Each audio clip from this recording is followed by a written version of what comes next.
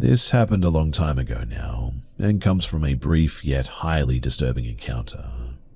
Despite it being brief, it would eventually leave a long-lasting impression on me, and will likely remain the most messed up thing that I've ever experienced. My story began when I was a 14-year-old boy. To give some context, I was one of those part of the group but not one of the group types, shy and sort of reserved. I had friends but not much beyond school hours. So when one of my friends wanted me to hang out with her, it made a welcome change to my quiet after-school routine of video games. We walked back to hers from school, and she invited me into her house. As I walked in, I saw whom I quickly assumed was her dad, with his back to me preparing food. This was the first time I'd been introduced to him, and my first impression would quickly be, putting it very mildly, not great at all. As my friend introduced me, he turned around to face me holding a large kitchen knife. Suddenly, he lurched towards me as if he stumbled forward, yelling, "Whoa!" He quickly turned the knife, pushing the handle quite hard into my chest. He then smirked with the eeriest expression on his face and said, only joking. My heart was pounding, and inwardly I was freaking out, and while I tried to nervously laugh it off, I'm sure my face clearly said otherwise. My friend just laughed it off as Dad fooling around and led me to their living room, but as I sat down, I couldn't shake the uneasy gut feeling I had now. I tried to shake it off and talk to my friend, but her dad promptly entered the living room. They had music playing moderately loud on a stereo, and he cranked the volume to a level that sounded like a live band was in there with us. My friend followed him to the kitchen and soon returned. She told me that she had to go to the store to get something for him and asked if I wanted to wait for her as it wasn't too far. Given the rather creepy encounter, my gut instinct was having none of it and I wouldn't be ignoring it. So I quickly got up and I left with my friend for the store. I cannot say exactly how the rest of the day went, as I really cannot remember, but I do know that I didn't return to that house again. I wouldn't speak of what happened after that for quite some time and just chalked it up to a really freaky interaction, locking it away in my mind. However, it wouldn't end there. He would set foot into our house a year later, dropping my friend off at a family party that we were having. I didn't interact with him then, though my dad offered him a beer and later recalled how he just stood there in a corner alone, watching everyone. I would see my friend's dad for the third time, a couple of years later, this time on TV, as the face of the man convicted for the abduction and murder of a woman who went missing a week prior. I was stood there, right as the story broke of who he was. I will never, for as long as I live, forget the sensation of my blood turning to ice in my veins. My parents later commented how they literally saw the color drain on my face in that moment. Yet in the days that followed, it only got worse. He would go on to confess while in custody to the abduction and murder of a woman who had been missing for 20 years by that point. Following corroborations of things that he had said previously, along with expert analysis, this led the police to believe that he may have actually been a prolific serial killer. He was soon probed as a potential suspect in almost half a dozen unsolved missing person cases. However, due to a lack of evidence and further confession, his involvement in these remain, unclear. My mind still occasionally wanders to that first encounter, and even though his choice of victims seemed to be women, I can't help but think about that music cranked up so loud, how my friend asked me if I wanted to wait for her at the house with him. If I had stayed, what would have happened to me, if anything at all? Was there a part of him that was curious, wondering about switching things up a little? Or was that knife held to my chest truly just the harmless joke of a serial killer?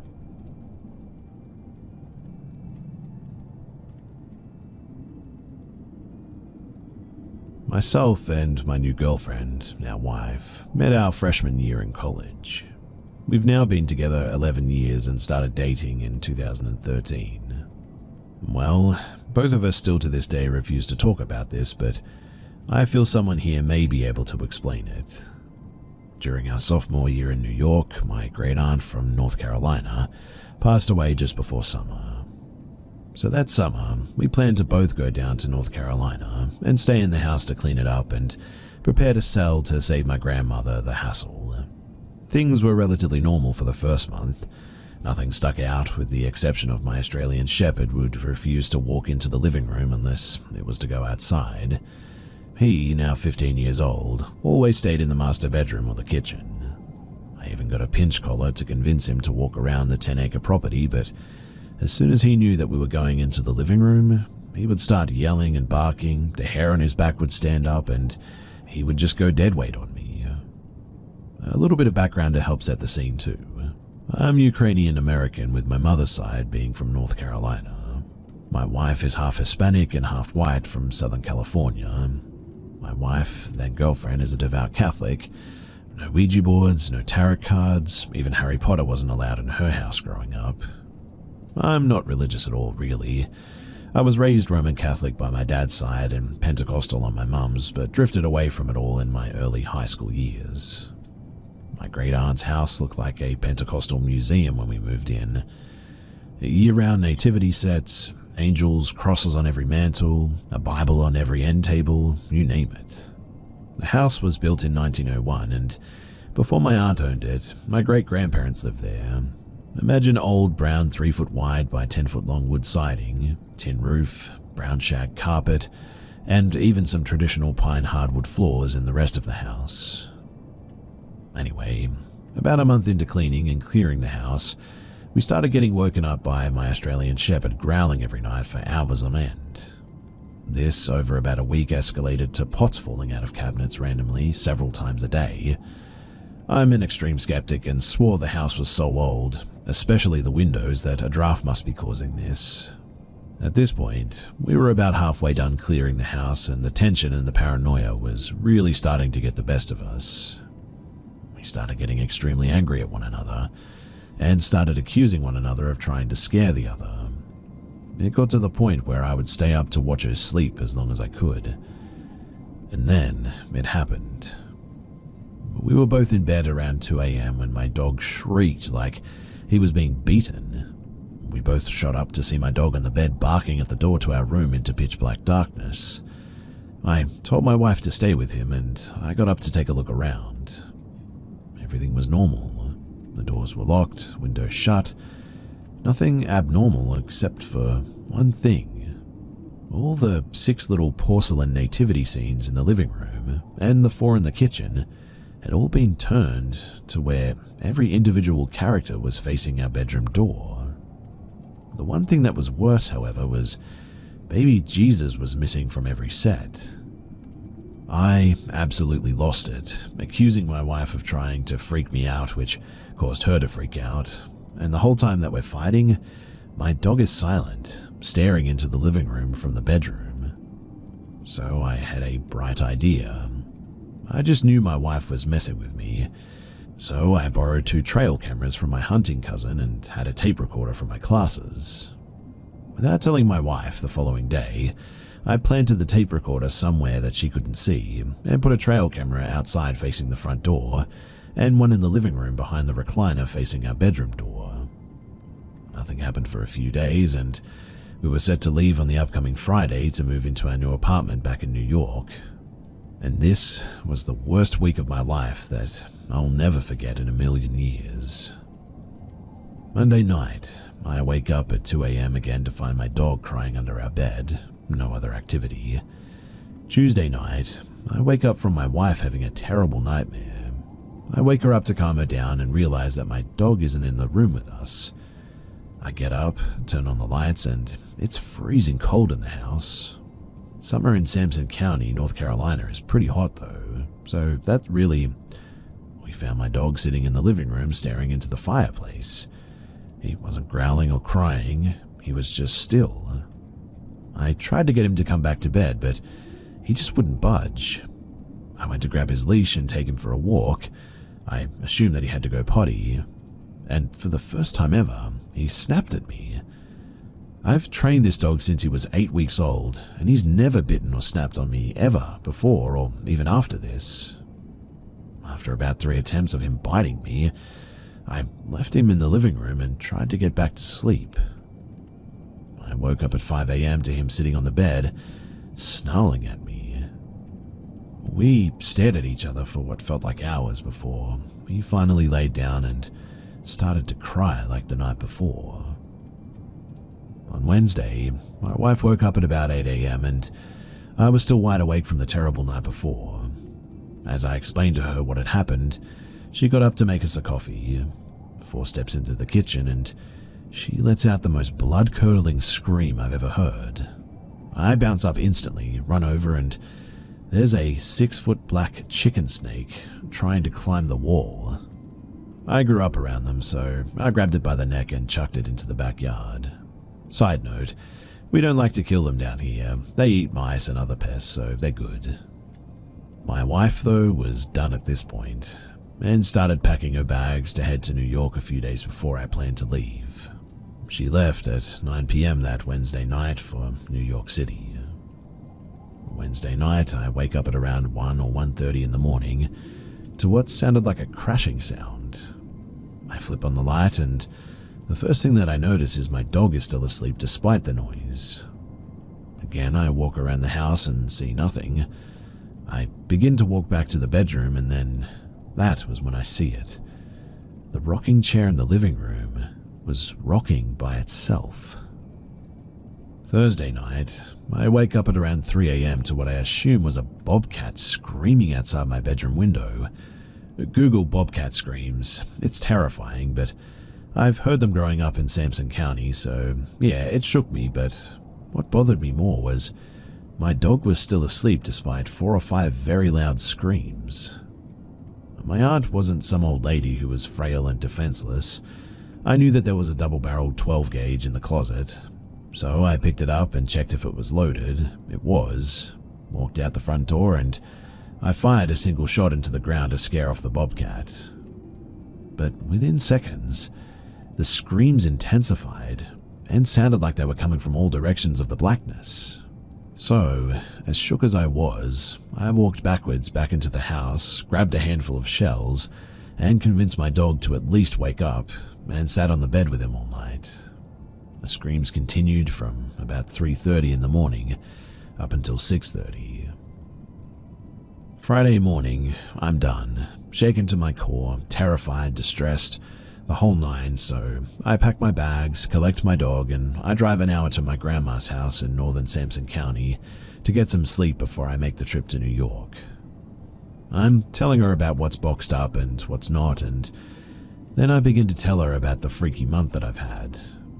Her face goes as pale as a ghost. The most religious and serious woman that I've ever known says, "Honey, take a look at this." She hands me a detective magazine from the 1940s, modern-day true crime stories. I come to find out that the woman who owned the house before my great-grandparents was sent away to prison for life. Her crime? Murdering her husband, chopping him up with an axe, and burning all of his body piece by piece in the fireplace. With the exception of one piece of him, his head was recovered under the living room floorboards. I still was extremely skeptical despite all that. But Friday night, I took about a 6-hour nap, collected my things, and I hit the road. I'm passing through Delaware at around 9 p.m., and my phone rings. My cousin's calling, and he says, "Hey man, what's up with all the random pictures of our aunt's house?" I stop at a rest stop, and he sends them to me. They were pretty unremarkable, really. I scanned every photo at least a dozen times and never saw an orb, ghost, demon, nothing. But towards the end of the pictures, though, is where my wife is seen pulling off to head to New York. Then no more pictures of the front house except for me, standing outside with the shotgun and the picture of me leaving. Which means that something in the house was setting off the motion sensor for the camera behind the recliner, but I couldn't see anything in any of the pictures. Then it dawned on me that I had at least 10 recordings on the tape recorder to go through. I played one after another, listening for ghosts or whispers, but there was nothing. I hear the pans falling, bobcats, my dog, us arguing, but nothing spooky. So I start to listen to them in reverse order, not playing them backward to find subliminal messages or anything like that. But I get to the point where my wife is leaving, and I know that I went outside with her to talk, hug, load her car for about 20 minutes. In the audio, I hear myself talking to her as I walk out the screen door, and then silence. About 5 minutes in, my dog starts growling. Then, for less than 5 seconds, there's a screeching sound and then just dead silence again. I played it over and over and over again, trying to slow it down and speed it up to make out what it was. I tried everything to justify it was the water heater kicking on or the tin roof buckling, but no. I couldn't get it out of my head too. I didn't have a fancy tape recorder, I only had it record lectures. But I finally get back to New York, and the first thing that I do is go down to the audio lab to digitalize the recording. Once I slowed it down about 35%, it was clear as day. The most unhuman, deep, terrifying voice I've ever heard uttered 9 words, 8 of which I could make out, and then silence again. I am here, I am you, then the unknown word that I couldn't make out, and then no God. I played the tape one more time so my wife could hear it. We agreed after that to never talk about it again, and the tape is still buried in some shoebox in our storage locker to this day. I have never set foot on that property again, and believe me, I never will.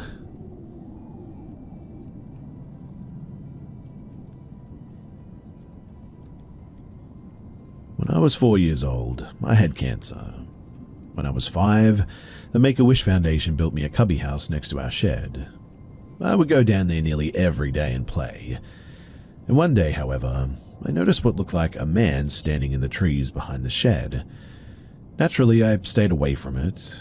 When I had friends over, my friend, who was 2 at the time, would scream and cry about not going near the trees, and everyone made fun of her. Whatever it was, it would never appear when adults were around though, sometimes vanishing when we tried to point it out to our older siblings and parents. One day though, I decided to check out the area on my own without supervision, and I came across the man, except he had 4 arms, a green coat, and a jester's cap on. He had red eyes and pasty skin with red polka dots. He looked at me and sighed a big sigh as if he had found me after looking for me for so long. I noticed he started inching closer, and that was when I decided to run away. I eventually told my grandparents, who thought that I had watched the movie Clowns. My friend then says that she saw a jester under the trees, wearing red and white and having a pin on its chest. Apparently it used to reach out to her and watch her through her window at night. But does this sound familiar to anyone? Has anyone come across something like this? I came across something online called a Caraveldi, whose profile picture and description match nearly identically to this. If you know anything, then please do share your thoughts.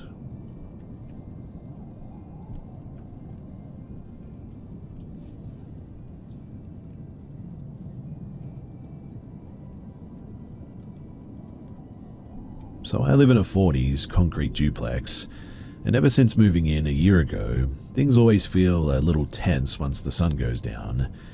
And every now and then things are moved around whenever you leave a room and come back, and occasionally whenever I'm up late working on my computer, I'll see white figures out of the corner of my eye, always in the same spot in the room.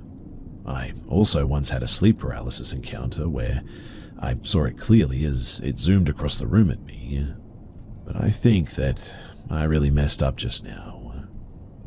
So my bedroom door faces into a small hallway, and I've always made sure that when coming into my room, I always face my bed and never look away until the door is closed behind me. I don't know why I started doing this or even remember where it started, but it's just like an instinct, I guess. A few minutes ago, though, around 11:40 p.m., I got hungry, so I went to the kitchen to grab something to eat, but when I came back to my room, I don't know why I did it, but as I closed the door, I took a glance behind me into the hallway and saw something that I can only compare to like a mix of SCP-1471 and No Face from Spirited Away, like this white mask-like face, a little taller than me, and I don't think that I saw a body. I'm sharing this on my computer, and I just feel like a kid getting called to the principal's office, and I keep looking away to the spot in my room that the white thing likes to be at, because it keeps feeling like someone is standing next to me, and I keep seeing like a swishing white blur, like someone waving a sheet out of the corner of my eye. Also, just recently I froze in place because I could have sworn that it felt like someone put their hand on my shoulder for a couple of seconds. I don't know what to do about any of this, so I hope that somebody will hear this and will be able to help me.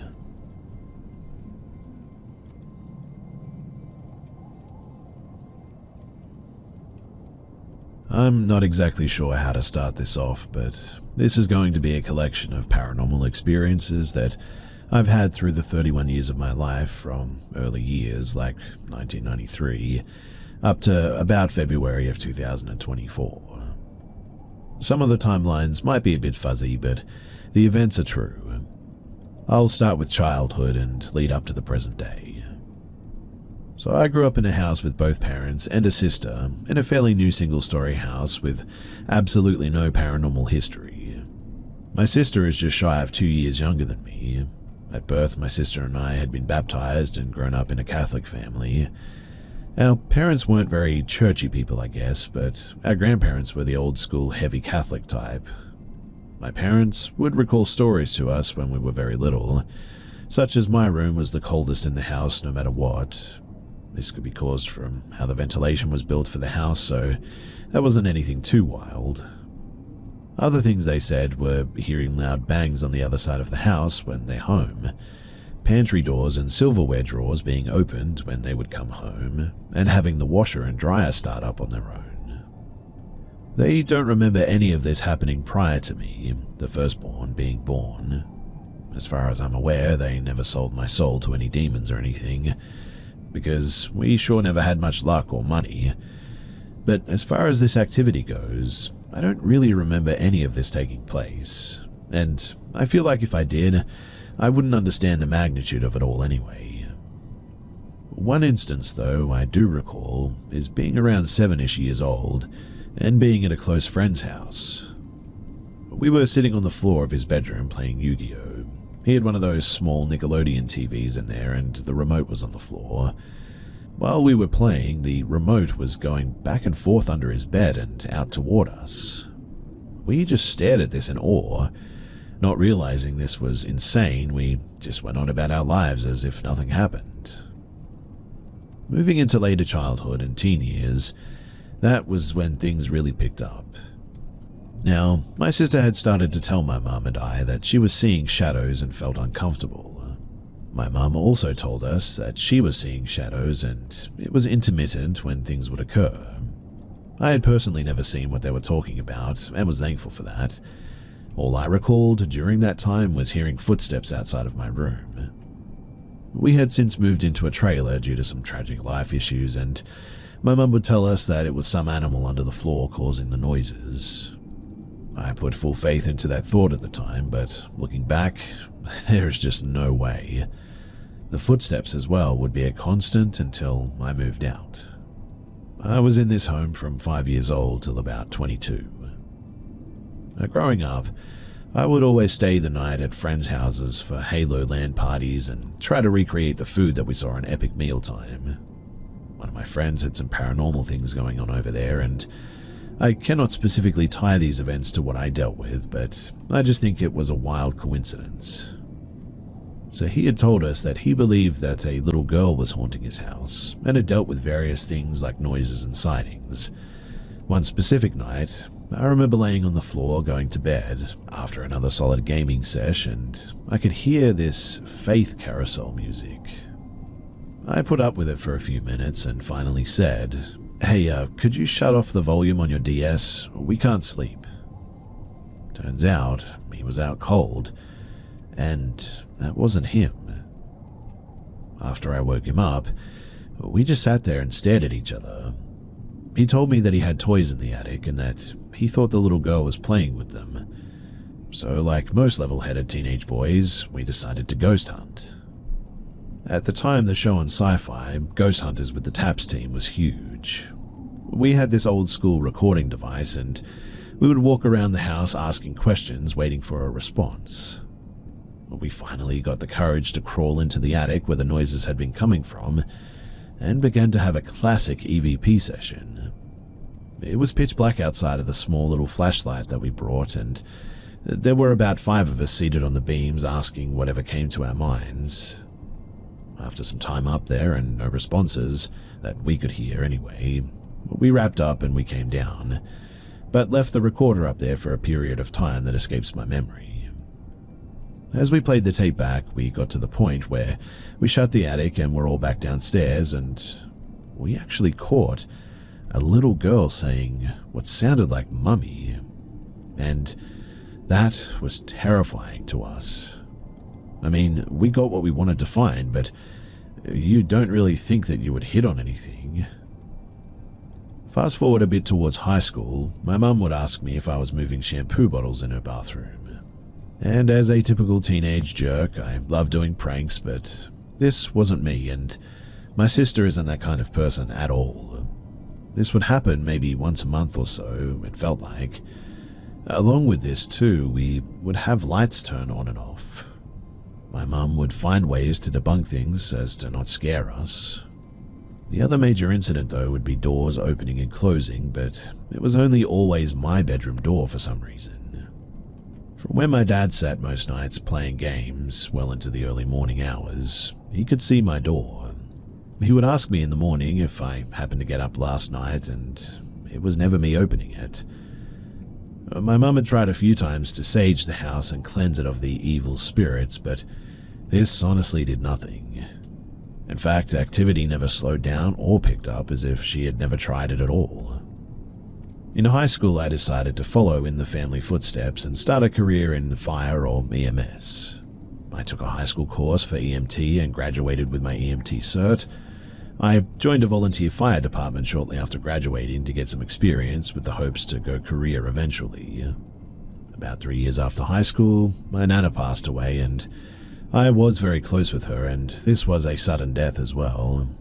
She had always been a big advocate for me, pushing myself and achieving my dreams. I had landed a job at a large ambulance company and was eager to start. I had everything laid out the night before, like the first day of school, ready for my first day. At around 4 a.m. while I was asleep in my room, I remember waking up to my door opening and a short figure standing in the doorway with no discernible features. As I stared at it, I wasn't scared or nervous and felt no malice. The door shut after 15 seconds or so, and I just sort of sat there for a bit, processing everything. This was the first time that I personally saw the shadow figures my family was talking about this whole time.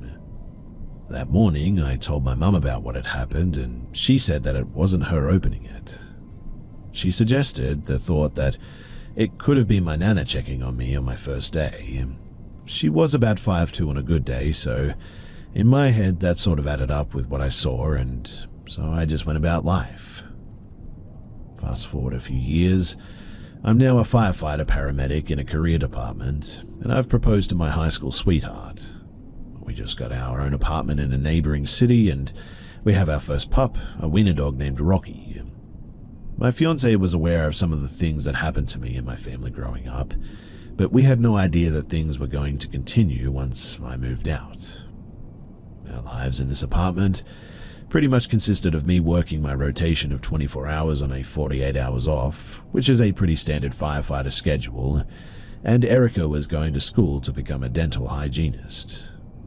And this apartment is when I began to start connecting some dots that maybe it wasn't just the house that had haunting issues. Small things would happen here, and it was never when my fiancé was home. The apartment was about 900 square feet, so if there was a noise, I would definitely hear it. The things that I would experience here were lights turning on and off, but they wouldn't be in the room that I was in.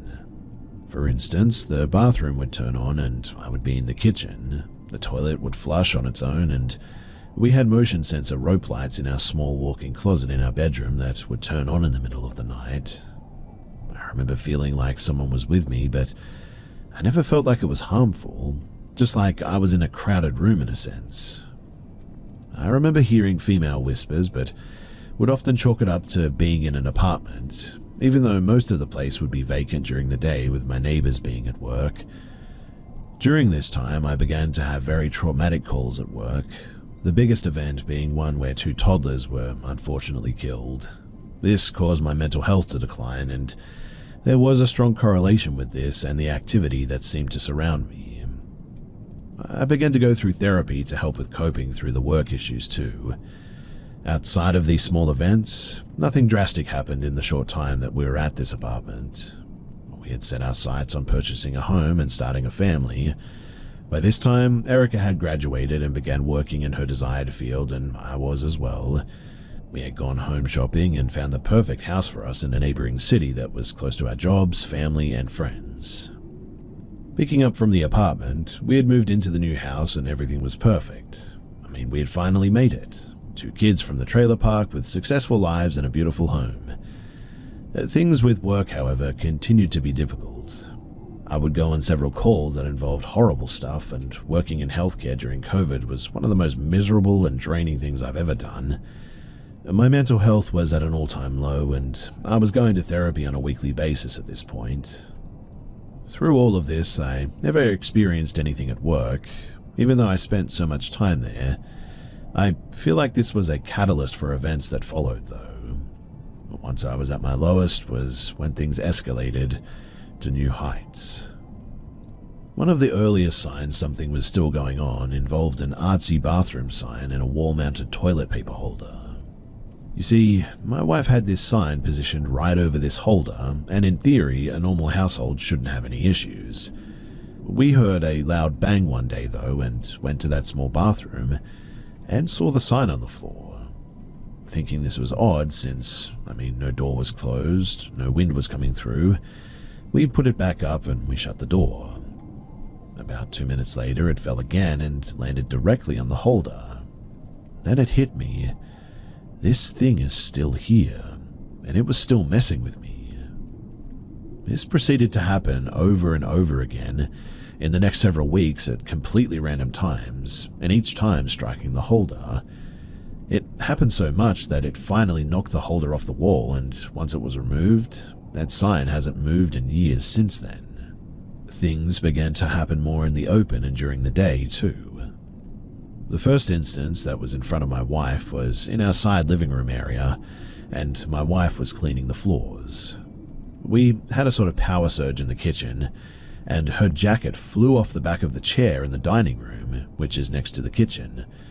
The table was directly between my wife and I, and we both saw this. Walking into the kitchen, and all the appliances had their times reset like a power surge, but nothing else in the house had any issues. This happened at around 10 a.m. She was obviously very freaked out at this point, and it was then when I couldn't really continue to hide it. I had found various reasons to play things off and cover for excuses, but this was unexplainable. At this point, I was still in monthly therapy sessions to deal with work-related issues. Mental health had improved quite a bit, but things seemed to come in waves, as if it was building up strength and feeding on my weaknesses or something. Looking back, it felt like it would build up over several months and get progressively more constant and severe, then sort of dissipate for random amount of times. It would ramp up with events like 1 to 3 times a month, and then once a week, then a few times a week, to daily even.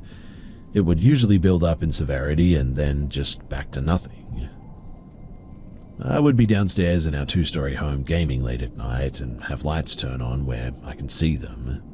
I would begin to jokingly talk into the open and say things like, "If you're going to turn the lights on, you can pay some of the bills, trying to make light of what was happening. My wife had asked questions on the history of it, and I explained since I was a young child I had issues. She began to ask if we could look into getting rid of this thing. I always told her, unless it's causing harm, I'm not messing with it.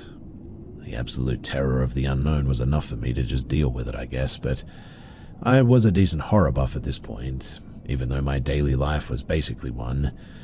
And when thinking about things escalating, I always thought of Paranormal Activity and the scene where they put down flour and now you know the footsteps were goat hooves. You just can't unsee that sort of stuff. I functioned heavily on the ignorance is bliss approach when it came to all of this, and it probably was not the best approach, but it worked for me at the time. Anyway, after this there was a lull of a few months, just long enough to give you some hope that things might be going back to normal. At this point, my wife and I began to start trying for a kid too. I know, the only thing to make this worse would be adding a kid, but here we go. We were having infertility issues though, and this would go on for about 2 years total. And some of the things that we experienced during this time are as follows. I apologize on the chronological order of events for these, but it all becomes muddy after a bit. So I told my wife goodnight, and I went to play some World of Warcraft in my office room. The door was open down the hallway initially, and as I walked closer to the door, it just sort of shut in my face. I proceeded to open it and sit down like it never happened. I truly tried my best to ignore it and move on. But we both tried to function on the thought process of just don't feed into it and hopefully it will just go away. My wife experienced things being thrown 2 different times. To preface, she almost never saw things, or it would only happen when I was home, so for her to see something was pretty significant. The first one, though, was downstairs in our living room while I was upstairs gaming. I had a t-shirt on a coffee table and it was tossed across the room while she was sitting on the couch. And the second was when she was showering. She had our JBL speaker blasting Cardi B or something, and it was thrown off of the bathroom counter onto the floor. I was also home for this one, and I remember it quite clearly. These were obviously some of the bigger events, and weaved in were the constant footsteps and light switches turned on. It also figured out how to turn on the TV and the PS5 downstairs as well. We would wake in the morning and the TV or PlayStation would just be on and idling. Channels never would change and nothing would move on the screen though. Finally though, we got the dumb idea to try and record the downstairs activity while we slept one day. I bought 2 motion sensor cameras and had them set up near areas where things would often happen. When I had cameras recording, not a thing would happen though. When I turned them off, naturally would be the time when things would go bump downstairs. This, along with other examples, leads me to believe this was as intelligent of a haunting as you can pretty much get. Things again dissipated and picked back up like clockwork, and this next experience was worse than it had ever been before. The 3 big notable ones that I will mention are as follows. Again, I apologize for the correct order of events. The first one, though, will definitely be about my dogs. At this point, we now have 2 wiener dogs named Rocky and Sully. I wanted bigger dogs and she wanted smaller, so we compromised and got 2 smaller dogs. My wife went to work out and I was upstairs folding laundry. It was about 10:30 or 11 a.m. and she had gone for about 15 minutes at this point. My dogs were upstairs running around playing. I then heard in my wife's voice, clear as day, say, "Boys, stop barking, it's just Mama." And they stop in their tracks. I was so confused because I was 100% sure that she wasn't home. I called her real quick to see if she stopped back in because, I don't know, maybe she forgot something. And she told me that she had just pulled up to the gym. I left my room to investigate and I found nothing. That was the only instance of things for that day.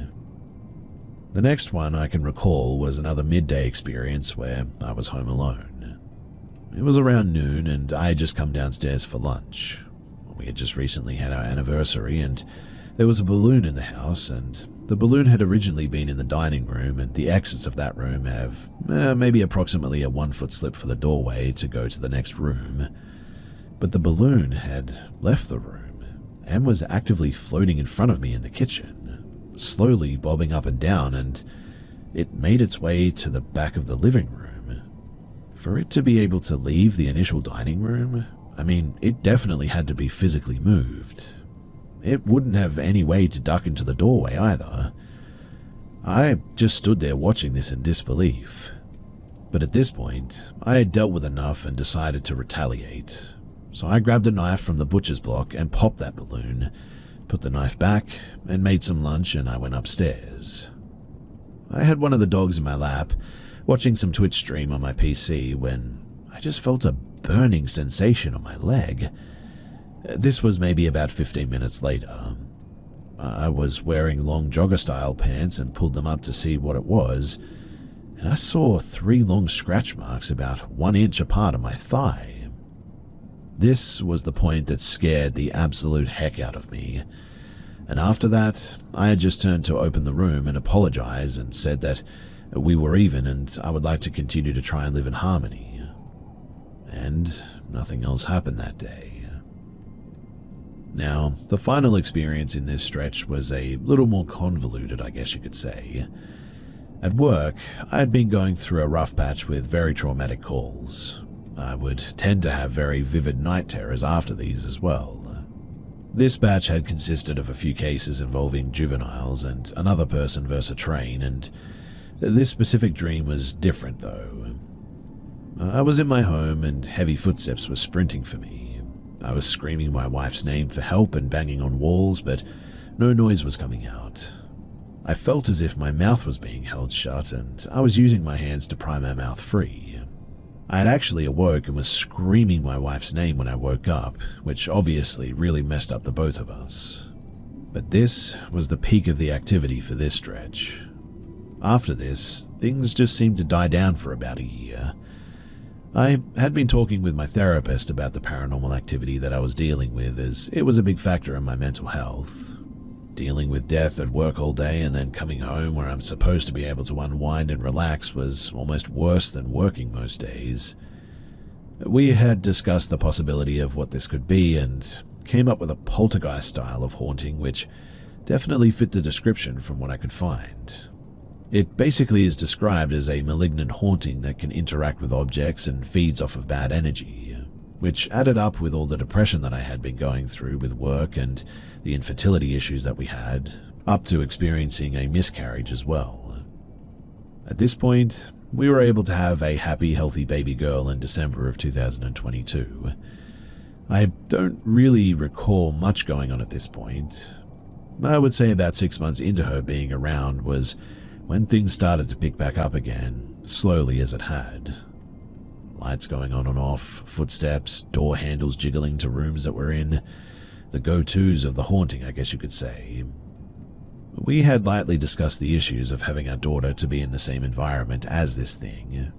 Ever since the balloon incident, nothing violent or malicious had occurred, but I always had an uneasy feeling and just never felt alone. Around her first birthday, things began to pick up though, and we're back to a daily occurrence. I had tried to keep most of these to myself as to not spook my wife. I figured that if it was just me dealing with it, then I can just bear the burden and move on to keep the peace of everything in the household. For the first time in the history of this though, I was at work on my 24th and she was hearing things while I was away. She was putting our daughter down for bed and was hearing footsteps outside of her room and could see a shadow walking past the doorway. I remember her texting me as it was actively happening, saying that she was done with this, and honestly, I couldn't blame her. I was at the end with it too. But going back to the whole question of what the heck to do about any of this, that fear of the unknown just truly paralyzed me. What happens if we do something and it doesn't work? The house isn't haunted, my wife isn't haunted, it's me. It's followed me from 4 different houses in 4 different cities, and it has no signs of stopping.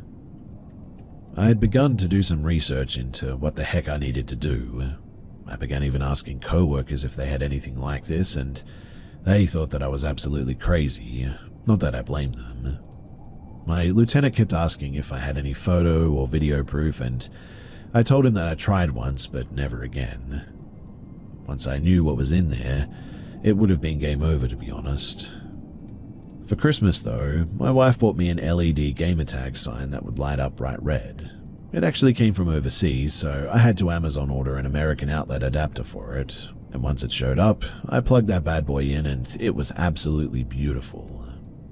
For the time being, I had it sitting on the floor in our computer room, and this specific night, I had told my wife goodnight and went to go and game it up a bit. I turned on the PC and shut the door, and went downstairs to get some G Fuel and snacks. As I was walking up the stairs, I could see a red glow from underneath the door. It turned out that the neon sign had been turned on while I was out of the room. I immediately unplugged it and went about my night. Before I left, I plugged it back in and turned the remote upside down on the table. This was my own little messed up experiment to see if it was moving the remote and turning it on or not, and in hindsight this was dumb, but I mean, here we are, right? That morning when I woke up, it was on. I then unplugged it again and I went to work. A few days had gone by with nothing, and I started to use that LED sign as a ghost gauge, basically. And one night, while I was at work, I got a text from my wife asking if I had left the sign on. I believe that I lied and told her yes for ease of mind, but I knew that I hadn't. After this, there was a stretch of a few nights my wife would work long hours and I was at home with our daughter. During these days, I would hear footsteps upstairs while we were downstairs, and I began to smell something, like perfume. It was the same perfume my nana would wear, and I hadn't smelled that since she passed away many years ago. It was around this time as well that I had also begun to hear a male voice with whispers of incoherent speech, but it always sounded like distant. Over these few days, the whispering got louder and louder, to the point where it was undeniable that I was hearing whispering, but it was always just gibberish. Nothing made sense when I would hear it, and most noticeably would be when I was putting our daughter to bed, and I was lying on the floor of her dark room till she dozed off. I would just hear it constantly. Not really knowing if it was just my nerves being absolutely messed up or if it was real at this point. I didn't tell my wife about this because, yet again, I felt that I should be the one to just bear the burden, but this definitely was my breaking point. For context, it's the beginning of February at this point. Out of a shot of desperation, I tracked down my pastor from my church growing up. My kid was at my parents' house for the day while I caught up on some yard work. I drove down to a local gas station, so I didn't have the conversation in the home, but we limited as much recognition of the entity in the home as much as possible, and this was my day of escaping to call for help. I remember calling him and asking if he had some time to speak. He did remember me from when I would go as a kid, and I told him that I felt that I had something paranormal going on in my life, and I asked if he could listen and hopefully help. He was a little taken aback, but he obliged and let me tell my entire story as I just have here. He had said, "Well, knowing you and the profession you're in, I'm leaning towards the fact that this is real and you aren't having a psychiatric issue or anything." He offered to come out a few days later.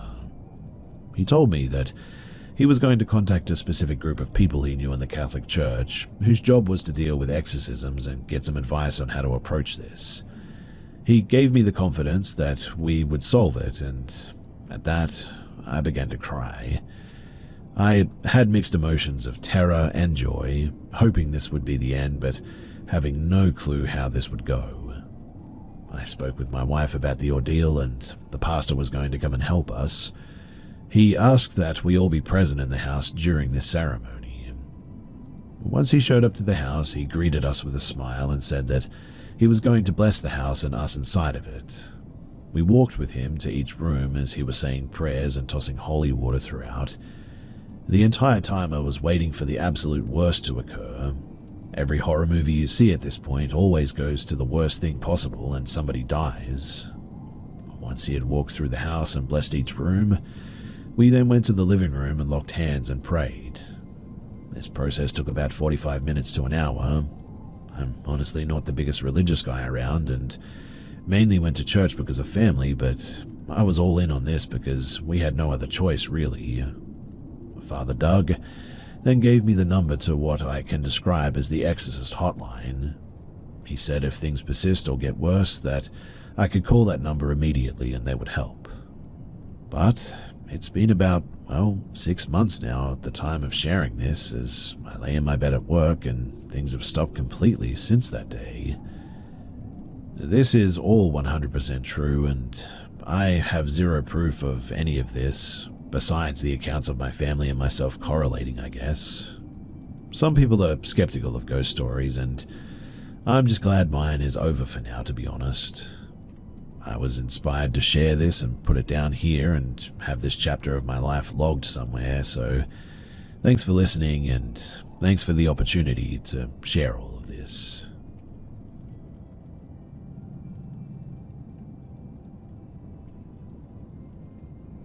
I want to start by saying that I really want to believe the things that I've seen or experienced were just my mind playing tricks on me, but it's happened too often for me to dismiss it entirely. I was raised to believe that ghosts don't exist, but I also grew up hearing ghostly experiences from the same people who told me that, so I never truly dismissed the idea of ghosts, I guess. I just feel like we all share a space, and as long as we don't bother each other, it's fine. That said, I want to share the first, very visible paranormal encounter that I had. It was March 2015, and I had just finished my finals that day. After returning from school, I took a nap, felt refreshed, and around 7 p.m. there was a power cut. Power cuts are fairly common where I live, so I decided to pass the time by walking along the pathway leading to our garage, which was between our house and our garden. It was dark, but the moonlight provided enough visibility for me to see. I could see the road outside of our property clearly, but where I was standing wasn't visible to anybody passing by. Like a typical teenager, I stood there listening to music, just doing random things, and after a while I was standing in front of the garage facing the road when I suddenly felt someone behind me. Before I could turn around, I sensed that this person was bending down towards my right side, and I could see a face behind my right elbow. I turned my head to look, and it was, me. I was staring at myself, but the other me had this huge grin that I'll never forget. Honestly, I've tried to mimic it in front of mirrors, but I physically can't actually do it. I instantly ran, or more like speed walked, back into the house, unable to explain what I had just seen. It was just me and my mother at home at the time, and it wasn't even past 8 p.m. When I told her what happened, she joked that it might have been one of the guys who got murdered on our property in the 1940s. Apparently, our property used to be a well-known garden open to the public, and according to one of my grandfather's friends, 3 murders had taken place in one day there, after which people stopped visiting the garden as much. After this incident, there were other small occurrences that I ignored. At one point, I stayed in the house alone for as long as 5 months, and even during those months, I would experience things randomly. I felt taps on my shoulder, heard clapping, and once I heard what sounded like whispers outside of our living room window. That particular incident actually made me stay awake in the living room until dawn, fearing that we were about to be robbed. That's because I'm more scared of humans than ghostly beings, but these tiny occurrences didn't really bother any of my family members. But then, something happened in early 2023. My grandmother, who has dementia, had moved in with us. We always had someone attending to her so she wouldn't wander off, which she had tried to do multiple times. Grandma had her own sofa in the living room, and she would only ever sit there. This sofa was visible from the dining room, which was connected to my room, so whenever I left my room, I would see her sitting on a sofa. One evening, I decided to take a nap in my room while my mum sat with my grandma. It was just the 3 of us at home at the time. It was around 4 p.m, everything was fairly bright, but we still had our living room lights on, and instead of taking a nap, I was just sort of scrolling through my phone with my headphones on when my mum suddenly came running into my room. She frantically said something that I couldn't hear over my loud headphones. By the time I took them off, all I could hear was "Help, Grandma," and she ran out of my room toward the kitchen, trying to get to our backyard where my grandma was sitting on the floor. For some reason, she would always sit on the floor, and she was heavy enough that only my dad or I could lift her up. So I jumped out of bed and ran after my mum, but as I passed the living room, I saw my grandma sitting on the sofa. While running, I tried to ask my mum why she was heading to the backyard when Grandma was in the living room. But before I could finish my sentence, I stepped outside into the backyard and saw my grandma sitting on the floor. I stood still for a few seconds, confused, as my mum struggled to lift her up. I eventually composed myself and helped her, and that's when I realized that the grandma who was sitting on the sofa was wearing a completely different dress. I told my parents about this pretty much every evening, and also brought up what I experienced back in 2015, and that's when my mum mentioned that she too had experienced some unexplainable things. Nothing as visible as what I had seen, but she had felt things, she said. Since that day, the activities have become more common occurrences. The creepiest one for me was when I felt as if someone was climbing onto my bed while I was on it. My bed was creaking in the same way it does when anyone climbs onto it. I thought that it could be my breathing, so I held my breath for a good 20 seconds and stayed completely still, but the bed was still creaking. I freaked out at that, jumped out of bed and turned on the lights, but as usual, there was nothing there. When I got back into the bed, the creaking stopped. My parents are usually very dismissive of the idea of ghosts, but even they have sensed things that they can't explain. All we know is that whatever or whoever this might be isn't harmful, I guess. Still, I would like to believe that my mind is just making things up.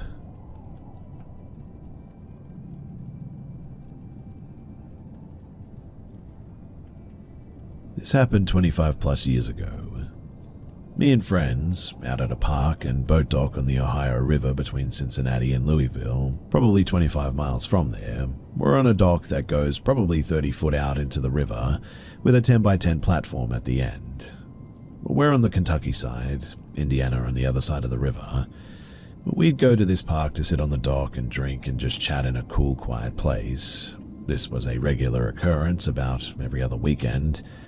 We were very familiar with the immediate surroundings, had rotating designated driver duties, and this happened on one of my weekends that I was stone cold sober. So, here's what happened. The group is drinking and having fun as usual. I'm babysitting, which usually entails keeping an eye on the top of the flood wall to see if police show up, and go to talk to them if they do, and make sure nobody falls into the river. About 2 hours in, I see a light on the other side of the river. Not bright, all the way on the other bank, or close to the bank at least. It's almost a mile away, so a little bit hard to tell, and downriver from us. I don't really care, but it's new, so I noticed it. Anyway, about 10 minutes pass, and I'm watchdogging, and I notice that the light is closer. I'm still not worried, but I'm responsible for a bunch of drunk people, so I'm now adding it to the very short list of things that have my interest. Another 10 or 15 minutes passes, and the light has moved up my list of things that I now care about. It's definitely closer now. I'm seeing the reflection of the light on the surface of the water, so I know it's a physical object. I think maybe it's a boat. Bass boats and such have to have marker lights here, and this seems to be about the right height for that. It's maybe about 3 feet above the water, best guess at this distance, but I alert a couple of people that there's something going on that may necessitate our sudden absence. 10 minutes later, and it's now a solid 2 on my care list, and second only to drunk friend about to fall in the river, so I'm watching pretty intently. And all at once, a few thoughts come crashing together to make me do something. So, a bass boat coming upriver against the current would make noise, but I've heard nothing. A boat has its marker lights on the back on a pole, so the light would show the back end of the boat that it's attached to. There's nothing under this light but water. I can see the water under the light, and it's calm. Dead flat calm in a river that is 3/4 of a mile wide at that point. Even if I maybe couldn't hear it, maybe couldn't see it for whatever reason, A boat would create a wake if it's going against the current of the river and all the way across it, and I'm seeing flat glass under its light. Not only no boat wake, but no huge flowing river ripples that were clearly visible on the rest of the surface. No variation in brightness, constant light, color was almost white leaning towards yellow just a bit. And that was it. We were leaving. I tell my friends that it's time to go. We're heading out. Much hullabaloo ensues because drunk people, but we're moving. We walk back to the dock and head for land. Everybody's on land. I'm in the back because that's my job. And alright, everyone's up on the hill towards the parking lot in the car. I look back, and the light is noticeably closer this time. The light is also moving faster than it has been for the last hour or so. So we go and we move. We climb the hill. Everyone is getting in the car except my best friend. We're standing on the top of the flood wall, looking down on the river, the dock and the light.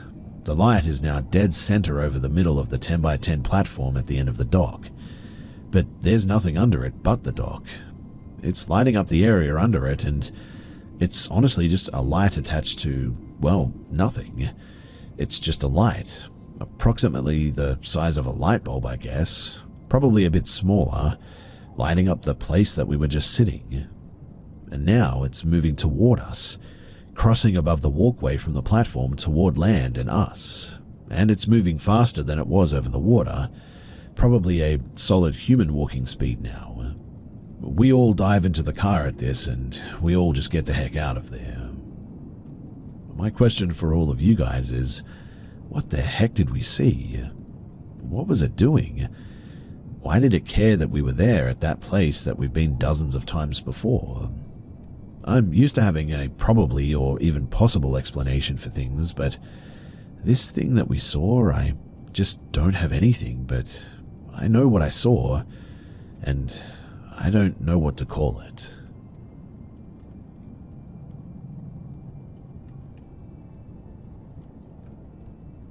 Several years ago, I had a very quick trip to Denver planned, 23 hours total, to visit a friend before they moved away. I was young, broke, and working a pretty terrible entry-level job, so it was the best that I could do with my one day off. I went straight from work to the airport and got into DIA around 11 p.m. I was bunking on the couch of an old college friend, and they lived 30 to 40 minutes from the airport. Fortunately, the light rail recently had been extended out to the airport, and my friend actually lived near the light rail line. I had taken the light rail often when living in Denver myself, but was not familiar with the newer additions. I barely made it to the train before it set off, grateful to not have to wait around for another half hour at that time of night. It was nearing midnight as the train pulled into a brightly lit Union station. I looked around for my connection, but it was nowhere to be found, not realizing that the connecting line was not there. Fortunately, I was able to flag down security, and they pointed me in the right direction. A few blocks away, there was another brightly lit station, separated by roughly 200 yards. Unlike the stations, there were hardly any lights, just some lights spilling in from either side where the train platform stood. I was only traveling with a backpack, so I was able to move pretty quickly, moving out of Union Station and towards the other platform, hoping that I was going to make my next train. As I got further away from the station, and my eyes adjusted to the darkness, I noticed a large figure standing in the middle of the sidewalk ahead of me. I quickly gauged my surroundings and realized that there were no other paths unless I walked in the road. I decided to keep on the path and do my best to come across with a "I see you and I'm not scared" attitude. As I drew closer, I could make out a tall, muscular man, probably in his 20s or 30s, I would guess, and as I got closer, I made eye contact to let him know that I recognized his presence, and he was already staring right at me, mumbling to himself.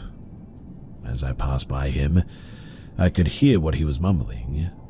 He was not speaking to me, but instead he was speaking about me, and as I walked past him, he then began to follow me. I began to walk fast, and he began to walk faster.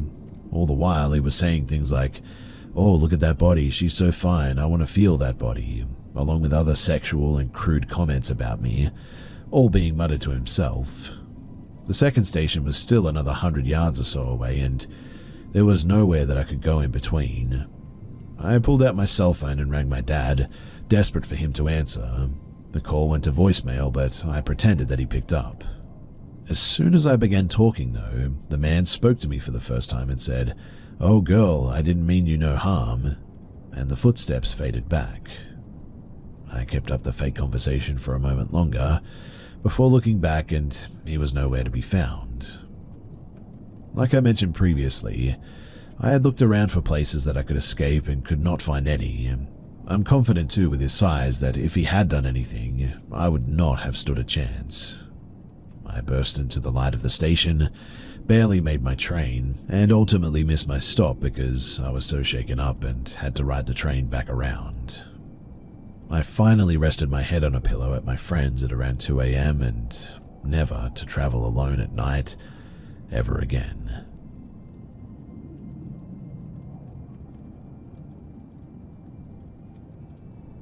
I recently heard a story here that brought back old memories of my dad's crazy ex-girlfriend.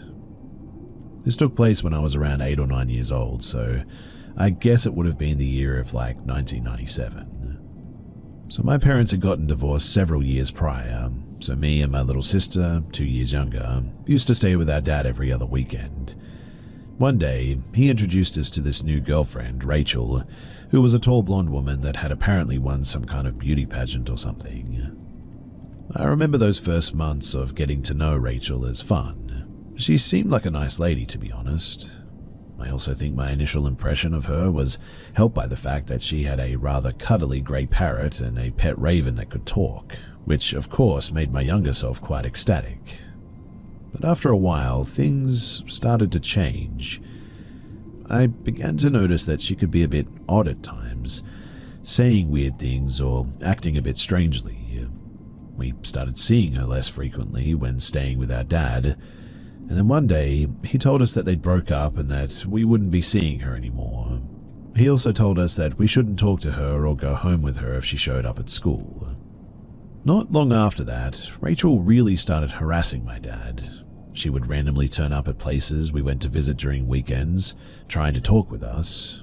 She called him non-stop on the phone when we were at home, crying, making threats.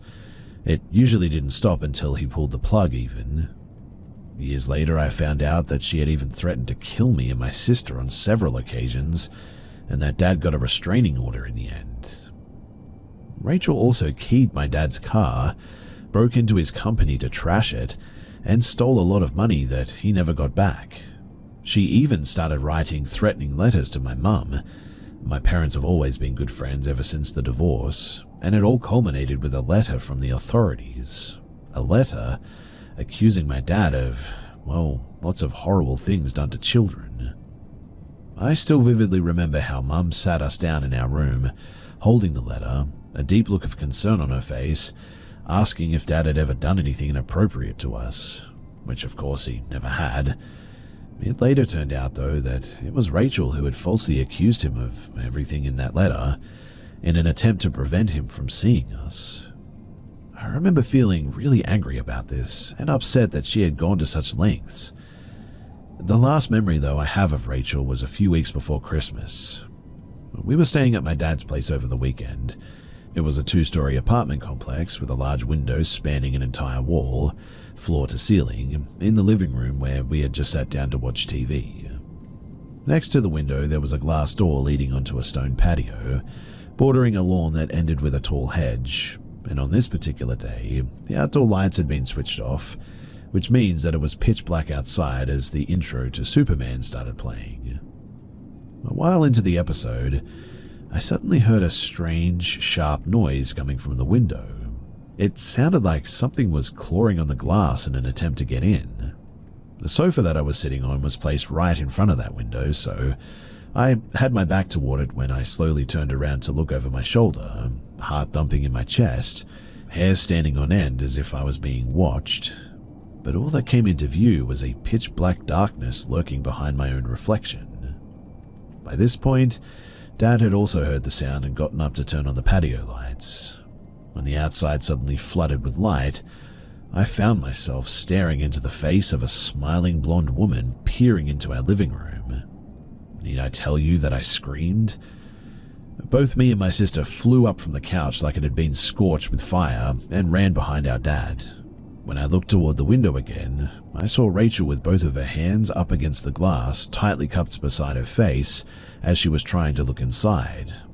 The patio door was right next to her, and I tugged on Dad's shirt and whispered if the door was locked when she reached toward the handle. And that millisecond of doubt flashing across my dad's face, it still haunts me to this day. Rachel truly looked like a madwoman as she furiously jerked on the handle in an attempt to get in, briefly pausing to peer through the glass now and again. I remember thinking Dad looked oddly calm as he ushered us around a corner wall, telling us to stay out of sight as he walked toward the patio door. We begged him not to go outside, thinking that she could have had a knife hidden somewhere or something. He opened up a small crack with the door, firmly holding onto the handle and asking what the heck she was doing in his backyard. She tried to get him to let her in, putting on a big smile, tossing her hair, but Dad obviously wouldn't budge, telling her to leave or he would call the cops. To which she eventually conceded, leaving a bunch of Christmas presents behind. When Rachel was out of sight from the window, Dad went out to make sure that she was gone, picking up what she had left behind on his way back. None of us wanted anything to do with the presents. Something just felt really off about them. And so, in the end, they ended up fully wrapped and in the trash.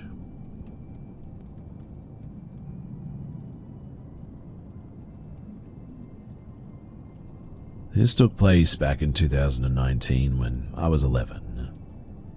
My grandparents live in a large Victorian-styled home on the outskirts of Portland, Oregon. The building was made in the late 1800s, so it has that classic old building look to it. Me and my family go down there occasionally from our home up near Bellingham, Washington, and in early September of that year, my family decided that they wanted to pay my grandparents a visit. I was excited to see my grandparents, but not so much to go to the house. Up until that point, nothing out of the ordinary had happened in that house. The only thing it did was creep me out, especially if I was alone. The first day that we were there, though, nothing really out of the ordinary happened. My grandparents and I did our annual game of Clue, a murder mystery board game. We enjoyed dinner, and that was basically about it. Little did I know, though, that when I went to sleep that night, that tomorrow would be anything but ordinary.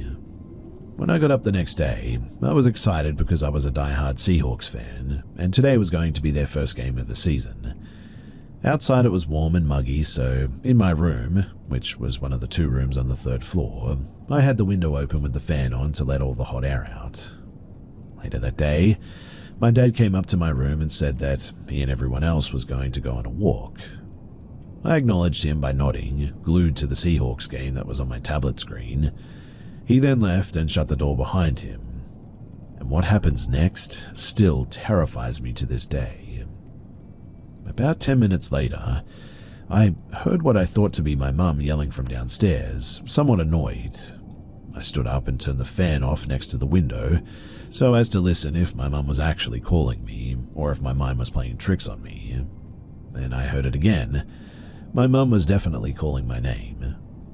I opened the door, frustrated that I was missing part of the game, and yelled an annoyed, "Yeah?" When there was no response, I yelled down from the 3rd floor stairs again, "Yeah?" Then my mum called back and said something like, "Want to show you this," or something like that. I couldn't really make out what she was saying.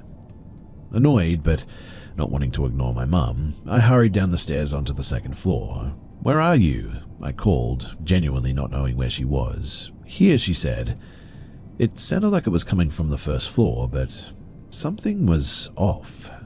Her voice sounded very muffled and weird. I played it off as just me being paranoid, so I walked down to the 1st floor, now getting a little bit scared. "Mum?" I said. No reply. I searched almost every room and no one was there. That only left one room, the basement. Now, there was no way in heck I was going down there though, so I started heading back towards the stairs when, all of a sudden, the basement door swung open. I yelled, spinning around, but nobody was there. Then I heard footsteps walking down the basement stairs. Someone was definitely there. I then heard my mum say again, "Here," in that same weird muffled voice. In that instant, I got chills down my spine. Something definitely wasn't right. I turned and ran as fast as I could up the stairs and onto the second floor.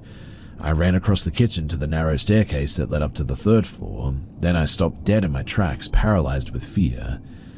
At the top of the staircase was what I can only describe as a shadow-like person, without a face, saying in my mother's voice, "Here." I screamed at the top of my lungs and practically threw myself down the stairs and straight out the front door. I then waited outside near the trees, glancing over my shoulder every 2 seconds before my family finally came back from their walk. When I told them what happened, they didn't believe me at first, but seeing as I was crying and looking genuinely freaked out, they told me that they believed me. I don't know if they were telling the truth or they just wanted me to feel more comforted, but either way, there was no way that I was sleeping in that building that night. After about 10 minutes of reasoning with them, I decided that I would be more comfortable if I slept with my parents that night. This incident still haunts me to this day, and I rarely, if ever, sleep in a room alone in that house anymore.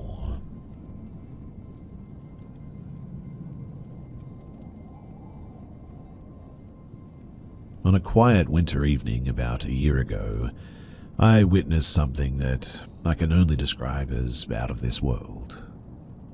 While out on a walk by the 14 Locks Canal Centre in South Wales, UK with my partner, we were walking down the main canal path going down the hill, and about 2/3 of the way down, the canal sort of locks, and we decided that we were going to go back because it was dark and pretty miserable. And I suggested to my partner to cut in through the woods because, why not, right? We drove there for a walk after all. There's a small footbridge and a path which connects you to the main dirt path leading back into the car park from there. And when we were in the wooded area, my partner was complaining that she couldn't see because it was pitch black and was genuinely eerily dark. At this point, we were using the phone torches, and I suggested turning the phone lights off to see better because it was that dark that the phone lights just sort of made it worse. So we did, and it did help a little bit. And as we carried on walking towards the main dirt path going back to the car park, as we got onto the dirt path, I spotted something white in the corner of my eye that caught my attention, just by a tree on my 4 to 5 o'clock position, about 12 feet behind me. I turned to get a proper look, and when I looked at it, I was so shook by what I saw that I turned my head away almost instantaneously. Part of me didn't want to believe it, but deep down I knew what I saw, and it freaked me out. About 10 steps later, I said to my partner, "Babe, did you see that?" Of which she replied, "Yes, let's get out of here." As she's saying that too, we glanced behind again, and this thing was right behind us now. At this point, we ran. We really got on them 10 toes, and we didn't stop until we reached the car park. It's funny how the way back to the car park is uphill, and a pretty respectable walk on a good day, but we sprinted up that hill like it was flat, out of adrenaline and pure fear, I guess. Now, I know what I saw was real, and I honestly shivered inside when she replied acknowledging that she saw it too. This thing, whatever it was bright white in color.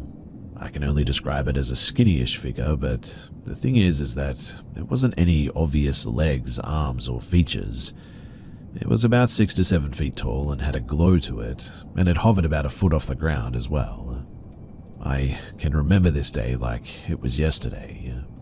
It was like a white smudge in the air, roughly the shape of like a round milk ice cream stick, but at the same time a little bit transparent. Now, I'd normally be skeptical of ghosts and all that, but if I ever needed solid concrete proof that ghosts or spirits or, dare I say, alien entities exist, then that was it in front of my face. The fact when I asked her, "Did you see that?" and she instantly said, "Yes, let's get out of here," verified that indeed this thing was there, and I wasn't just seeing things. To this day, even when she talks about this story, she describes the exact same thing I saw, pretty much word for word. I'm glad that she was there because she saw it too, because if it was just me, I'd probably be questioning myself right now, thinking that maybe I didn't see that, but no, we both definitely saw it. I've gone back to 14 Lock since then, just to confirm that there's no signs or posts which could have reflected light or something, moonlight or general light pollution, and basically tried to debunk what I saw in any way possible. But the thing is that there's just nothing there that was the same height or even capable of reflecting light, so this thing was there for sure. Was this a ghost sighting though? Why did it just randomly show up, as I've been through there many times over many years and never seen anything like that before? It clearly knew that we were there and it was interested in us, considering that the second time I glanced at it, it seemed to have moved closer to us, much too close for comfort in fact. I've heard similar stories elsewhere and no one believed them either in their stories, but it's crazy to think that there's stuff out there like this.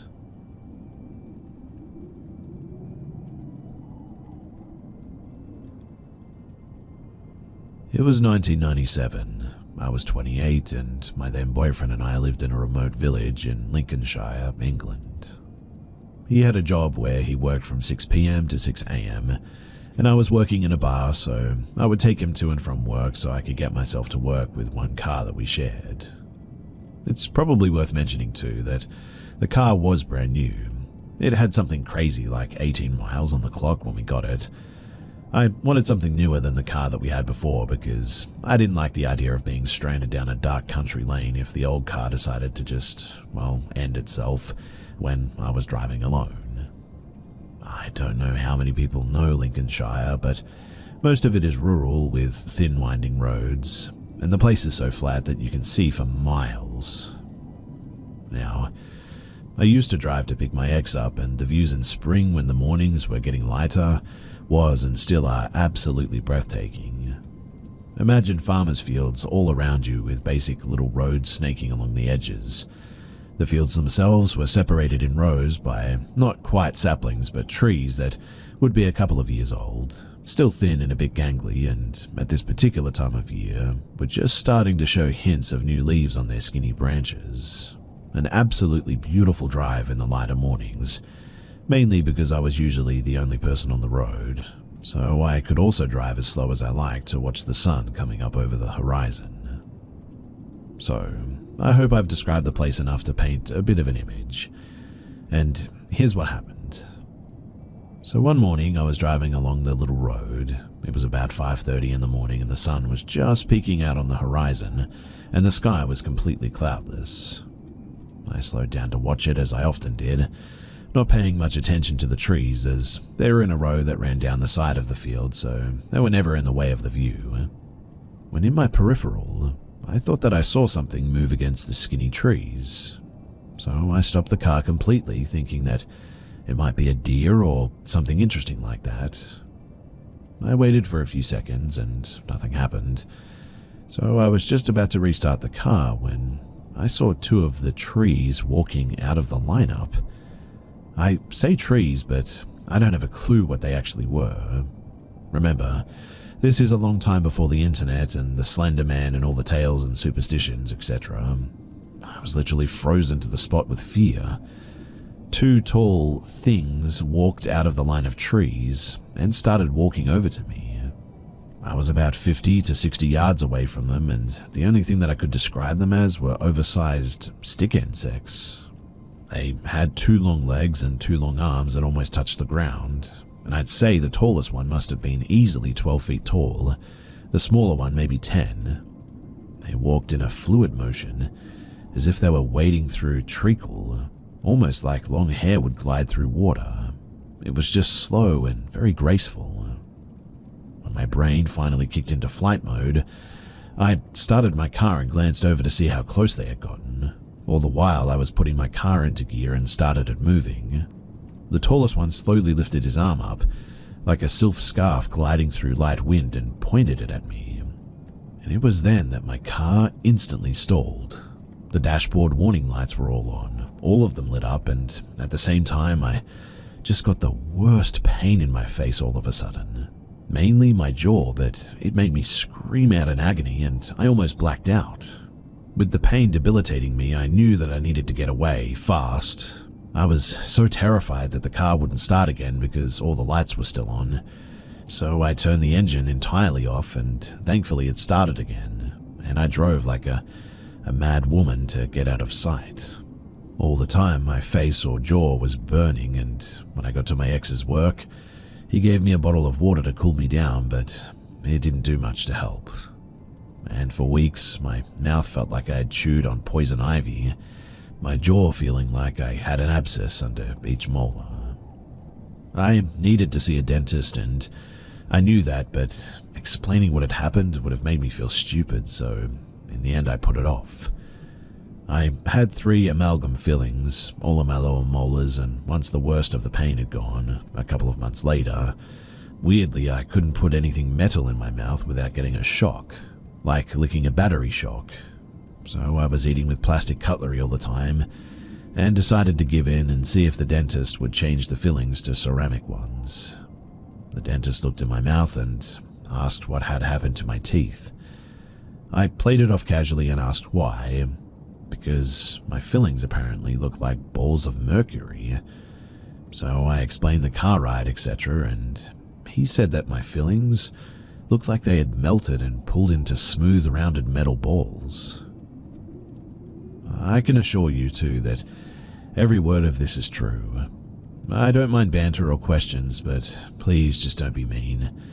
It's taken a lot for me to tell this story to you all, and I hope you can appreciate that.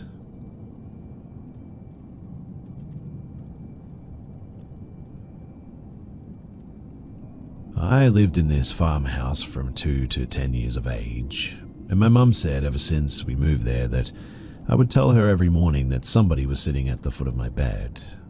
I don't recall this because I was so young, but I do remember going to sleep in my brother's room across the hall because the shadow man was in my room. One morning, my mum woke me up for school and said, "Come on, get up." She went to the shower next to my room, but when I finally went to move, I felt something grab my ankles and a low growl sound.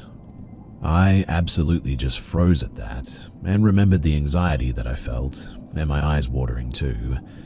The feeling let up and I went to move again very slow, and it did it again. My mum came in and was mad, saying, "I said you need to get up," which I replied, "I can't, something is grabbing me." At that point I was able to get up again. I don't know if this was sleep paralysis or, well, what it was, but I also remember that we had a cat, Oreo, and she never slept with me. So one night I carried her to my room and shut the door so that she had to sleep with me. The minute that I sat her down, she ran under the bed and growled so loud, meowing in distress.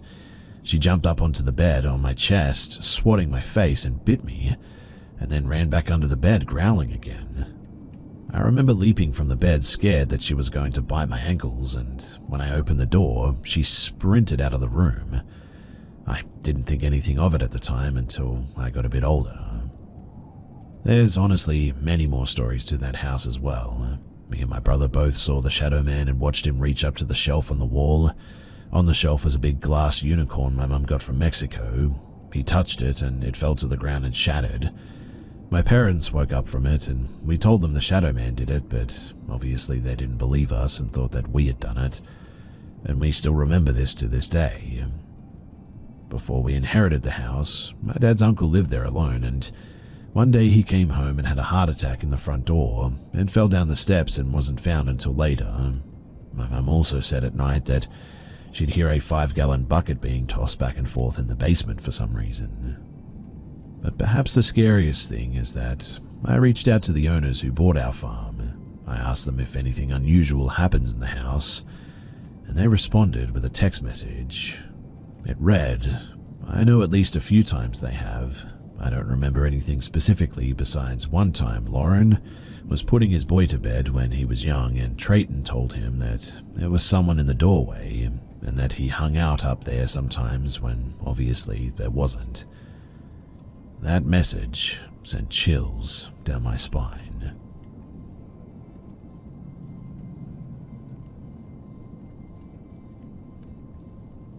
I live in Ohio, a rural community, and this happened in the early 1990s. My girlfriend and I were at a local nature area. There's a small fish pond there, county roads to the north and east, woods to the west and the south. My truck was facing kind of northeast, I guess. It was near dusk, and we were sitting on the tailgate of my truck just talking, listening to music and all that. There were a few other people at the park at that time, and as time went on, other cars left the park and it started getting darker. The mosquitoes were getting pretty bad, so we decided to get into the truck. We sat there a little while longer. Radio was on, but low volume as we continued talking. We were just sort of getting to know each other, so there was a lot to talk about at the time. When we both heard a sound, like a thumping or a banging sound coming from the wooded area, but it seemed far away. I turned off my truck radio and we just listened. Some dogs were barking in the distance, but we didn't hear anything else out of the ordinary. I shrugged it off, turned my radio back on, and we just went about our business. I should say here too that my truck ignition was off. It was just an accessory to run the radio really, so no engine noise and no headlights. After a few minutes, we hear a similar sound again. Same response, turned off the radio and just listened, but nothing. I decided to just leave the radio off at this point. We were talking about getting ready to head out and go into town anyway. But then, and I'll describe this as best as I can, things went wild. A sound that I can only describe as a choir of voices suddenly started. There was what sounded like stringed instruments replicated by a pipe organ. The voices were chanting words, but I can't tell you what language it was. I didn't recognize any of the words, but it was an ominous, very unsettling chanting in a higher register. And it sounded as if the sounds were coming from, well, every direction. It was in no way a pleasant sound. It instantly filled me with fear and dread because it felt evil. It was as if the truck was surrounded too, and I quickly reached and started my truck and turned on the headlights, fully expecting to see a ring of robed figures surrounding us.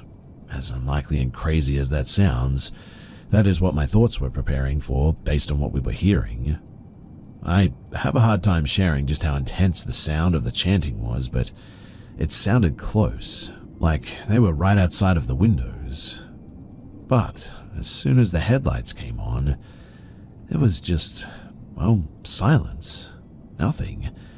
Nothing running away, no sound other than my engine. Everything was completely normal. Without saying anything, I put it into drive and we tore out of the parking area and we headed south. Once we got away from there, we recounted what had just happened. Neither of us had an explanation, but agreed on one thing. It was, without a doubt, the most frightening and unexplainable thing that we had ever experienced. I guess I'm not looking for an explanation. I realize how fantastical this sounds, but every word of it is true. I shared what happened with a couple of my friends the next day, but it's a story that I've pretty much kept to myself over the years, sharing only with a few people that would appreciate it.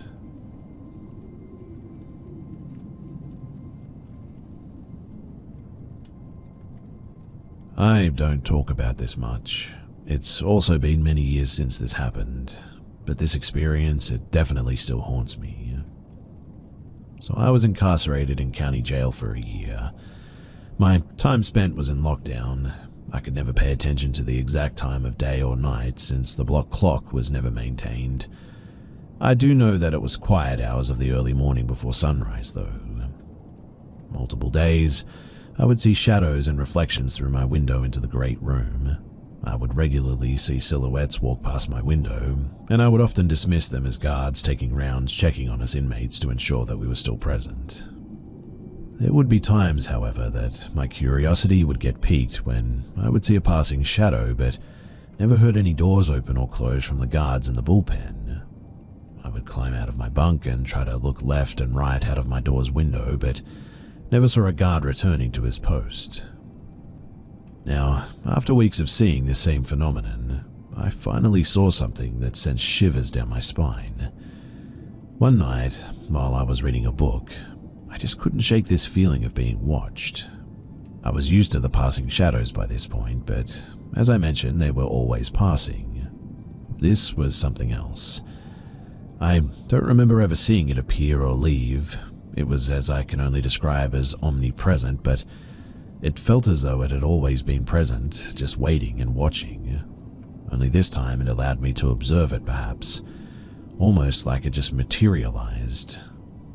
There were no shapes, no discernible edges, just a void, a black hole as deep as space itself, and in the middle were two piercing red eyes. I could never steel myself enough to make direct contact, but I didn't need to know that it was there. I could feel its gaze in my peripherals, and I was prey, and it had been stalking me, and both of us were just waiting for the other to make the first move. All I could do was pretend that I didn't notice it, hoping that it would lose interest. At some point, not knowing how much time had passed, I eventually fell asleep. It only appeared the one time. The only other person I've ever shared that story with is my partner, but never in as much detail. I appreciate you guys for taking the time to hear me out on this, and also for this safe place where someone can feel comfortable to share their deepest fears.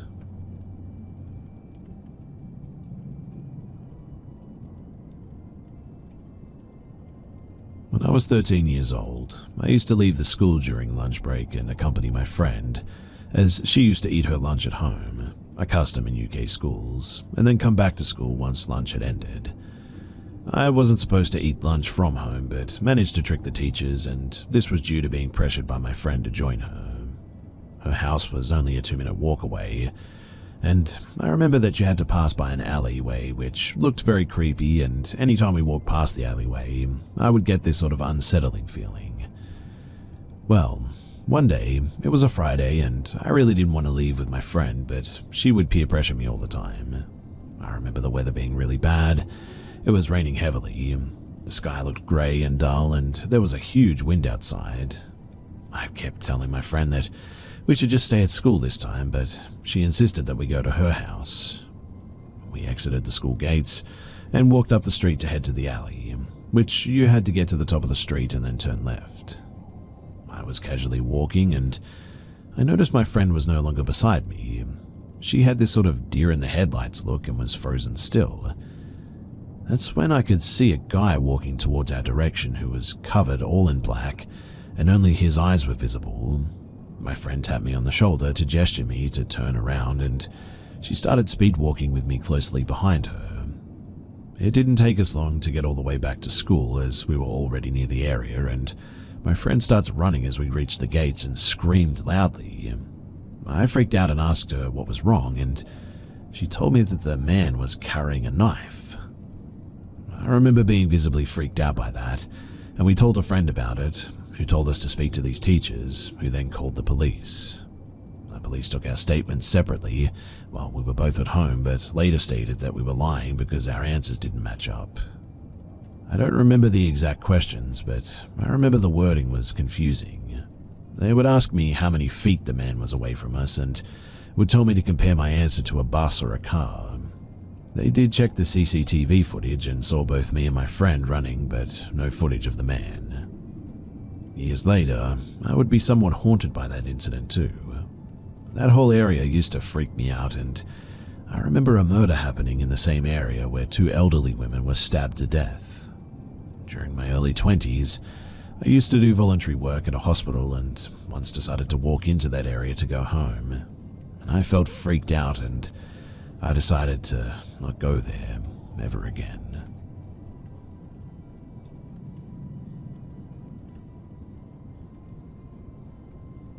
To set the scene, we're a bunch of young girls in high school, year 8. Of course, we've all heard about Ouija boards after watching scary movies, and we all wanted to try it. One afternoon after school, but before we did the board, we went into an abandoned home in our small town.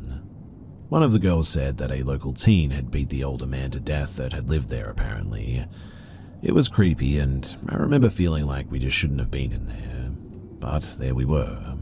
And regrettably, I think, we were really rough in there too, picking up random pieces of junk and just throwing it around, just being a bunch of dumb and disrespectful teens.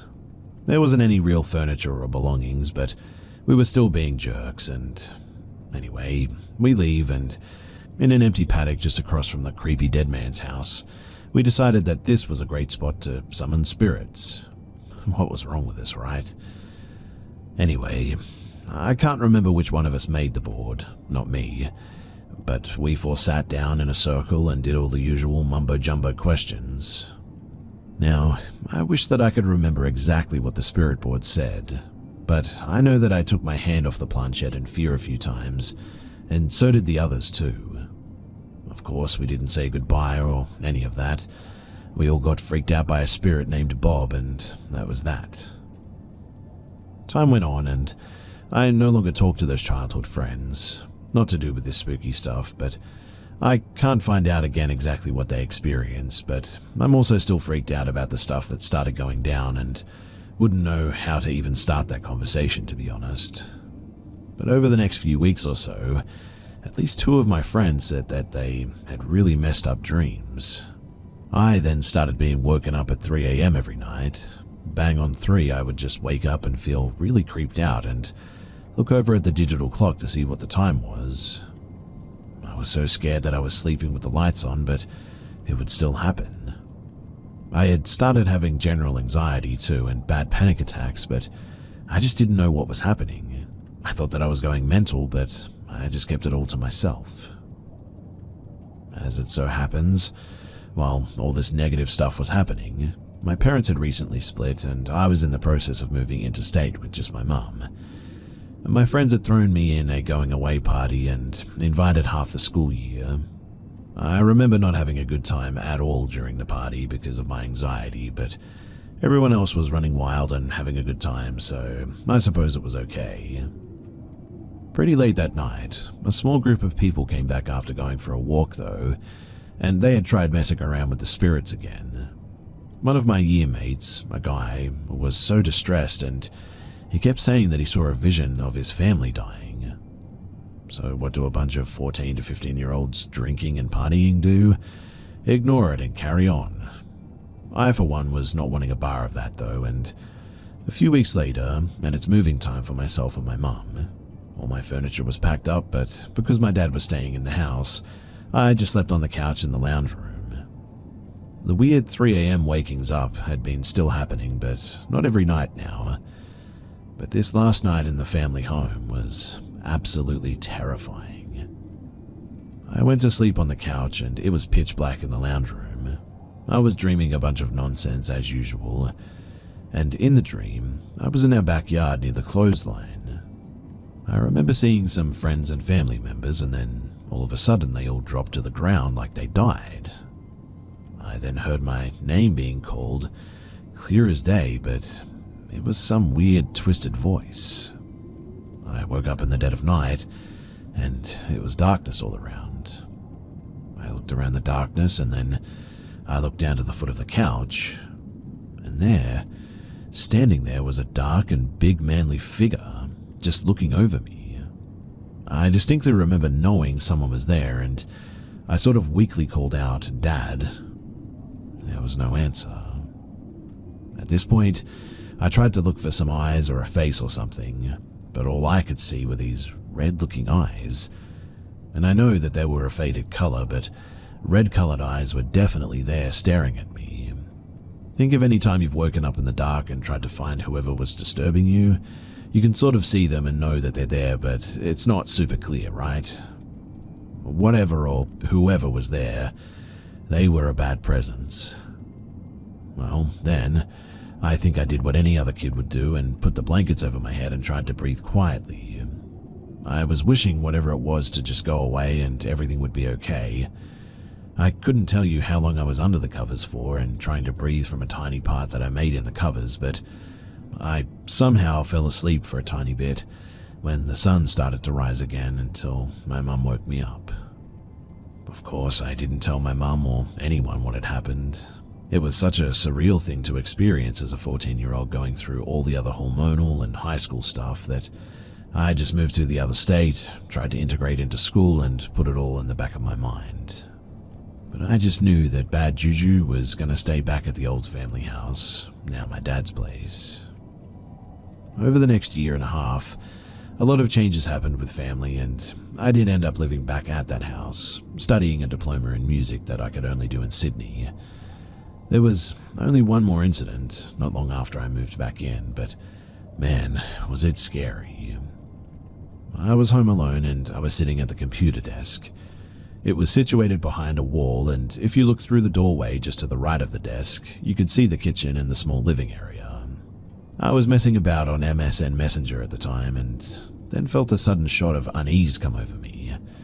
Then I heard a loud bang like someone had slammed the oven door shut, but so loud, and even the lights flickered a bit. It was just the yuckiest, scariest feeling that I'd ever had. I jumped up and looked into the kitchen and I couldn't see anything. I then ran out the back door and grabbed the cordless landline on my way out and called my dad. I would have sounded mad to him, I know, but all I could say was something was weird in the house and please come home soon. I don't remember what happened ghost-wise moving forward after that. I guess I suppressed a bit and then got busy with life, but I do know that I used to sneak into pubs with my TAFE friends and come home pretty, messed up, and that obviously helped a bit, I think. Then I grew up and eventually I moved out. But those memories I still have are so freaky. In the end, my advice is don't mess with Ouija boards when you're a dumb teen. Or, in fact, ever.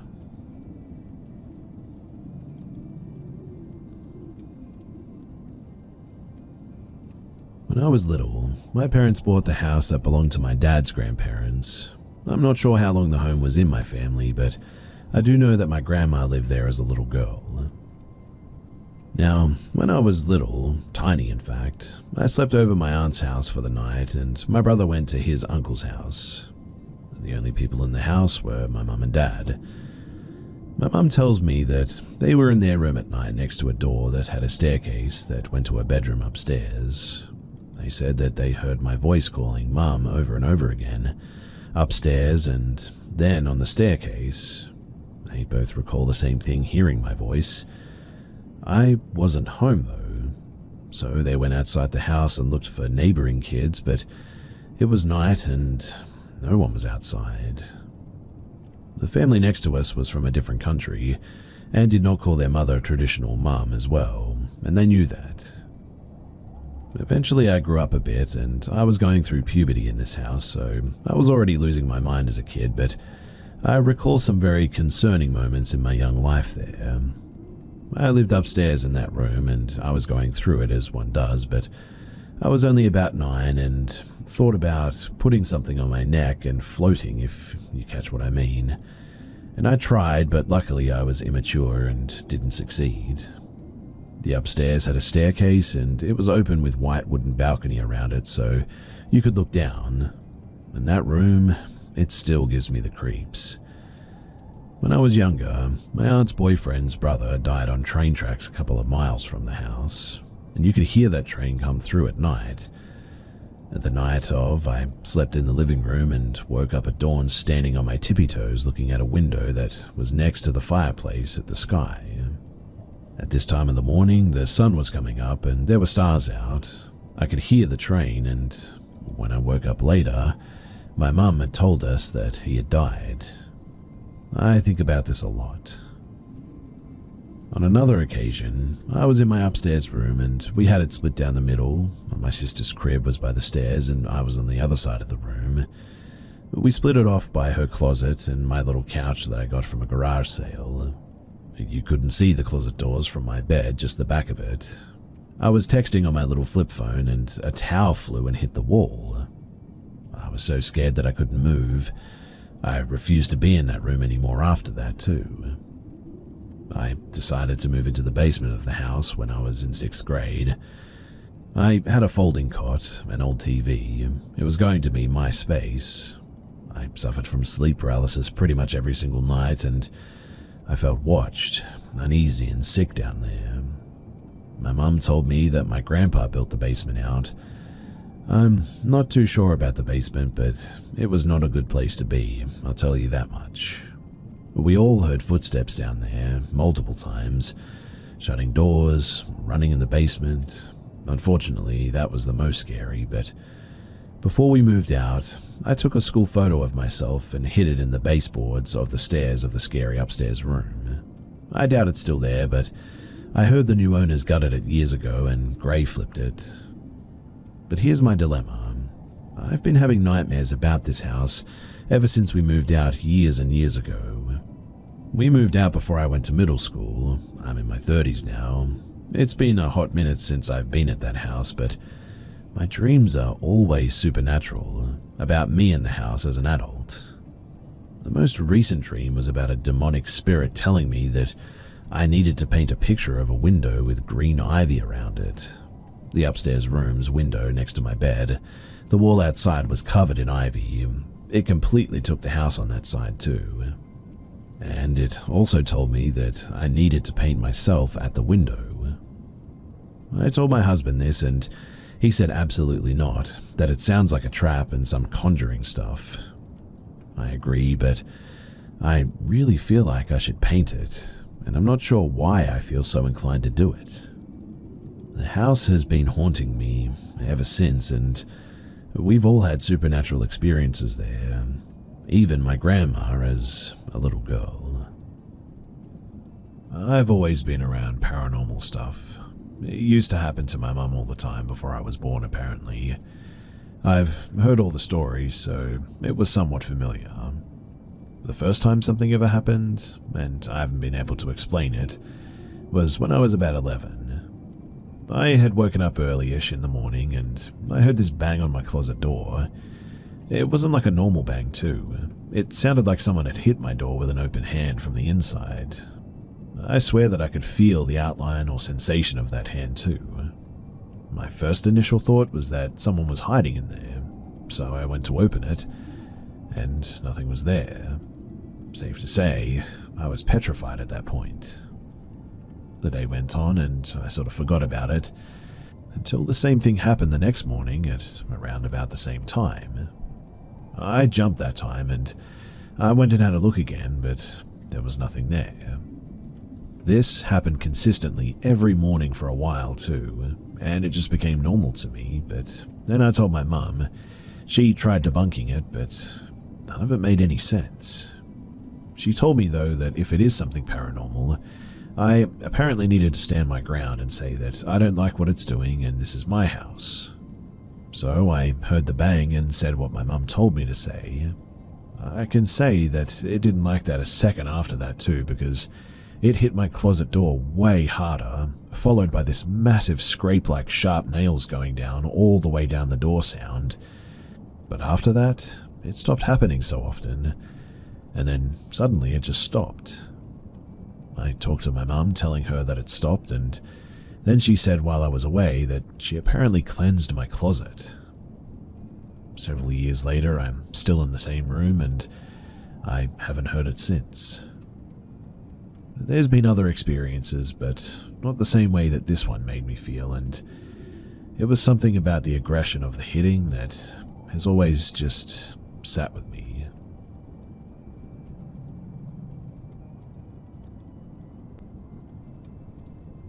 This happened around 2021, and sometimes I still find it hard to grasp. For context, I now live in a different place, and along with most of my relatives, so I feel safer saying this here, I guess. The reason I'm sharing this is for people to learn and possibly caution themselves from my experience. Now, I'd say the place that I lived in was just pretty old. It wasn't densely populated, nor empty either. It had wooded areas around it that you could cycle to the mall through, school as well, and other normal places, but you'd have to take a car to go to places like the hospital. I was basically in my last year of high school at this point, and being an only child and a girl on top of that made my parents overprotective, and I was naturally more cautious than the rest of my friend group. I didn't really mind being that way, though, because I always thought that that was the better option anyway. So, teenagers from school would have these sort of outdoor get-togethers in the woods a few kilometers away from my school.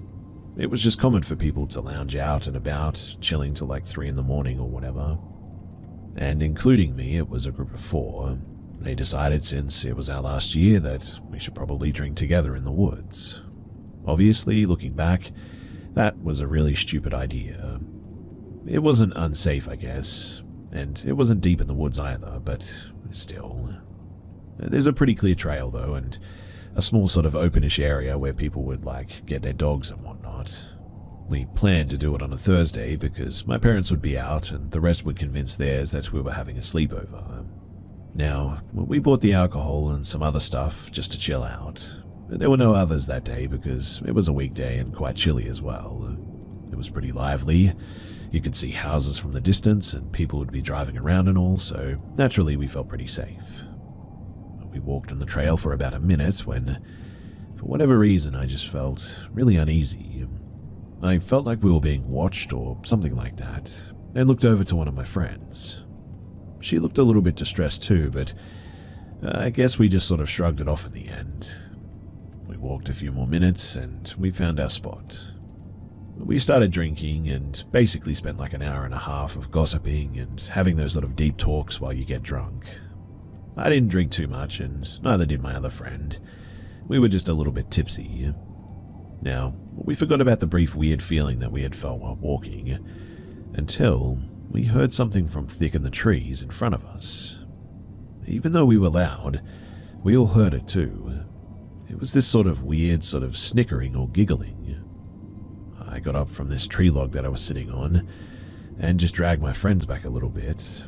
We had a fire going and 2 torches, but still couldn't really see into that area. It wasn't that close to us. I think about maybe 4 doors away if you place them horizontally. So the fact that we heard that laugh was just sort of insane to me. I pointed the flashlight into the area and nobody came out. I sat back down and when I turned the flashlight off, there was a silhouette coming out. I switched on the flash to blind that person while my other friends did the same. We started yelling and getting ready to run when I saw what I can only describe as the most horrifying thing that I have ever seen. It was this man who we'd never seen before. He had this sort of plaster-like smile and his hair was covered in dirt. He was completely pale, and his eyes were almost like he wasn't looking at us, but just in our sort of general direction. It's difficult to explain just how creepy this was, but it was textbook creepy. We all ran for it. My very drunk friends even managed to snap out of it. We got to my house eventually. I lived the closest to the place, and said that we would call the cops. We absolutely terrified our parents as well, but yeah, we called the cops and in the end they found nothing. Word eventually got out and people pretty much stayed away from the paths at nighttime, and a couple of the guys in our school managed to get their dads and all with guns to find the guy, but nothing ever really came of it. Anyway, fast forward to maybe about a month later, but we didn't talk about it much and we never did anything like that again either. I got a pocket knife and some pepper spray to keep on me at that point as well. I went home after school and I was exhausted this day, so I decided to take a nap at the end. My dad was at work and my mum was visiting her sister. But I suddenly woke up to this weird sound. We had a 1-story and the walls were not too thick, so you could hear things all the time. Even still though, I had a bad feeling, so I locked all the doors and even the windows out of habit. Still, fearing for the worst, I also locked my room door and kind of looked out my window. There was nothing at this point. I grabbed a bat and my phone, heading out of my room. I looked at all the doors and everything was locked. But there was this weird, shuffling outside of my house, and I looked through the windows of my living room, and I kid you not, it was the same dude from the woods. he was just outside, walking in this erratic, eerie way, which honestly just sent me into a complete spiral. He somehow saw me and started saying hi there very loudly. I called the police, and after that I told him to get lost. After he started saying my name and all my friends' names as well. The police, they eventually got here, and they actually got him this time. They questioned him, and he had no history of mental illness or anything. He had no clinical disorder, and after enough questioning, he finally confessed to liking young women. He is apparently in jail now for other related reasons, but he'll probably get out in a couple of years, and to be honest, I'm kind of worried about that. Especially because he was guilty of attempted sexual assault and harassment. And the worst part is, that's all I know about.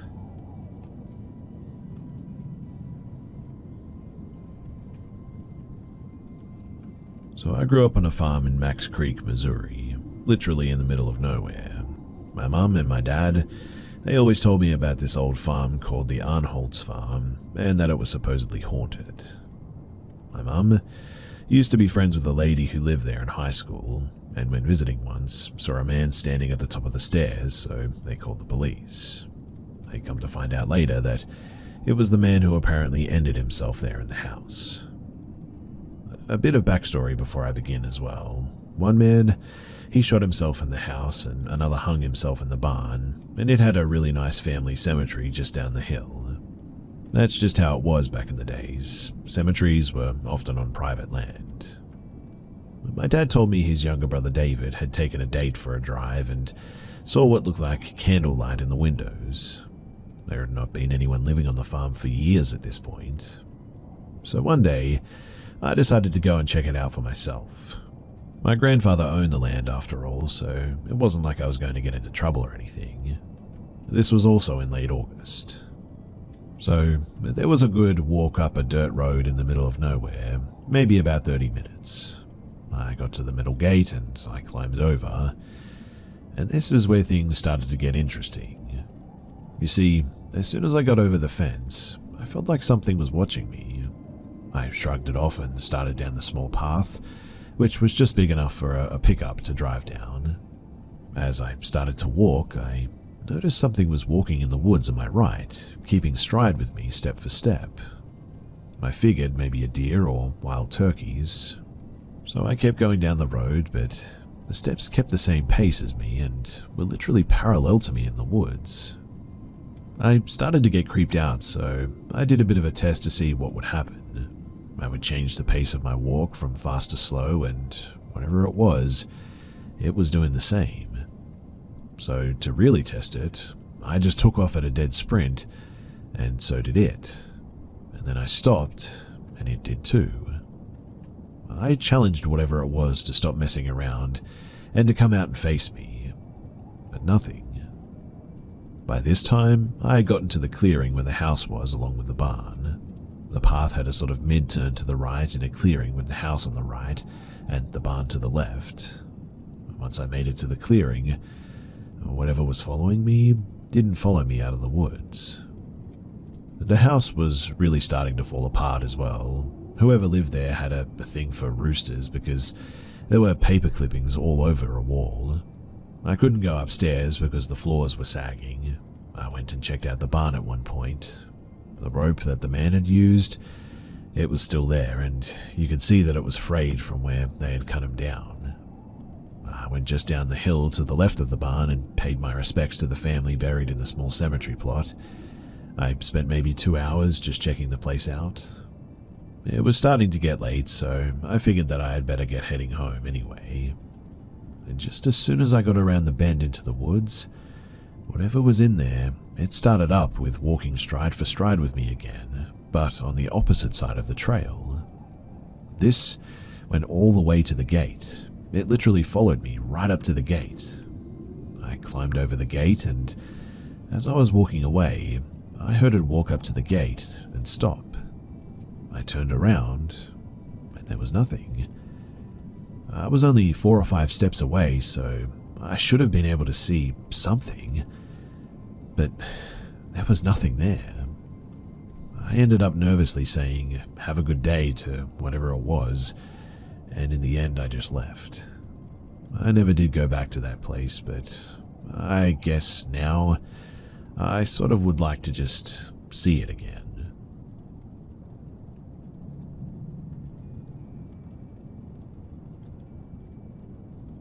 So one night, me and my friends were playing some hide and seek in our hometown. We were probably about 13 at the time. I went into a small area that is basically sort of like a shortcut from the main road to the side road. I unfortunately went alone, and I didn't even think of what could happen. I remember that we were only 13 at that time, and we didn't bring phones with us, so if something actually happened to us, nobody would have even known. The game started, and I ran sprinting into the woods area. The first 30 seconds were pretty good. Disclaimer too, we have a rule that we have to come to the checkpoint where we start, and we have to save ourselves from not getting picked to search or whatever. But after around maybe a minute, I start hearing footsteps. I say, "Hello, are you one of my friends?" And something that was there didn't say anything. So I started backing out. Fortunately, the woods area has a main route and two side ones, so I could have run either way. I start backing out, and from nowhere, this man just appears from the woods and starts sprinting at me while saying, "I'm going to catch you," in a creepy and sort of eerie way, like a kidnapper, I imagine. Fortunately, at that time, I had trained football or soccer, so I was pretty confident that I could outrun him, or at least make him tired. I pretty much sprint all the way through the woods, with the only light being the moonlight, and after around 2 minutes, he eventually gave up. I continued sprinting, and I got myself all the way to the checkpoint, and told all of my friends what had just happened. Of course, no one believed me, but I didn't care since I knew it was real. We ended up ending our game early that night, just out of caution. And to this day, I still don't know who or what had tried to catch me that night. But for sure, I know that if I hadn't have trained like I had as a young guy, the outcome would have possibly been very, very different.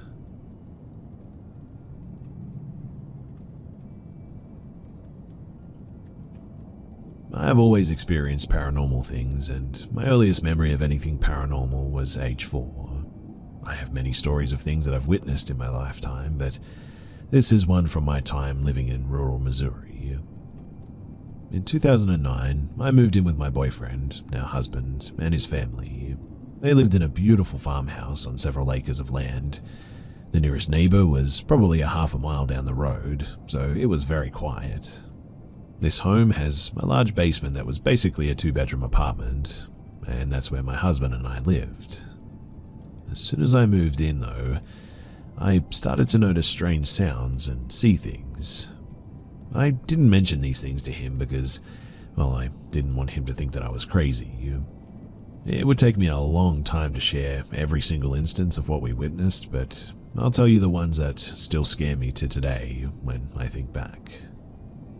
Now, right outside of our bedroom door was a long hallway that led to the staircase and another bedroom. We were the only 2 people to ever go into the basement, and one night we were already in bed watching TV. We began to hear extremely heavy footsteps pacing up and down the hallway. It was so heavy that we thought maybe someone had broken into the house and was wearing heavy work boots or something. We turned the television off and started to listen closely. It would pass by our door and seem to go towards the end of the hall, and then would sort of double back near the door. At this point, our dog was growling and looking towards the door. With the TV off, the bedroom was pitch black dark as well. My husband called out hello, and the sound of the boots, they stopped. He started to text his mother, the only other person home that night. He asked her if she was downstairs, and she responded shortly after that she was sleeping. My husband started to get up and find out what was in the house. He made it about halfway to the door, and all of a sudden the door literally flew open. It was with such a force that the doorknob knocked a small hole in the wall. At that point, our dog went absolutely crazy and was barking and ran to hide under a table. The bedroom was extremely dark, so my husband tried to hurry and turn the lights on. Lights come on and silence. He runs into the hallway to look around. We both searched the entire basement, but we found nothing. Another night, we were sitting in the living room area in the basement watching television. Behind the living room area was a kitchen area that had a bit of a long bar there. We had a few bar stools up on the bar and a telephone on a charger. This particular night, we were the only ones at home as everyone else had gone out to dinner. We start to hear a weird sound, almost like someone was moving furniture across the floor. We sort of lower the volume on the TV so that we can hear things better. We hear something moving again. All of a sudden, though, we hear a very loud crashing sound right behind the couch. We then feel something hit the back of the couch. We both jumped up terrified and looked behind us. Two of the bar stools that were on the bar are now on the floor behind the couch. Keep in mind, the kitchen area sat back about 14 or 15 feet from where the couch was, and if they simply fell somehow, there was just no possible way they could have traveled like that. The phone that was on the other end of the bar was about 10 feet away on the floor and ripped from the charger. We looked around, looked at each other, and we literally ran up the stairs and outside until we calmed down a bit. I was absolutely terrified and feared the basement after that moment. We then started to see what looked like, I want to say, a possible shadow figure standing in the doorway. Each time we would see it, it was just standing there and would slowly move away. It got to the point that we would try to ignore it until it went away. We told his mom and stepdad, and they told us that they saw and heard things frequently too. We would be upstairs and hear the toilet flush in the bathroom. We would then hear the water in the sink turn on and then silence. At night, if we came upstairs and walked through the house while the lights were off, you would always feel as though you were being watched. Then, we made the mistake of trying to hold a seance one evening. We wanted to ask and see what was there, or maybe what they wanted. We were sitting in the kitchen upstairs in the main part of the house. There's a sort of arched doorway to the exit kitchen, and just to the right as you walk through the arched doorway were the stairs leading back down into the basement. Now, as we're asking if anyone would like to talk to us, we hear what sounds like someone running up the stairs from the basement. They were very heavy footsteps and unmistakable. His mum and little sister were with us at the table that day, and all four of us jumped up, scared like we'd never been. We all looked at the doorway to see who was coming up those stairs, and as soon as it seemed like it was nearing the top of the stairs, it went absolutely dead silent. We all had to go outside until we calmed down a bit and had the courage again to go back in. These are just a few examples out of many more things that we witnessed while we were living there. I asked my husband if he had ever noticed any of these things happening before now, and he said that things happened, but nowhere near as bad as once I moved in. His mother told me the same thing too.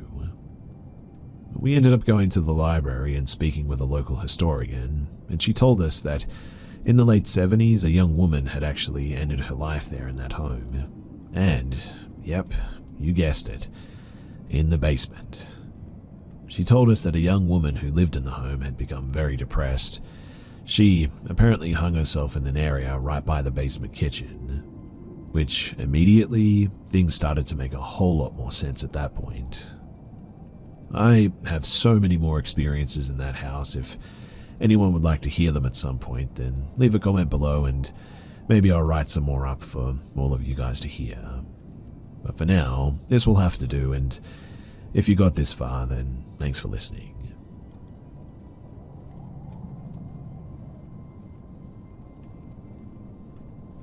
I'm quite a bit older now, but there's this memory that I have from when I was around 7 or 8 that I've never been able to stop thinking about.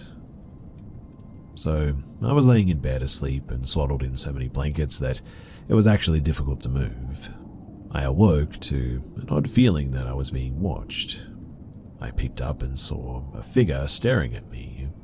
I couldn't make out its face, but it had the same silhouette and height my brother did. It was also wearing a striped shirt and jeans that I was sure were my brother's.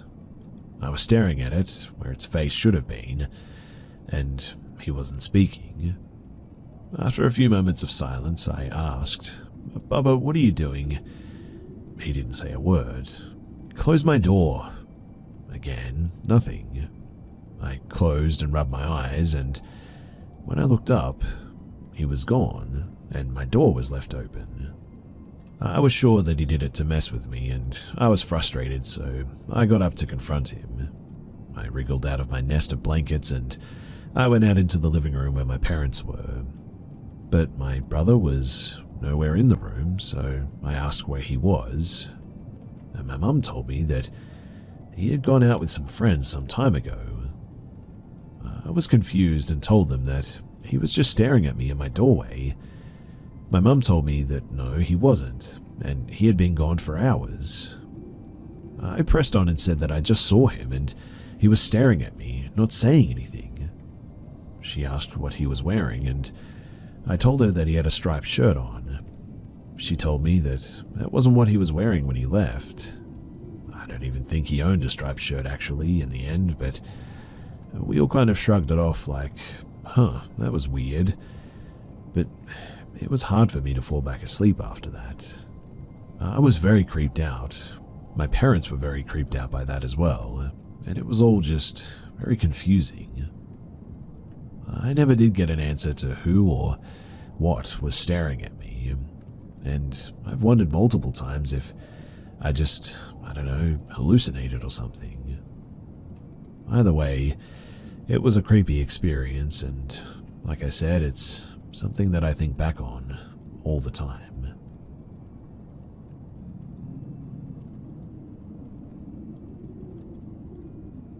This happened a little over 10 years ago, but the memory is still very vivid. My parents, they had just rented a new house, and my sister and I were splitting the basement. I had my full-size mirror placed against the back wall at the time, so by looking in it, you could see the open doorway that led to the stairs. They were just around the corner of the doorway, so you couldn't actually see the stairs, though. But anyway, my sister also had a big wardrobe that she kept a TV on and clothes in, which wasn't lying flat against the other wall. It sort of came out on an angle which is back towards the stairs, basically. Now, I was doing my makeup one day, not too long after moving in, and I looked down to grab something, and when I looked back up, there was a little boy crouched down in the corner behind my sister's wardrobe. I never got to see his face, but he was wearing a yellow shirt with red shorts and black shoes. As soon as I caught sight of him, even though he didn't see me see him, he got up and shot straight out the doorway, and I assume up the stairs. Of course, I got up as quick as I could and tried to chase after him, but he was gone. Also, there was no sound from him at all, no footsteps that should have been there by the way that he was sprinting, and really, there was nowhere that he could have hidden. The underneath of the stairs was open since we had just moved in. I could see every inch of it, so really there was nowhere to go. I don't know who that boy was. I tried to research the house to see if there were any stories about it, or a little boy in the area or whatever, but I couldn't find anything. All I know is that after I looked for him, I felt nothing but sadness following him. The whole area that I grew up in was known for shootings and illegal activities and such, so who knows, maybe he was a victim of something like that. I don't know, but it's just an experience that has always stuck with me ever since then, and I don't think that I'll ever forget it.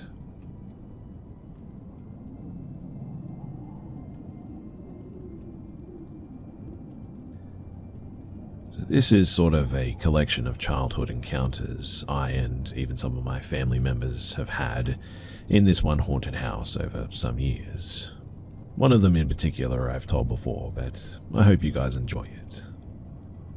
So this was around 2008 to 2009-ish. I lived in a haunted house at an early age, though despite this, my memory remains fresh of most of these encounters. We were there for a year, so I was 4, turning 5 at the time. I lived with my older brother, older than me by 3 years, a younger sister, younger by 3 years, so still just a baby at the time, mother and father. The house always looked overgrown. Thin vines grew on the walls, large bushes in the front of the windows, and it was fenced in front with a large gate circling the backyard. And the hauntings, well, they started pretty quickly. My mother would hear heavy foot stomps up the stairs, despite nobody being there. She'd also hear my grandmother singing to my sister, despite my grandmother dying just months earlier. Whilst on the topic of my grandmother, my mother, she saw a massive pile of ladybugs covering the car just days after my grandmother passed. My grandmother, despite being tough, always liked ladybugs. Anyway, there was also this time that she was in the backyard. It was during the afternoon and the weather was perfect for the summer. She was closing the large gate, and mind you, she's a big and very strong lady, and yet this gate had her in one heck of a struggle. She finally closed it and locked it as she went to go inside, until she heard a sharp splintering sort of snap. She turned around to see the gate, wide open, lock busted, as if a bull had just rammed into it. My father would also get locked out of the house a lot, despite nobody being inside. And my brother, well, he would see the doors opening by themselves, and he even told me just recently about how he'd always see a girl on the other side of the gate watching him play, every day. But my experience was one of the worst. You see, I, being a mother's boy, was looking out of my window watching my mother go to work. She had a double shift, as my dad wasn't the best of dads, to put it lightly. I stared until I noticed a large pitch-black snake following her to her car. The snake looked to be double her in length, despite its slithering, thus curling its body. My mother is 5'9", which makes the snake around 11 feet long, I would guess. It had followed her for a couple of minutes, until she had gotten into her car. Then it slithered back into the bushes near my window. I looked down to see it looking right at me, and despite this, I still would go outside and play like always, being a kid, I guess. Playing in the backyard till dusk, my brother and I were doing our own things on opposite sides. My brother loved sports, so he ran around throwing a football, whereas I played with one of my toy animals. The one toy in specific was a big T-Rex. The T-Rex looked like one of the older renditions before Jurassic Park, upright, with its tail dragging on the ground. As the sun set further, our mother called us inside for dinner, so we went inside, and I noticed that I left my toy, and so I went to go and get it. It was dark to where I couldn't really make out any noticeable colors, but not so dark that I couldn't see outlines and details of objects yet. And I noticed the T-Rex chilling right by the tree where I had left it. I went to pick it up, only for it to crumble as if it was dirt, in the shape of a T-Rex. I got freaked out by that, and I just ran back inside. Now, notice that I said that I can remember most of these encounters. The reason I point this out is because my father said that he'd often see me sitting in the corner of my room or in front of a blank screen. He'd ask me what I was doing, and I would always simply say that the old man told me to. I have no recollection of this happening, but my father swears up and down that this happened. He would also have these sleep paralysis episodes, I think, often seeing shadow folk around the room, whispering to each other. And this last one was definitely the most horrific. Waking up in the middle of the night, I heard footsteps. Luckily my TV was on, so I still had light. Thinking, though, that it was my dad, I got up to go and see him. But when I opened the bedroom door, there was this old man standing there. He looked down at me, and that's when I noticed that he looked corpse-like. I absolutely freaked and banged on my mother's bedroom door. She opened it, and I hollered about how there was this ugly man in the house. She took it as someone actually breaking in and picked me up with one hand, and had a bat in the other, and basically ran around the house, turning every light on and cussing loud enough to worry some of the neighbors. Just recently, when I was talking to my mum about the house, She said that the old man incident had actually happened twice, and that my great-grandpa might have actually known the guy. I may ask him about it sometime, but this was just one of my many paranormal experiences in that house.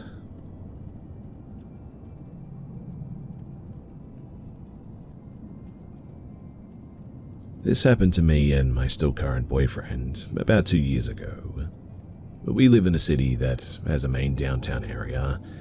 The main city is pretty liberal, I guess, but once you get out into the country, it can become quite the opposite.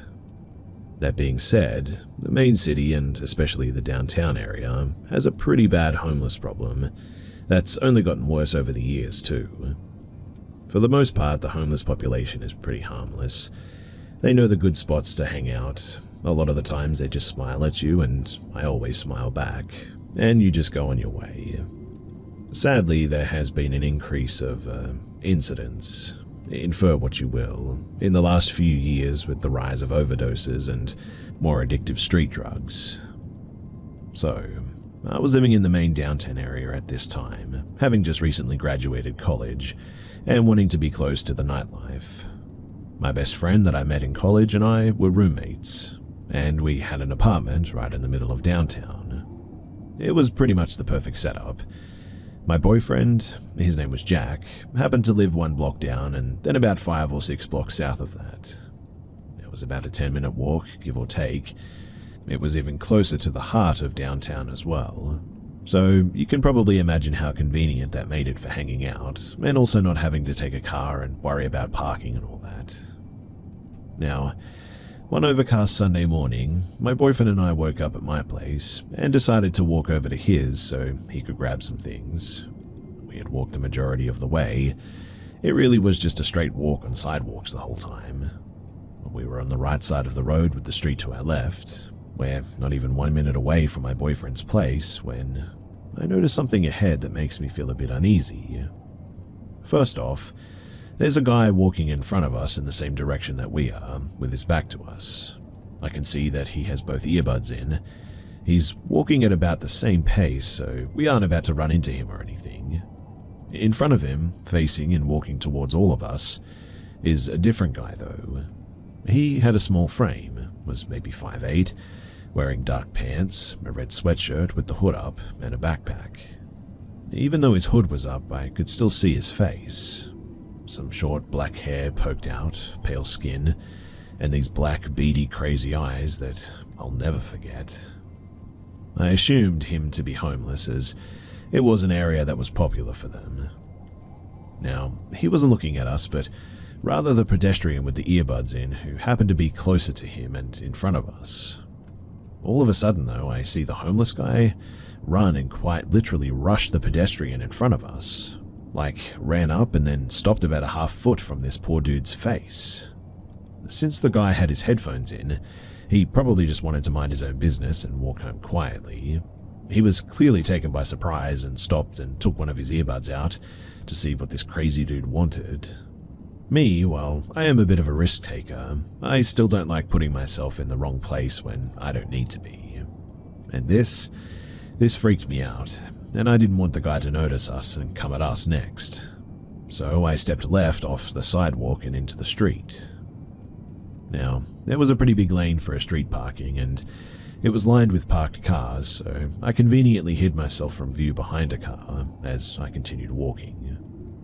I then heard this guy start yelling obscenities at this poor pedestrian. Things like, "I'm going to run you over with my car, I'm going to find you." Like I said, we were not 100 feet from the entrance to my boyfriend's apartment at this point, and after witnessing that, I just wanted to be inside.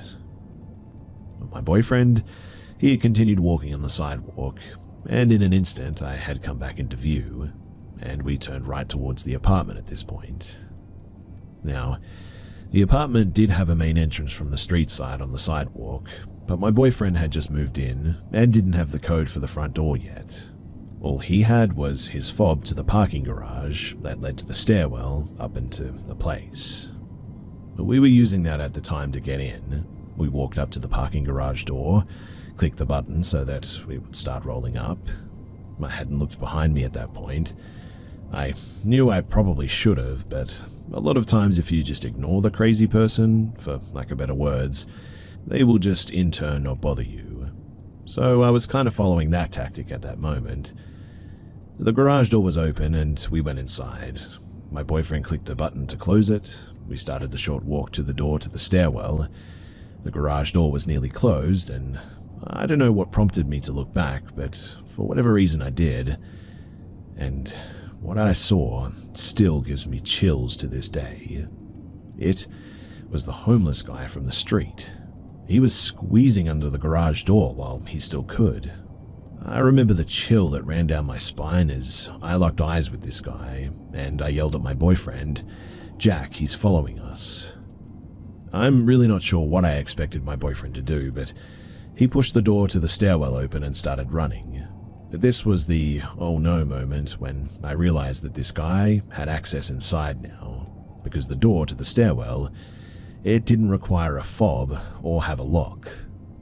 Me, definitely not wanting to be the closest one to this guy, took off running after my boyfriend. As I pushed the door open and got inside the stairwell, I could hear the guy behind me doing the same thing as it was swinging back closed. I looked back and locked eyes with this crazy guy once again, and just about wet myself as I realized that my only option was to keep running and try to get inside of our apartment and close the door before he got there. Yes, this guy was smaller, but what really freaked me out is since he had a backpack, I had no idea if he had a knife or a gun in there or what. I mean, why else would you chase two people and outnumber yourself like that, right? My boyfriend lived on the third floor, of course, so we proceeded to sprint up 3 flights of stairs. I could hear this guy's pounding footsteps behind me.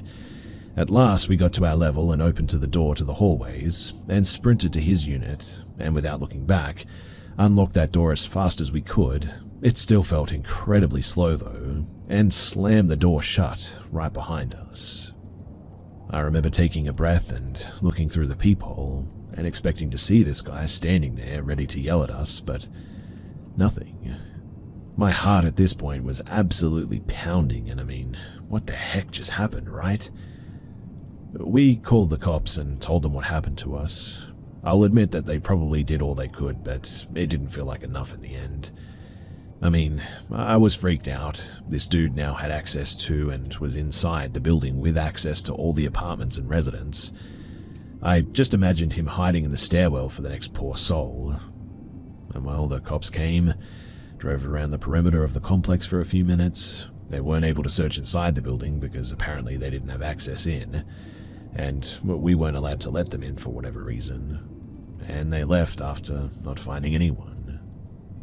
It took me forever to get the urge to finally leave that apartment to go run our Sunday errands, but eventually we did. Now, I'm sure the guy was just high on drugs and he just decided to be crazy that morning and bother some unlucky people. He probably left after he realized that he was screwed if people found him there, and somebody else would call the cops. But still, being chased up those stairs by an absolute maniac, that one I would not recommend to anyone else.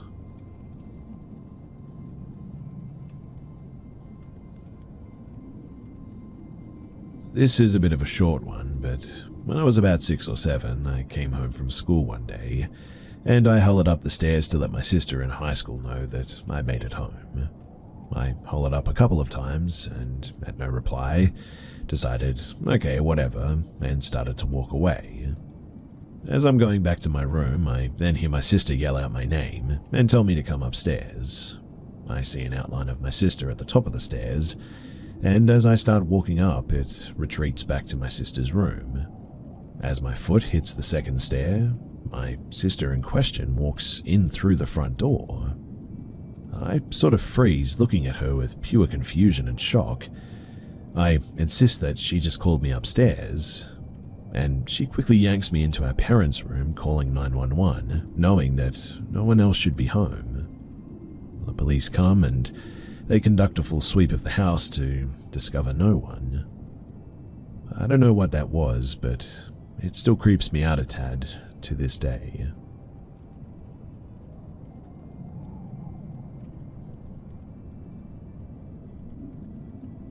Throughout my life, I believe that I've come into contact with 3 different types of paranormal spirits that have affected me in one way or another in very different types of situations. The first situation, it occurred when I was 6. My family moved into a new town in a very old house. The house that we moved into had a bit of a history we learned about later. Apparently, an adolescent who lived in the house tried to end their own life at least 3 times, twice in the house and once in a big cedar tree out front. We didn't find out about that until we'd already been living in the house over a year, and really there was nothing that we could do about it anyway. We didn't have the means to move, and it wasn't like it really should affect us in any way. For the first few months though, living in the house, I would often wake and find pieces to a small china tea set on my headboard. I recall one in particular very vividly. It was heart-shaped, gold-trimmed, a saucer with a lady in a yellow dress waltzing with some dude. In total, I got about 8 pieces. My sister got about 5. My mum and dad had no clue where they were coming from, and we didn't own them, that's for sure. We also had a very protective Saint Bernard in the house, so no one ever really came in. While my sister and I were getting presents, my mum woke up one night hearing our Saint Bernard growling in my brother's room. When she went in there to check, a sharp shard of glass was laying on his pillow next to his head. Our Saint Bernard would always sleep in my brother's room after that too, which was really odd. The second entity that I've come into contact with, we'll fast forward about maybe 1.5 years. Now, my mum is friends with this lady called Mrs. Bradstream. My older brother is in class with one of Mrs. Bradstream's kids. It's summertime, they're moving away, so my mum offers to help them with a garage sale. There are like 8 kids total, ages from 15 down to like 4. At one point, the 15-year-old asks me if I want to go inside. It was hot out, so I did. I was 7 at this point. Somehow we ended up sitting in his closet. I don't know how, but he asked me if I wanted to, do it with him. I knew what that was at that moment, and it was only for Mummy and Daddy's, so I just left his room. As I got downstairs, they had blankets over the windows to keep heat out, and it was in the living room when I saw it. There was a tall figure leaning on the back of the sofa. Its face was sort of burnt umber in color, and very long and angular, dark, sunken, recessed eyes. It held out a hand towards me, but upon seeing it, I took off running outside and would not leave my mum's side after that. Fast forward again, I'm 19 at university in Alaska. A bit of backstory here, as I think it's pretty relevant. My friend and I were in the same course and coming home late at night, probably around 10 p.m. At the school, you would walk 1.5 miles on the path in the woods to get from campus to housing, with a highway halfway through it. It was very snowy that evening. I was wearing boots, so I was clearing a path through the snow that had been falling. As we got up to the intersection, there was another student who was standing up there, wearing boat shoes and jeans, so I told him to just follow us, and I was nice and polite, told him that I would break a path for him. But then he started sort of stalking me. I won't include the details of the stalking, as it's a bit of a long story, but he ended up getting kicked out of school, but right before he got kicked out of school is when the event happened. Now, I was walking back from campus, by myself in the middle of the day. I was on the path and at the top of a hill, when all of a sudden, standing in the woods in front of me was this tall figure. Whatever it was wearing dark clothing, and it was that figure with the burnt umber face again. It held its hand out to me again, and I remember just feeling a horrible tug from inside myself pulling me towards it. I just stood there staring at it, and it almost felt like it was pulling me towards it, like tugging me. And eventually I'm just like, no way, and I turned and found the strength to run away. Looking back, I'm pretty sure that if I had let that thing pull me into the woods, that my stalker probably would have killed me. I'm sure that that being was showing up at times in my life where I've had to make a decision to either go this way or that way sort of thing. either death or assault or get away myself, and so far I've gotten away. It terrifies me just thinking about it, knowing that 100% positive it was the same figure that I had seen when I was 7 and when I was 19. Now, the next incident I came across is back in my hometown. But before I can really tell this incident too, I do feel it's pretty imperative to tell a little bit of background about my hometown. My hometown is in central Minnesota, and it's one of the sites of the uprising where homesteaders were violently killed. There's actually a memorial on the outside of town about the White family massacre, telling about the uprising and how the White family was slaughtered in their home. So, there's a very violent history around this area. Back in 2013, I was moved in with my uncle. He had been diagnosed with cancer and he had lived alone, so I moved in to help him out. My uncle and I got along really well. I loved him dearly, in fact. Then he passed away in the house. And well, it was about 3 or 4 days after he passed in the house that I started noticing things were off. There was a pillow that had been in my room on the top of my shelf that was suddenly in the living room. I moved the pillow from the living room. I put it in the cupboard behind a cabinet, like a big heavy wooden bookshelf cabinet that would have weighed at least 50 to 75 pounds, so it wasn't easy to move by any means. But the next day, that same pillow was in the kitchen. I put the pillow in the garage at that point, but it was back in the house. The next day I put the pillow in the shed, and it was back in the house again.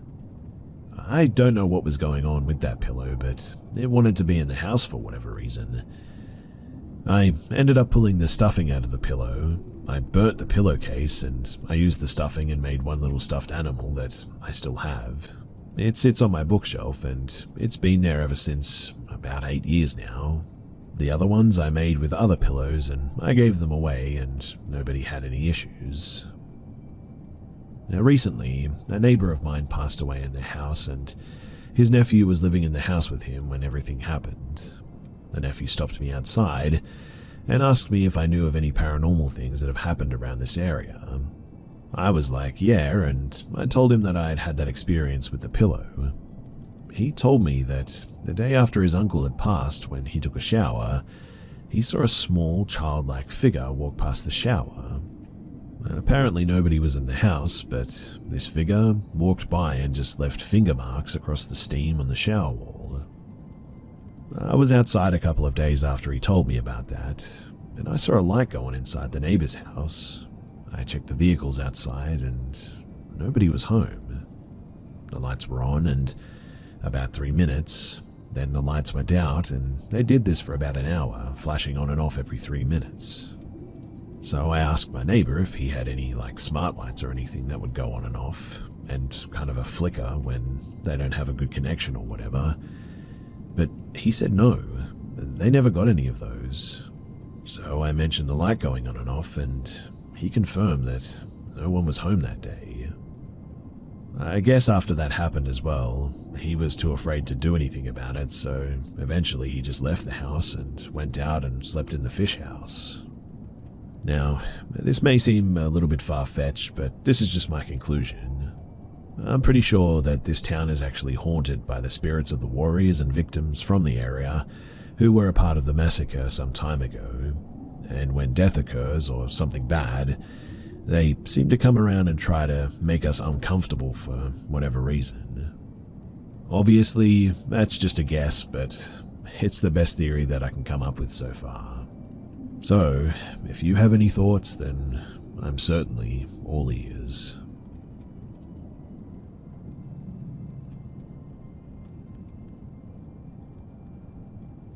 So, there's been 2 happenings in the past week or 2. The first time I went outside to call our cat in, and then 2 of my brothers locked the door as a joke, so I started pretending to be our cat, meowing and scratching at the door.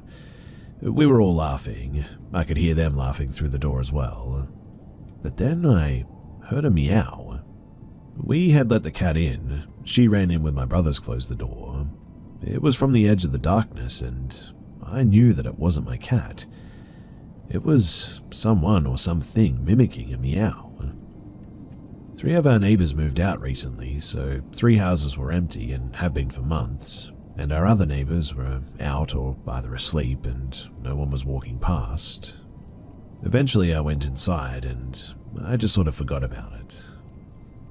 The second time though, my mum had gone out, so we were watching the house at this point.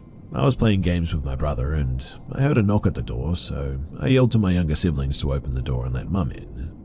The kids wouldn't respond, so I went to do it, and the wooden door was open, and the screen door was closed but unlocked. Now, none of the kids had seen mum at the door. It happened about 5 minutes later, except there's a voice that said yoo-hoo at me at the same time, through the window, so I check it. I was already next to it. But the weirdest thing is that nobody was there.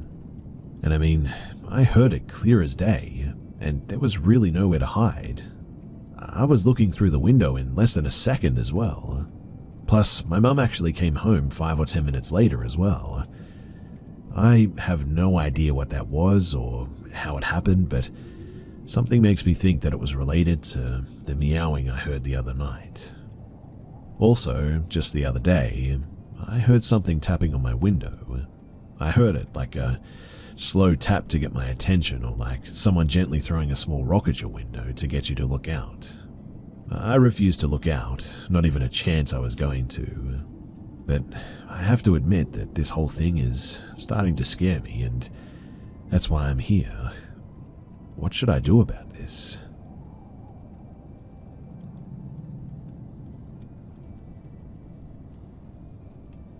So, this happened to me when I was 6 or 7, living in Massachusetts.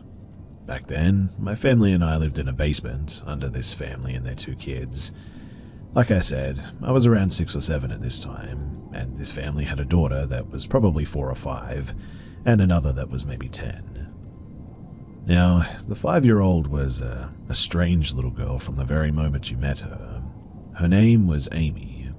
Amy was quiet and wide-eyed, and would just kind of stare through you every time you talked to her even, and she would just not like to have company from anyone, not even her mother.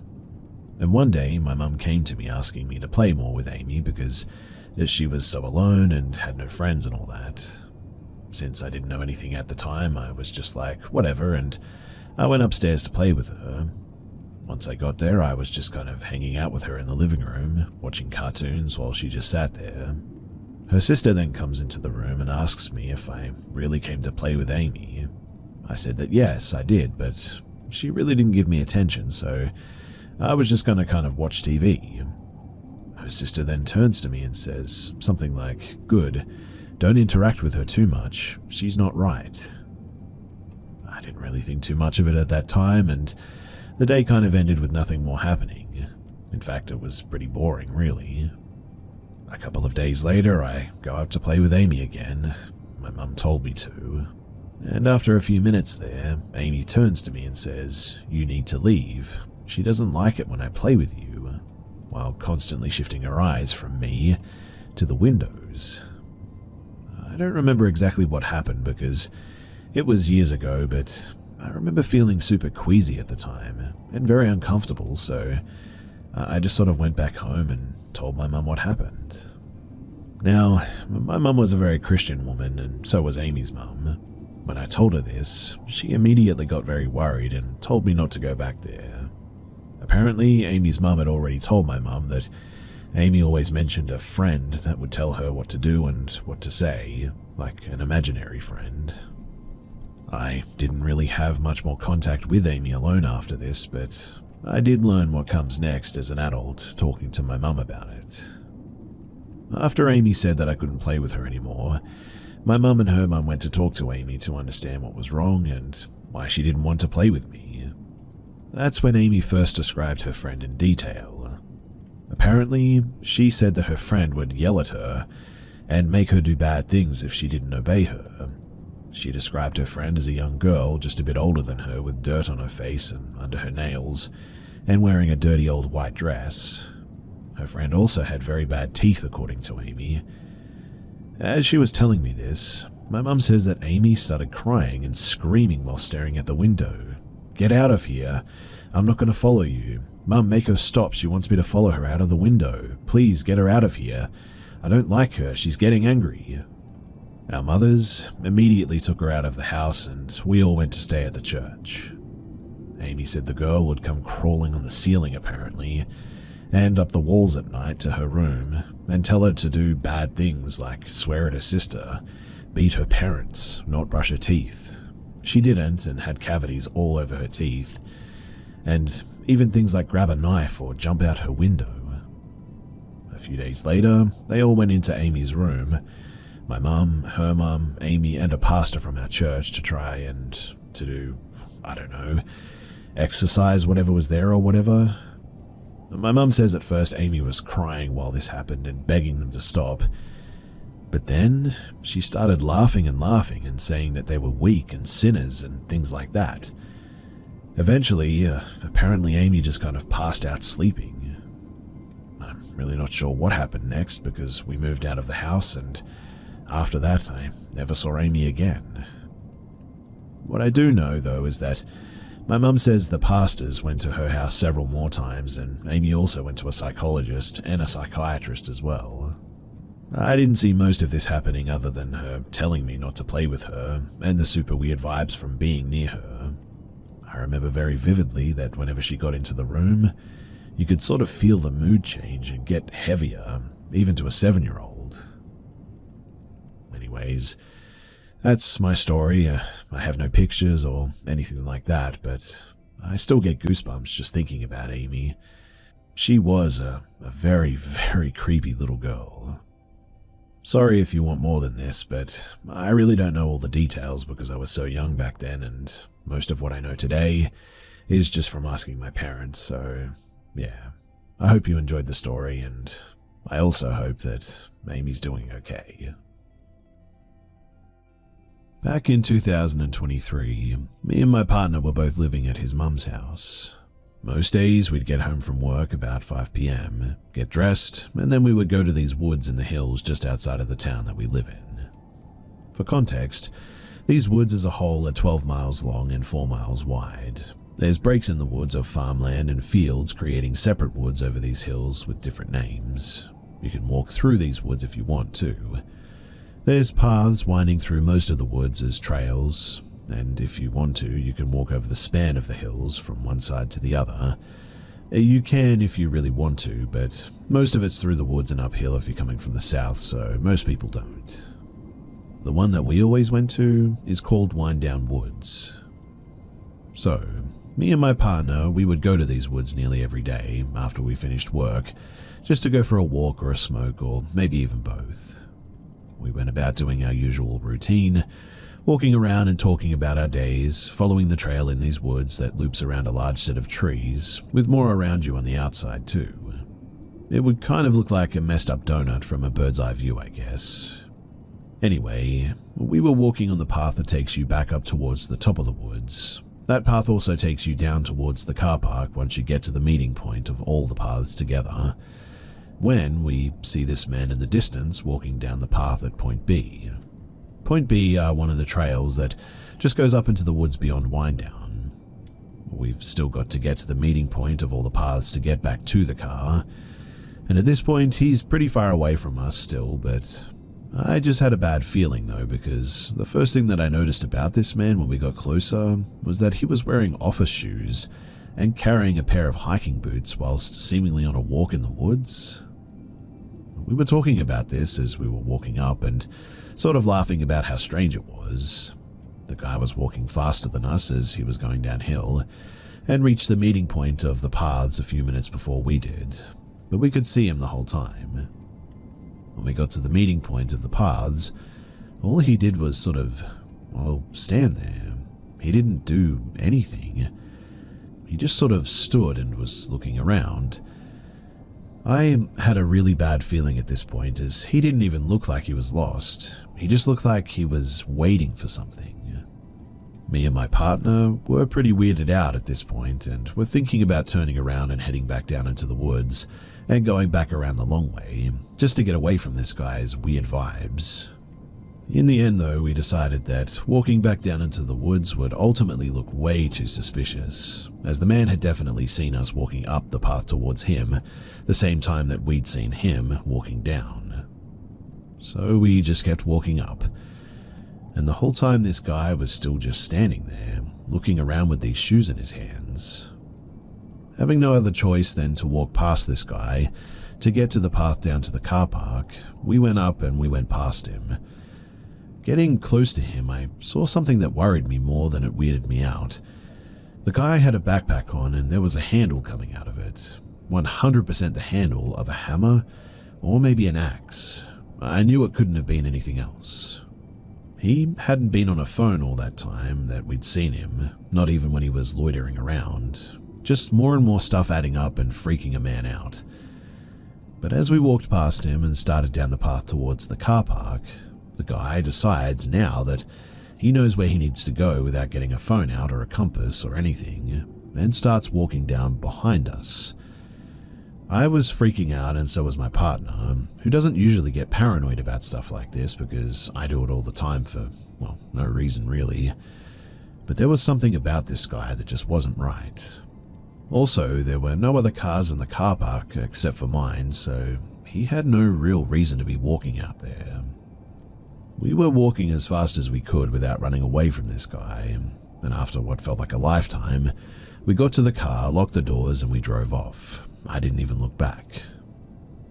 To this day, I think about this guy and how strange he was acting, but then again, I think about how strange we were probably acting, and maybe the poor guy was simply on a walk. Anyway, cut to just the other week, and me and my partner are at our friend's house for their birthday, just hanging out, meeting their other friends that we haven't met before, having a blast. But as usual, with every small group hangout, it got late and we started talking about weird experiences that we had, and spooky encounters. Obviously, we told everyone about our encounter with the really strange man in the woods.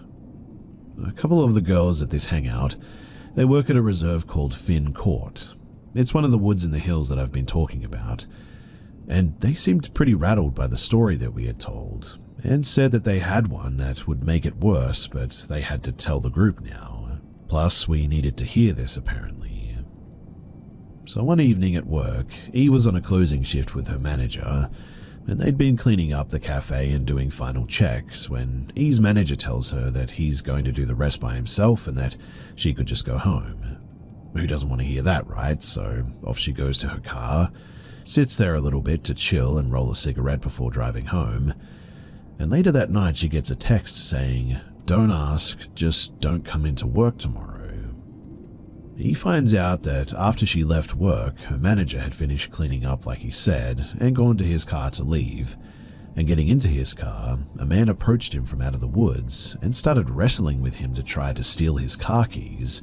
Managing to get the man off and get into his car, the manager drove away and instantly called the police. After talking to the police, they connected some dots of a call that they'd had earlier that evening from a concerned neighbor living in a village a couple of miles from Finn Court, reporting a suspected burglary of one of her neighbors. Another call from a mental health institute in town about as far away as ours from these woods from the opposite direction, saying that one of their patients had escaped. And it turns out, after the police put the whole story together, that this man had escaped, got a haircut, and then walked miles to this village in the middle of nowhere, broke into this house that he thought was abandoned. It was actually the home of an elderly couple. The man was completely disabled and wheelchair-bound, and his carer was his wife. And the man actually murdered the elderly lady and just left the man in the house before leaving and walking into the woods, wandering around them and looking for someone with a car that he could steal from. That's when he ended up at Finn Court and tried to take E's manager's car, running off into the woods again to find somebody else. And me and my partner, we are very sure that this is the same man that we saw acting suspicious at Winedown all that time ago, as their story was from the same month as ours, and the time frames matched up perfectly to when we would have seen him after he had tried to steal the manager's car and ran back off into the woods again. The police actually caught this guy the next day as well, just wandering around in the woods up there. He was following us back down to the car as well, but who's going to jump two guys in an open space where one of us could have easily made it to the road?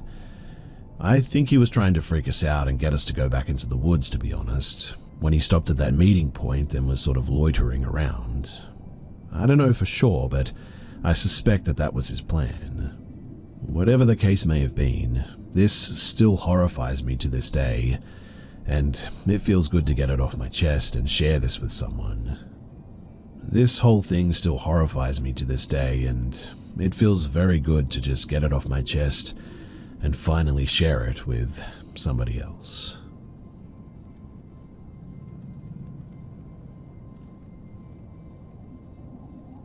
For a little bit of background, this was at my family home when I was a teenager in rural Indiana. I had already had other insanely weird ghostly experiences at this house and property, and I am all into the weird and the unknown. Although this experience actually gets me panicked anytime that I think about it. I was walking my puppy Apollo by the woodline at night. We had a big yard, so obviously he had no leash on. This tree line was attached to a huge amount of woods. It was pitch black, and I usually am always paranoid in the dark, but I felt really weird that night for some reason. It really felt like something was, well, watching me, I guess. Like the physical reaction your body gets to it, like being stalked almost. I soon realized that maybe I was more than paranoid and started to walk back down the gravel road back home, which was a bit away. We lived in an area where people would be caught hiding in the woods from the cops all the time. It was an area with a lot of meth addicts, so I wasn't taking any chances. And well, I took only a couple of steps back when I heard this giant sort of thunk sound. It legitimately sounded like somebody had dropped a bag of bricks from up high somewhere. The sound came from inside the woods though, and it sounded like it was parallel to me. Now, I had my dog with me, so I was going to yell "he bites," assuming that it could have been another guy on the run, but before I said anything, this tall, I believe 7-foot figure at least, comes out of the tree line. Whatever it was, it had sickly white pale skin and was completely starved. I could see its bones poking out of the cloth that it wore around its waist. A human-like body with our hands and feet, but really lanky limbs, and an abnormally wide chest. The face was genuinely the worst though, and the most confusing part. Imagine a deer skull without antlers, but also much wider and flatter on the front-facing part. No indentations for nostrils either, and it was just flat and smooth. Although, unlike a skull, it was covered with some sort of like sickly pale skin maybe. It had 2 sets of eyes and looked to be no mouth. It wore some sort of wooden headgear that I couldn't take time to comprehend. No ears, but had short tangled dark hair on the back of its head. The look that I exchanged with this creature was short, but I'll never forget it. The most insane part to me though is that it almost looked as terrified as I was. It looked surprised to see me and even froze in place as we looked at each other. Didn't reach out to me and just sort of, well, looked at me. The eyes, though, were pitch black like an animal's eyes. Really, it was a lot like a deer in the headlights. My dog, being smart, immediately ran and waited for me at the foot of our porch until I snapped out of it and ran too. Honestly, too, I can't say that I blame the little dude for leaving me there either. I mean, at least he waited, I guess. But I looked back while running and saw the figure fade into the woods, and that was the last that I saw of it. Fast forward a week later though, and that's when I started getting knocking and scratching at my bedroom window every single night. My window was up high too, at least 8 foot off the ground, and this went on for a week until I asked my friend who lived next to me to go outside and tell me what they saw.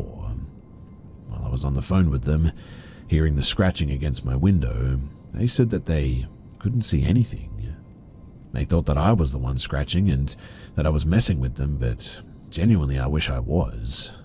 This went on for months as well after this, while I had awful nightmares all the time.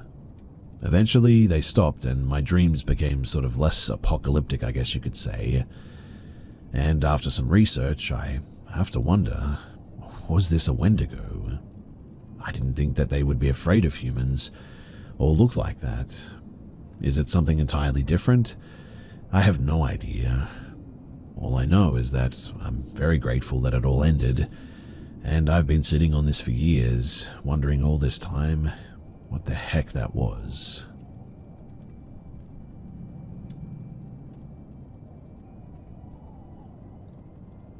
So I've only ever had sleep paralysis once a few months ago, but the experience has repeated in my mind every so often. I was in bed, home from college. I'd woken up in the middle of the night and the hallway light was on. I rarely even turn it on though, so I know that I didn't turn it on. It's possible that my dad did, but that would be unusual. Anyway, peering around the corner is a pale woman with shoulder-length straight black hair. She was wearing a polka dot black and white dress.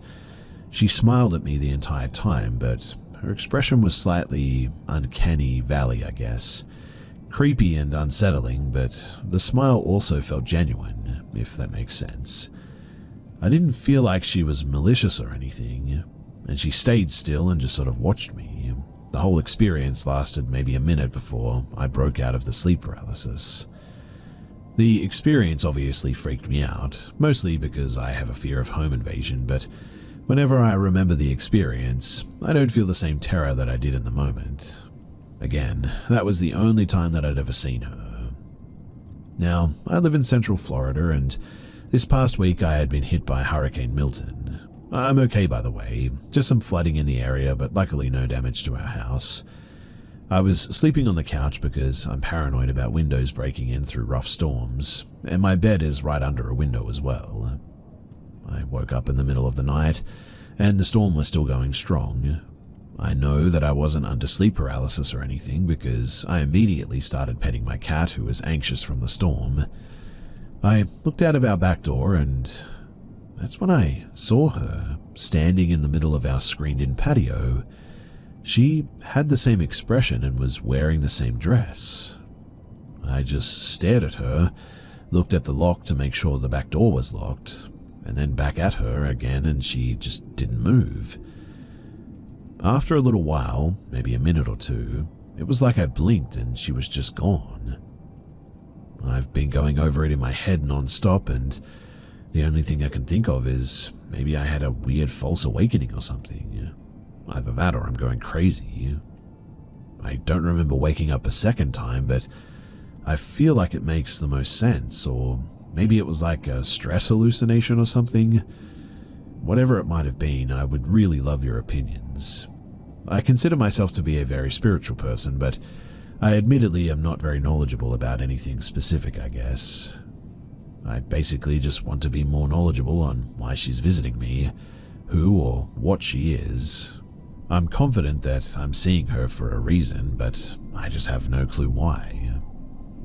Some maybe relevant additional context is that my mum died a year and a half ago, but she didn't look anything like this woman. I genuinely don't think that she was a malicious entity or anything, which is why I spoke about sleep paralysis before. She looks generally unsettling, but not threatening, I guess. I really don't know how to explain the vibes. I have no history of hallucinations in my family's medical history or anything.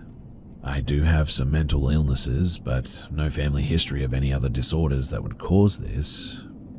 So, if you have any idea as to what this could be, then please, do let me know.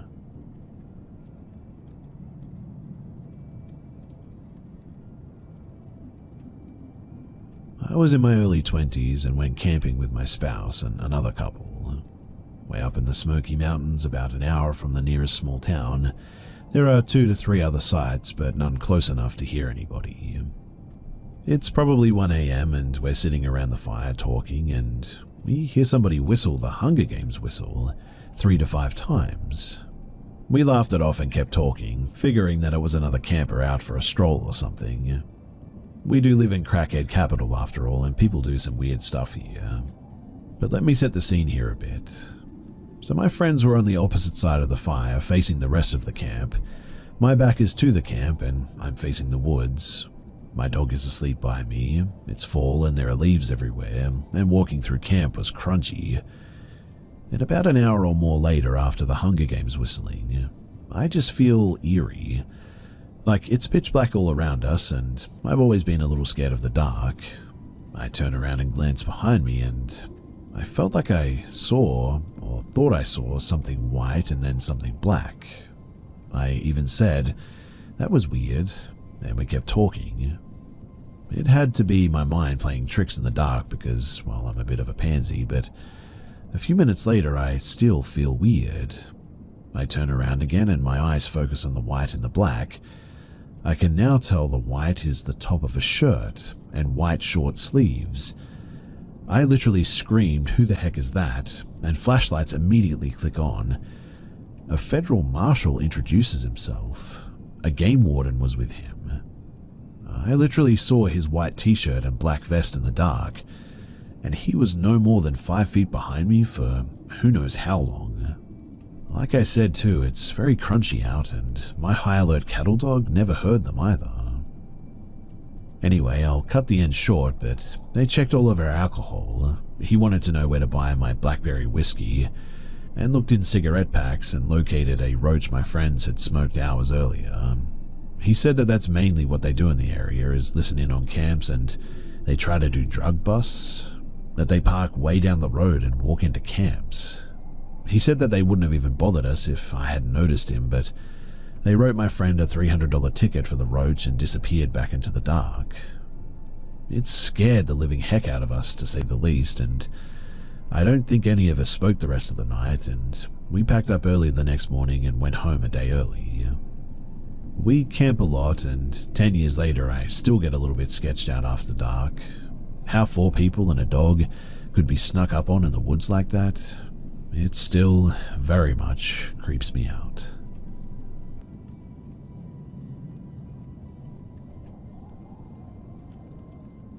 This story happened to me about 5 days ago. It was on a Saturday, and for context, I'm a 16-year-old French boy. So, I was with my friend this Saturday in my little French hometown, casually hanging out at the border of the town for a whole hour. My friend here is a 17-year-old girl. We were sitting on some big rocks behind the kindergarten school of our town, right in front of the beet field around 8 p.m. The sky was starting to turn dark, and nothing has ever really happened in our town since we've lived here, except recently when a horrific stabbing account happened with a family. It really has nothing to do with my story, but I note it because, like I said, nothing ever really happens here. Anyway, I was sitting with my friend eating stuff like we casually do when we hang out, when suddenly I spotted a man with a beanie. He had his hands in his sweatshirt and was directly walking toward us. He was way too close for my friend and I to just get up and walk away at this stage, but he comes right in front of us and starts talking in English. My friend doesn't actually speak English, so she didn't really know what was happening at the time. This guy comes right in front of me when he noticed that I was able to speak English, and tries to shake my hand, which I deny the approach. Note too here that he didn't look like he was drunk or under drugs or anything. This weird guy though starts talking to me, and he points out the field that was behind my back, which means that if I wanted to look at it, I would have needed to turn my back to him. And then he was sort of very insistently saying, "Is that cabbage?" I responded yes, but he wasn't satisfied by my response, since he was trying to get me to look behind me. However, there was literally the other part of the field that was in my line of sight at my left. He tried to get me to look again and again, which was kind of stressing me out because this guy was like less than a meter away from me, which means that he could have done, well, anything that he wanted to me. Then he told me some incoherent stuff like, "My driver told me there was cabbage here," or "I asked people and they didn't understand." Right after saying that, he pats my shoulder, goes behind me, and crouches at the border of the field. He tells me to come to see if it was cabbage when I clearly told him many times that it was. Even though it wasn't, I was trying to get rid of this creep, but it did kind of look like cabbage. Right when I see that I'm out of his range, I say to my friend to take her bag and start running. At first, she thought that I was joking, but when she saw me running, she changed her mind quickly. We were like 20 meters away from him, and he started walking toward us but rapidly disappeared behind the kindergarten school. My friend and I were both really unsettled by this, and quickly wanted to get home.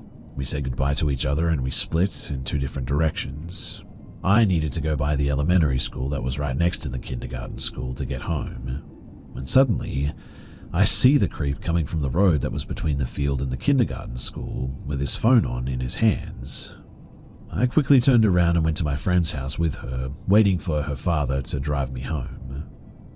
Later that night, my friend and I were talking and we suggested that it may have been some sort of kidnapping or organ trafficking attempt, since it was the first time that we saw an alone foreigner that didn't speak a single word in French, and the fact that he got up and escaped quickly when we started running hinted to me that it was just some sort of pretext to something evil, and to move away with my friend. Maybe he had texted some guy waiting in a car for them to kidnap my friend or me, since the creep was clearly trying to make us lose time with this cabbage thing. But later that night, I told what happened to a friend of mine that lives in the same town as us, and he told us that he had actually seen this guy, that he was hanging around town and acting strange. We were obviously very unsettled and scared after that event. We're okay now, I guess you could say, but I still wonder if maybe that guy was up to something more sinister. If anyone has anything to say to help us clear this up, then I would really love to hear it. Thanks for listening to, and stay safe out there, guys.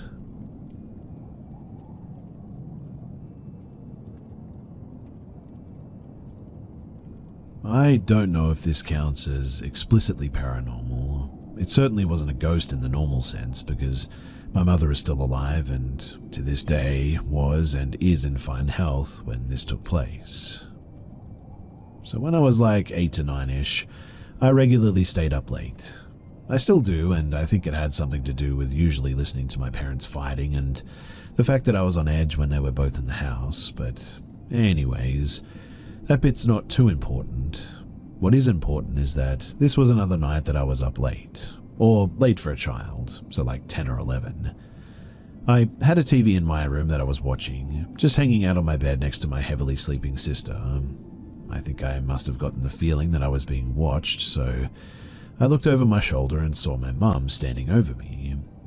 I still remember this too, like it could have been yesterday. It's such a clear thing in my mind that it makes me sure that I experienced it, and that I wasn't dreaming, but her face was just blank.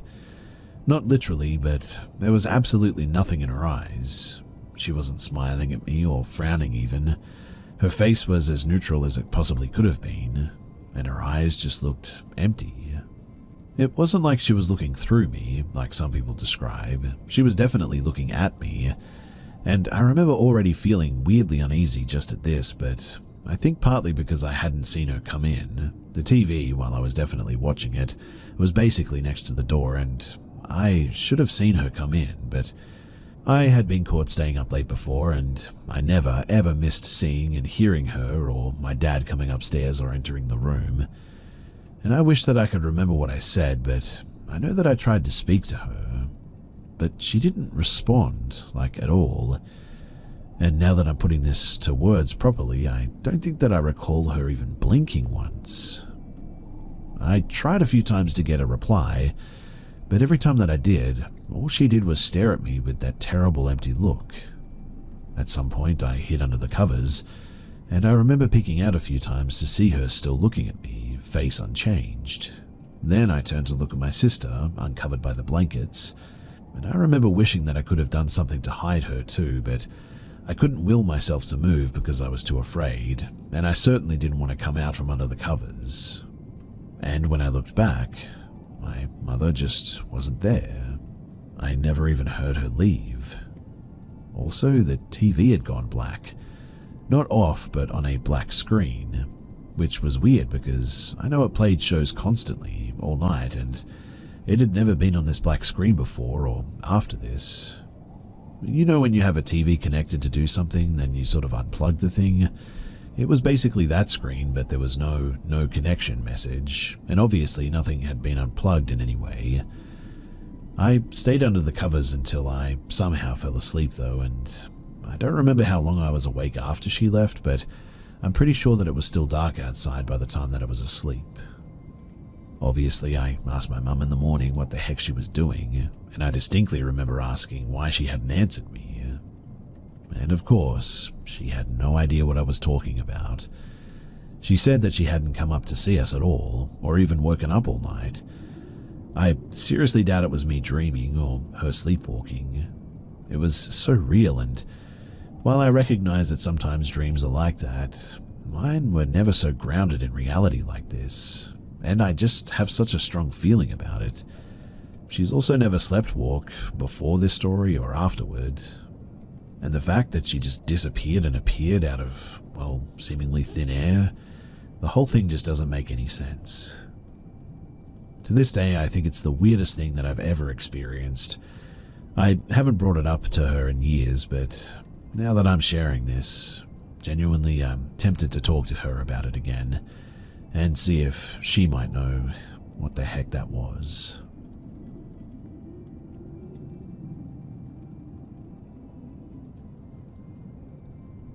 This happened to my sister over 20 years ago, but I never forgot this story, as I could tell just how disturbing this experience was for her when it happened.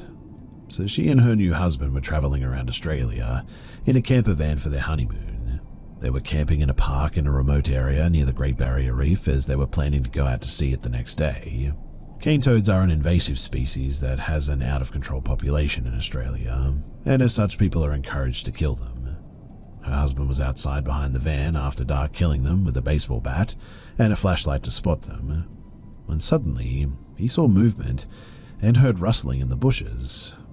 He shone the flashlight towards the noise and was startled to see a shirtless, sweaty man crouched down there. The man yelled, "Get that torch out of my eyes," and suddenly got up and walked briskly off into the dark forest, no backpack or light. He was freaked out but decided not to follow, as he was not familiar with the area. They were totally creeped out, obviously, and locked their doors, hoping that he wouldn't come back and try to mess with them, but stayed the night as they didn't know another place to camp in the area at. My sister thinks that he was watching them for hours, though, and possibly waiting for her to go out by herself to use the bathroom. But who truly knows what his intentions were? Either way, it was bizarre that he was the one being weird, lurking behind their campsite, yet aggressively accosted her husband for shining a bright light in his face. And it was the next morning that they noticed that there were several police cars driving up and down the road in the distance. They did go and tell the police what they had seen the night before, and although the cops didn't say, they have a theory that maybe he was some kind of a criminal on the run, which is even more troubling to think about.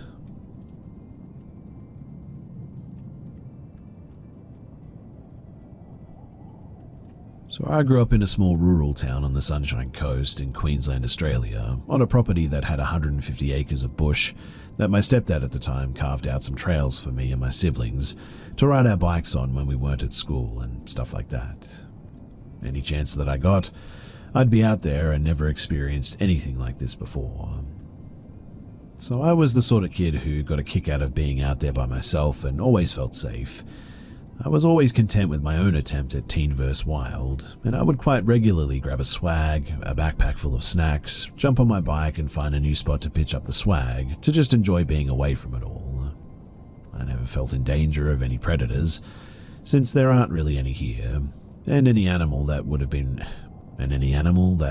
even remotely come close to causing me harm would immediately dip the moment that they heard my bike, so being out there always felt quite tranquil. But this day was different. So it was about 7:30 in the evening, and being in the middle of summer, it was still fairly bright out on the trails. So I thought nothing of jumping on my bike and going for a ride for a few hours. It was along one of my favorite trails. A tree had fallen across it, so anytime that I decided to ride it, when I got to the spot that I'd have to stop and pick my front wheel up and prop it on the tree so that I could ride over it and continue. But when I pulled up to the log this day, something just didn't feel right. I was immediately incredibly uneasy. It felt like someone was staring daggers through me with 1,000 years of rage in their eyes, and it made every hair on my body stand on its end. But I looked around and I didn't see anything. and so I quickly brushed it off as just me being irrational because I had one too many energy drinks. The nearest neighbor or even anyone would be walking an hour to our property just to reach this spot, but then I heard what sounded like twigs being snapped and walked over behind me in the back of the tree line, which immediately brought my heart rate up to 11. I scanned around again and again saw nothing, but this time I just felt like I was in a world of danger and had no idea why. I started sheepishly saying, "Hello, is anyone there?" and got zero response except for the sound of twigs breaking around me. And that's when I heard it.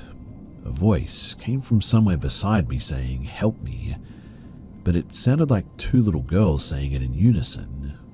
And man, did that absolutely flip me out. I had never been more scared in my entire life.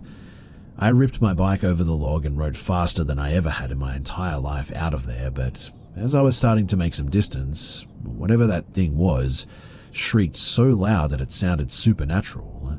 Almost like a person screaming, but at the same time, also like a giant truck's brakes screeching.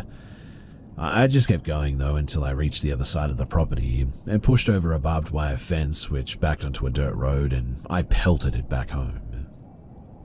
The only person that I told about this was my little brother, and at the time he just called me a liar and we moved on from it. It took me quite a while to build up the courage to ride those trails again, especially that one, but after that, I never did experience anything like it again. I would love to hear your thoughts though on what it could have been. Every logical thing that I've always come up with has always fallen short, so I'm out of ideas and would love to hear yours.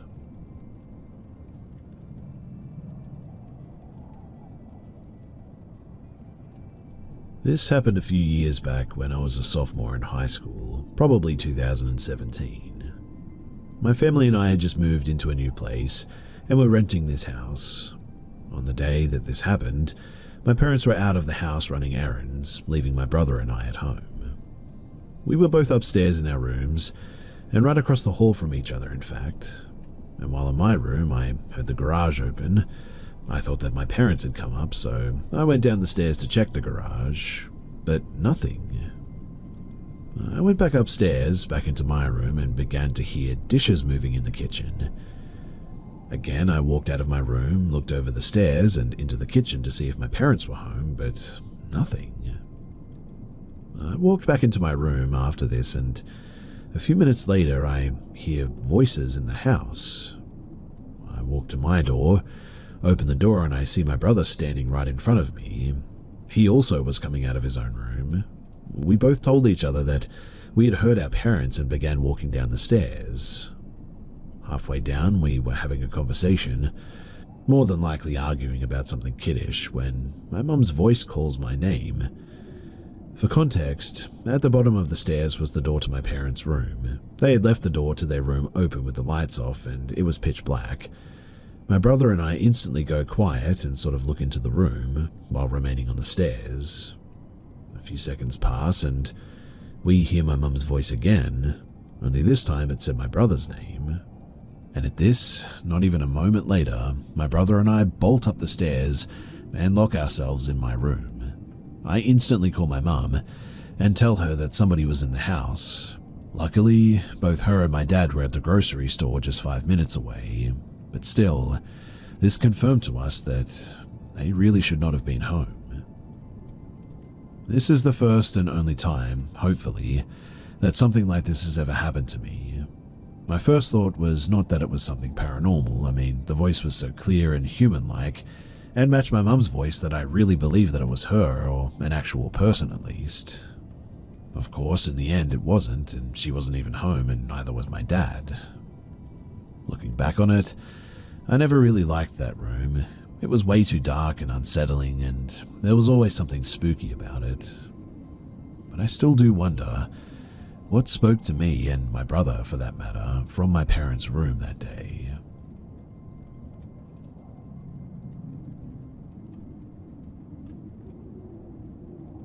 In the past year or so, I've seen 3 figures while working in a group home.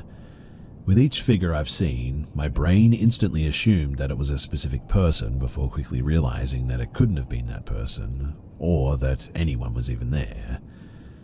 I'm not the first person to have seen something at this group home. Co-workers past and present have mentioned witnessing unexplained phenomena, with most of the reports being of shadow figures, as in they straight up saw a shadow that moved like a person. However, when I saw the figures, they weren't shadows at all. Basically, I'd seen something and my brain would tell me, so-and-so just went into the kitchen, or so-and-so just walked past me, only for me to realize that nobody had been there. People have also reported hearing strange voices over monitors during third shift, TVs or lights turning on by themselves, or hearing doors slam with no one around to do so. Multiple people witnessed a curtain unfurl itself, and one night, 2 staff were working third shift together. They were both sitting at the table together when suddenly, one of their phones started ringing with a messenger call. She goes to answer it and sees that it was from the other staff that was sitting there talking to her, but the other staff had their phone plugged in and charged in the kitchen. The other staff goes to check on their phone, and lo and behold, it was calling the girl on Facebook.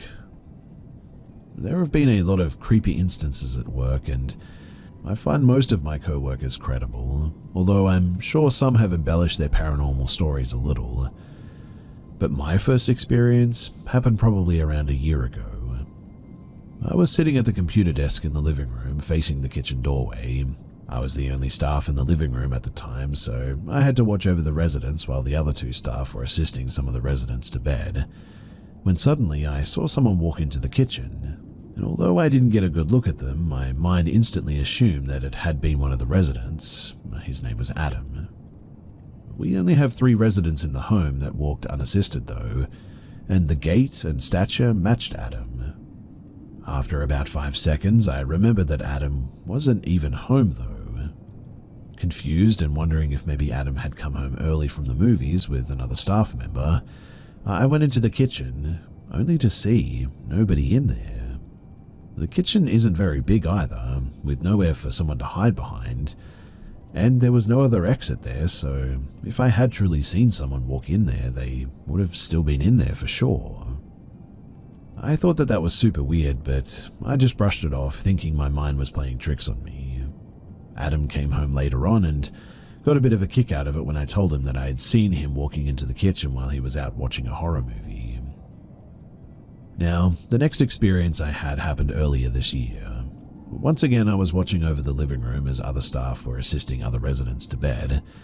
One of the staff came out into the living room and we talked a little bit before they took some soiled clothes to the laundry room. They came out shortly after and went into the kitchen, so I was going to go back down the hall to finish what I had to do.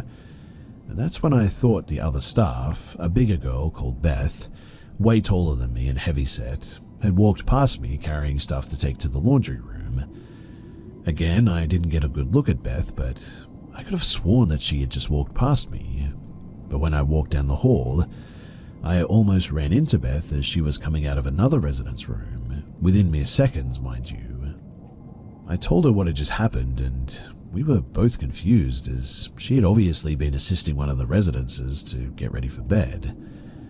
I went right back down to the laundry room and there was nobody there.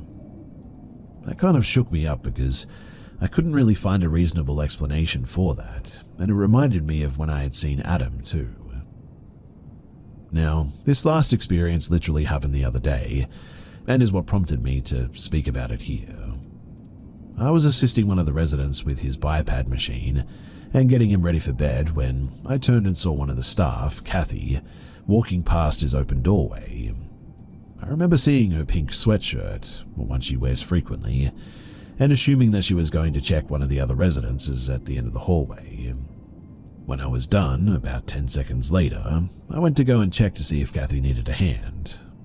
But she wasn't anywhere to be found. I called her name and she didn't respond. When I went back down to the living room, Kathy was sitting at the table. So I asked her if she had gone down the hall and she said no. And I realized that she was wearing a different sweatshirt than the one that I had just seen. Still pink, but it was a darker pink color. She said that I probably saw Sam walk by, but I told her that I was in Sam's room helping him to get to bed at the time, and that I had seen her walk by with her lighter pink sweatshirt.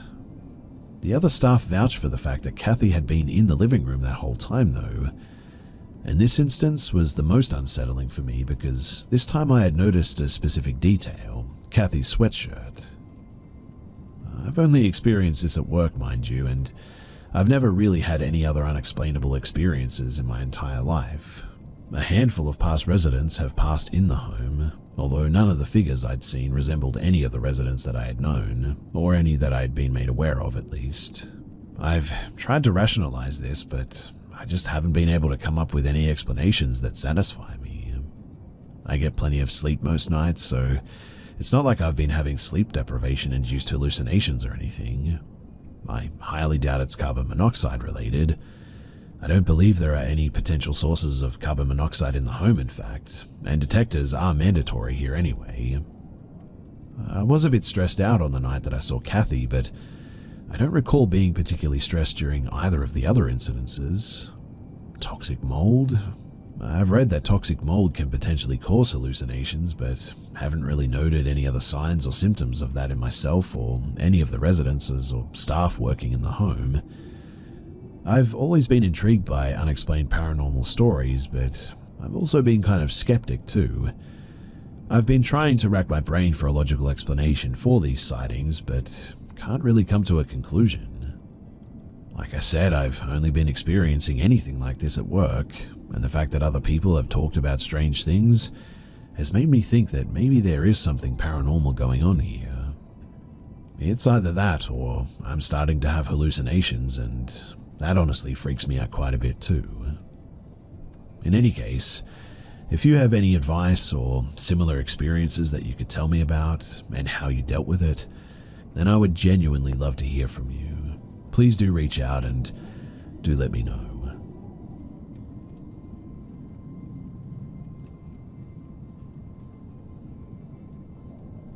I've never shared this before, but I felt like this was a good time to do so. So, I was with my ex, who was not a good person at all. It was a rough time in my life. I was 22 and addicted to drugs, which he supplied. Though to be fair, I was addicted before we met. His family was very dysfunctional, to say the least, and his father had actually passed away a year before we got together. He had been a pastor, but he was also a very bad person. He did things to his own kids that no parent should ever even think about. But he passed away in the house where these things had happened. There's more to the story though, because his sister had been heavily involved in satanic rituals with her ex, and had actually sacrificed animals in the house. Goats, chickens, cats, things like that. Not while I was in there or anything, I would have done anything to stop that, but altogether it was a bad situation. Now one day, they were talking about paranormal encounters, and as I walked into the house, I said, "I've never really had anything like that happen to me." And well, I guess whatever was there saw that as an invitation. You see, I went to take a shower, and while I was in there, I saw a shadow that looked like someone had walked into the bathroom. I thought that it was my ex coming in for something. I looked out, and nobody was there. I figured that I must have imagined it, but then my purse flew off the counter and hit the side of the shower. That obviously freaked me out way more, and then I heard a loud bang. His mother had 2 crosses, one on the sink counter and another on the back of the toilet. The toilet and the counter were only a few inches apart, and when I looked, I saw that both crosses had fallen and somehow got caught on each other, upside down, stuck between the toilet and the sink. Well, that was enough for me. I ran out of there completely butt naked, scared out of my mind. Very embarrassing because I'm not someone who likes people to see me naked. But that night, I went to sleep and woke up with sleep paralysis for the first time too, which I had never experienced before or since then. Something was on top of me, choking me, and it was so dark and felt so evil. It was terrifying. Thankfully, eventually it ended, and I woke up the next morning absolutely petrified. I still think about this often because I like to try and rationalize things, but this one I just cannot. Nothing about it makes any sense. I often wonder if there was something demonic, or if there was just an evil spirit of his father there who had been a monster in real life, or something like that. Like I said, I've never shared this before. It kind of scares me a little bit to write about it and share it here because I don't want to bring that energy back. But I also really want to share it because the whole situation was just so terrifying and crazy and unbelievable that I just cannot keep it in anymore.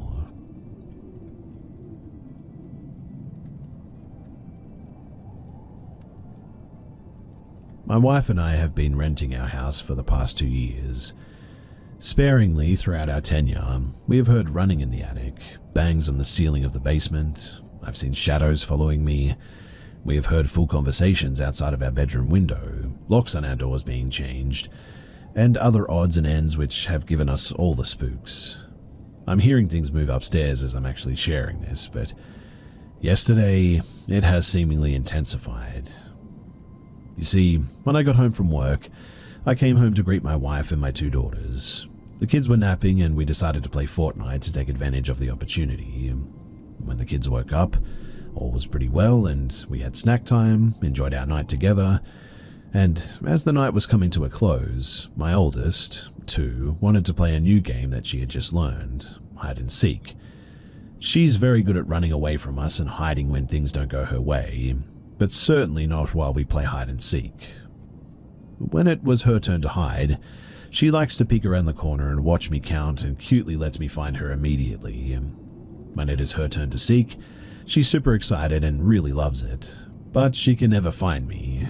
She always runs to her room first and goes under her bed, one of her usual spots that we find her. It may seem like something lighthearted and small, but we have no clue where she learned what hide and seek is, to be honest, and how to play it. She's been infatuated with playing it for the past week.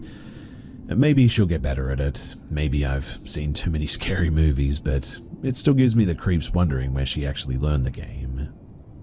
Another weird experience happened though later that night, when it was time for the girls to go to bed. I was on my way back to get my oldest changed and ready for bed when my wife said she's by the curtains, as she had just saw her walk in and they were visible from where she was sitting. I looked and didn't see her there, but she had crawled out from behind our recliner across the room. When I brought her in to change her, my wife had a petrified look on her face. She said she was staring at me with a blank face and stared at me for like 10 seconds and then went by the curtain to the corner as you were walking out.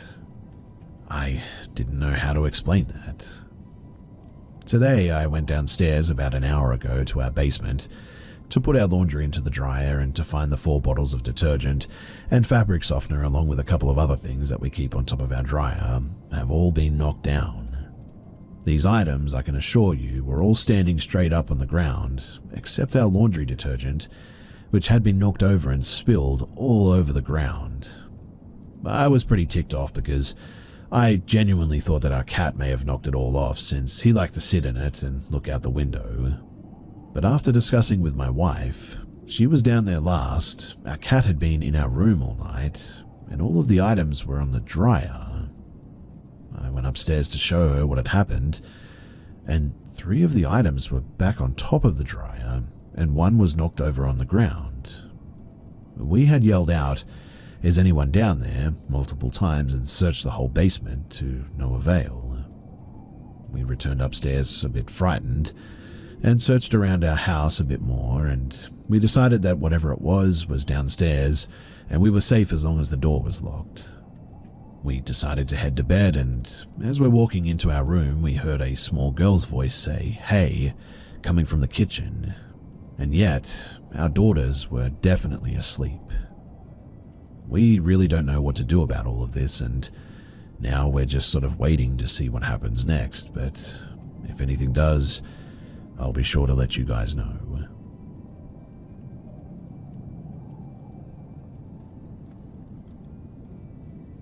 I grew up in a very old house in the Midwest that my parents got for a steal. It was originally built as a hotel, and the seller was very motivated to get rid of it. Growing up, weird little things happened all the time. The typical malarkey that is easy to ignore for years and years, footsteps, strange shadows, the feeling of being watched or followed, swearing that you see someone in the room right as you wake up, the room in the basement that chills your blood every time for no reason, the occasional hard-to-explain moments. I moved to the West Coast in my 20s for school and self-discovery, and during a visit from my family, my sister told me that they had met a ghost in the house. Obviously, as you can probably imagine, I was pretty skeptical about that, but my entire family backed her up. She was apparently in her room and her radio had been acting up, so just on the off chance she said, "Okay, if you're a ghost, could you just please stop it?" The radio turned off. She waited a moment and then said, "Wait, if you are a ghost, turn it on." And the radio turned on. After some experimentation, they devised a system of communication apparently. Volume up was yes, volume down was no. The digital readout on the volume was 0 to 30, so 1 was A, 2 was B, 3 was C, and so on. If the radio turned off, then it was a sort of hard no or off-limits question.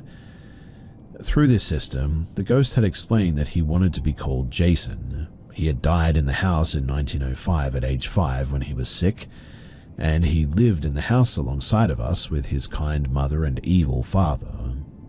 When they asked if he loved his father, the volume went to 0 and turned off. In fact, he refused most questions about his father. Apparently, he was the cause of the more malevolent experiences that people had had in that house. I was definitely intrigued, and went back home that year to visit for a chance to experience this all for myself. However, when I arrived, Jason refused to interact with me. I would leave the table and the radio would pop on. My sisters would call me back and the radio would turn off instantly. He apparently didn't want to have anything to do with me. As I thought about this, I remembered an experience that I had moving to the West Coast. I had been lying in bed one night when I felt a hand ruffle my hair playfully. I freaked out, I shot out of bed, turned on the light, puffed out my chest, and overconfidently yelled, "You don't know who I am or what I'm capable of. If you try that again, you'll regret it. Don't you dare mess with me." And then several picture frames on my desk flew off onto my floor belligerently. I stayed at a friend's house that night. One night on my trip after Jason refused to talk to me, I spoke out loud. "Hey, I'm sorry if it was you who I yelled at that one night. I bet you were trying to play or introduce yourself to me and I got scared. I didn't need to be so mean to you and I understand if you don't want to talk to me." The radio then turned on. "Hey, are you Jason that I've heard about so much?" The volume went up. "Did I yell at you the night before I left?" The volume went up again, and then went back down to a reasonable level. "I'm sorry about that. Can we be friends?" The volume went up again. Honestly, it was incredible. He had introduced himself to several family friends as well. To prove that he wasn't some sort of hacked radio, he would do additional tasks too. He would ring our doorbell, he would push crayons around the table. He even did a really incredible trick for us. You see, while asking about the logistics of being a ghost, he had volume upped that he would travel anywhere almost instantly. To test it, we called up a family friend on the West Coast. This friend put out a newspaper on their kitchen table. Jason then visited them and came back to set the volume to the date of the paper. The radio turned off for a moment, then seconds later it set the volume to 17. The friend said, "So close, the paper was for the 18th. But Jason was not convinced. Volume up, volume down, 17. Volume up, volume down, 17 over and over again. The friend checked again and apologized. "Oh no, he's right. I misremembered. It's the paper from the 17th. Strangely, he refused to answer questions about God or religion. He gave us a few answers that contradicted as well. He told us that he didn't need to sleep, but that he had told my sister a few months earlier that he did.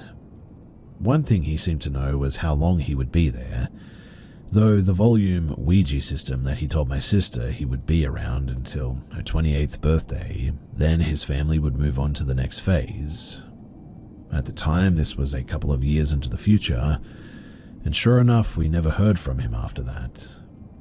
During his time with us, though, he would occasionally visit our dreams, too. We would have these extremely realistic dreams where a boy in a white hooded robe would say hi to us, ask to play hide and seek with us, or ask us questions about ourselves. Then he would confirm with my sister that he had visited us. He used the radio primarily, but in the final year he got a bit better at manipulating other electronics too. He could make printers print messages. He could manipulate televisions. He even sent us texts in the last few months. My mother had texted me, "I see you, haha," when I was back in the West Coast a couple of years after all of this. I texted her back, "Did you come out here to visit? Where are you?" But she was confused. She said that she was in the Midwest at home, and her phone had no evidence of sending a text with that message to me. I texted back, "I think Jason sent me a message. Hi Jason," and I got a reply, "Hi" again, not from my mum. My sister even once got a call with a picture of Obama and the caller ID saying Mr. President, but there was nobody there when she answered, and apparently no callback number. The radio confirmed with a volume up that Jason was goofing around apparently. It was a wild few years with that crazy kid haunting our devices. My family still has that radio out, just in case, but it hasn't turned on in years. My sister is now well into her 30s, and look, I know that this will be met with a lot of skepticism. Believe me, I understand. Even I was very skeptical until I was able to meet him myself. However, I think it's finally time to share this and to also answer some questions that people might have about it. So, that's why I'm here. If you have any questions, then please do drop them below. Also, here's some answers to some other basic questions that I've received before. So, does my family still live in this house? Yes, they do. My mum and sister are around, and there has been no communication or experiences from Jason or the father since my sister turned 28. Do I realize that Jason is a demon or a lying spirit, a malevolent entity sent to trick me? Maybe. We haven't ruled that out either, but it felt pretty chill, I guess. Yes, I get that that could be part of it, but I don't know. It's hard to say. How did the parents die? It's unclear to us, but I wish we had found more info on them too. Why didn't I record it? We tried, believe me. Electronic recording was interfered with or glitched every single time though. Jason just didn't want to be recorded, I guess. Camcorders glitched, phone video didn't save or seemed to be immediately deleted. Even audio recordings didn't work around the radio when he was active. Did we ever investigate the history or death records of the house? Did a boy named Jason actually live and die there? We did actually. And we did actually find a record of a death of a 5-year-old boy from illness. But his name was not Jason though. But everything else was in line with what he told us, just not the name. How did a 5-year-old know how to read, write, and spell? Honestly, I have no clue. But he could. I personally always figured that he had picked up some tricks in the afterlife, but who knows? Others have theorized that if his family had this property at that time, that they might have been, well, socio-economically at the top of the class back then. He might have received a better education than most kids at the time, but again, I really don't know. Do you expect us to believe this? Where's your proof? I expect that some people will believe and some won't, and that's honestly fine by me. I'm not here to prove it, I just thought that it was a cool experience and I figured that some others would enjoy knowing about it too.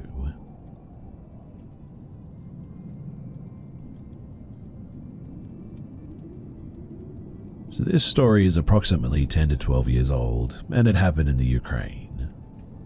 When I was 18, just fresh out of school, I had a whole summer in front of me to do whatever I want before starting in university.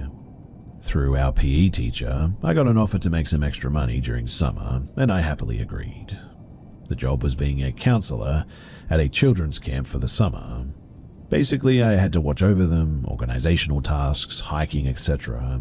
It was my first job and I was happy to make some money for myself. Also, me being 18 and receiving the oldest group, 15 to 16-year-olds, that was a huge bonus to it as well. I was young enough to understand them, but older enough to be respected and listened to. The first shift was pretty mild, really. Not many things were happening, and We were getting used to the job, and the kids, I saw something staring at us from the forest. Complaining from the kids was taken not too seriously. We just thought that they were having a hard time getting used to the territory, because most of them were city kids really, and unlike us growing up in the region, they had no idea how active the forest gets during the evening and nighttime. We thought that they had scared off some of the animals that were coming too close to the territory really. Now, about the location itself, it was huge. When you entered through the gate, you could go left or right. On the right were the warehouses. They were at the end of the territory, maybe about a 10-minute walk away. Approximately 10 minutes of walking. Also on the right was the canteen, where we would have our meals, and then there was the football field too. Nothing ever really happened on the right side, and even if it did, we could never make it out there for reasons I'll explain in a moment. But if you turned to the left after the entrance, you could see buildings where we and the kids lived. As you turned left, you immediately could see a building where the girls were, and then in the middle was the building for the really small groups, like under 8-year-olds, and on the end was the building for the boys. The three buildings formed a U-shape, with a little garden in the middle, so there's enough space to gather and organize the 150 kids in the morning for breakfast. If you would try to just walk forward from the entrance, maybe about 100 meters in front of you, you would be met with a 2-meter fence and a dense mountain forest that goes up the hill. I know that that's a lot to take in, but the locations are important to have a clear picture of the encounters. So, as I said, the first shift was pretty mild. We didn't really take the complaints from the kids seriously, and then my friend arrived to work with us for the second shift when the new kids arrived, and that was when it all went absolutely pear-shaped. You see, this friend of mine was a huge chunk more into all paranormal stuff. I knew for sure that his grandma was a weird woman. She always knew when to stay calm and what people were going to do up front, like she was being told ahead of her interactions during the day. She was just always ahead of people. We were neighbors, and so I remember her from a small age, up until I got to like 15 or 16, and sadly she died later. Anyway, this friend of mine probably was educated by his grandma on how to use tarot cards and all that. He was pretty good at it all, and I won't go into details, but he could tell quite a few things about people that he just met and their family and all that, just by throwing a few tarot cards on the table. The day that this friend of mine arrived, we used the cards for fun, and that was when it all started. I believe that he was like throwing fuel on the fire or something. He always gathered people around him, and kids loved him. Extremely strong energy, and even now he has a very warm aura, though he hasn't been practicing anything for years after this story. But it started small. We were woken up on the first night from a scream from the middle house, with the smallest groups. Immediately we ran outside to the kids, and after a few minutes of calming them down, they said that someone was hitting all the windows, like all of them. We're talking about 10 to 12 rooms next to each other and the same amount of windows, really. Around 3 or 4 of them had broken glass in the corner, and we couldn't understand how someone could hit all these windows at the same time, shatter some of the glass, and manage to run away without us noticing it too. It was either 10 plus people involved, or otherwise it was just physically impossible, because we were outside in like 10 seconds or even less. The building is like maybe 30 to 4 meters long, and there's a huge fence right next to it, so even if it was a few people, we probably should have seen them, really. We calmed the kids down though, and we went back to sleep, thinking that we would just deal with it in the morning. But the morning, it wasn't better at all. We were shaken by screaming again. The girls took the younger groups out to do the morning exercise with them, and out of nowhere, an approximately 3 to 4 meter long snake started to hunt them from the garden. It was aggressive too, and absolutely huge. When I say huge, I mean it was massive, at least 2 to 3 times as long as an average person and really thick. So the guys, together with the head of the camp, running around shocked, because in 25 years of management they'd never seen anything like that. Later they told us that even the most dangerous animals are too afraid to get close due to the huge amount of people. But the decision was made on the spot that we needed to get rid of this snake because it was refusing to calm down and was trying to attack the kids. Also, it was only aiming for the small ones, it seemed. The small kids, that is. It didn't seem to care about the grown-ups at all. We found some sturdy sticks and we started to hunt this snake. Finally, we managed to pin it down and it just suddenly died.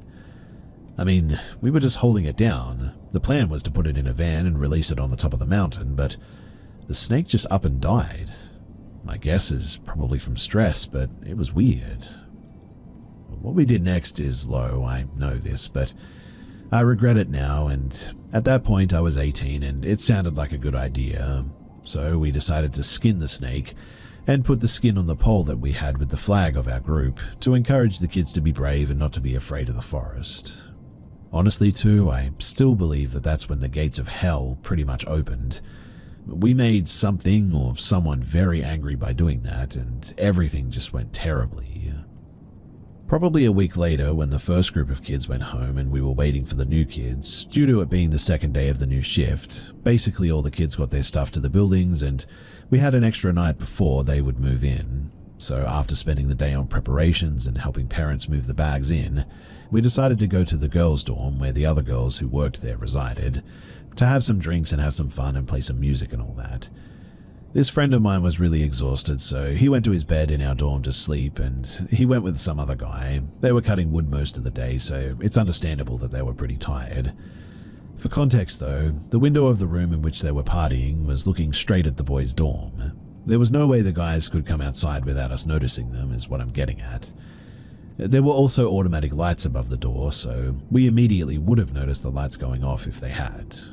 Also, don't forget, we're in the mountains, so signal on phones or internet is pretty much inaccessible here. There's basically no signal anywhere. So, it started approximately half an hour after the two guys left. First, we heard someone using the toilet in the end of the corridor. We sort of looked at each other with curiosity, because nobody but us should have been in that building. Everyone was in the room, really. The guys are in the other building and they cannot come to us without us noticing it. Plus, they would have to have knocked on the window or the main door because we had locked all the doors at the time with a key. That's important too. It was part of our job to make sure all of the doors were locked with a key after the sun was down. With or without kids, the dorms always had to be locked. So at that, we got a bit tense, but we didn't hear anything for about 5 minutes, and so we just went back to chatting. 10 minutes passed and the girls literally screamed when someone very fast knocked on the door to the room, then tried to push down the handle. I jumped to the door literally 5 seconds later, fell on my butt along the way, and when I opened it, there was nobody. We ran out to the corridor, checked all the rooms, but there was nothing. The windows were locked, door locked on the key with us in the room. I think this was the moment when we started taking it more seriously too. We sat for a minute thinking about what had just happened, and there was absolute silence in the room. 4 girls and me with another guy. Then the silence got abruptly disturbed by a knock on the window. Just one very heavy knock, like someone slapped his palm on the window and left it there. I immediately jumped at that, waiting there to see one of the guys, thinking that we must have missed them coming outside because we were busy checking the rooms. But I can assure you that there wasn't anyone there. It was now too that I got a very uncomfortable feeling that somebody was watching me from outside. I could see the whole garden in the middle, the forest to the right over the fence, and if I really pushed my face to the window, I could even see the door handle to the building that we've been in. But no living person, no one. I gave a voice to my concerns about being watched, and one of the girls came next to me to look outside.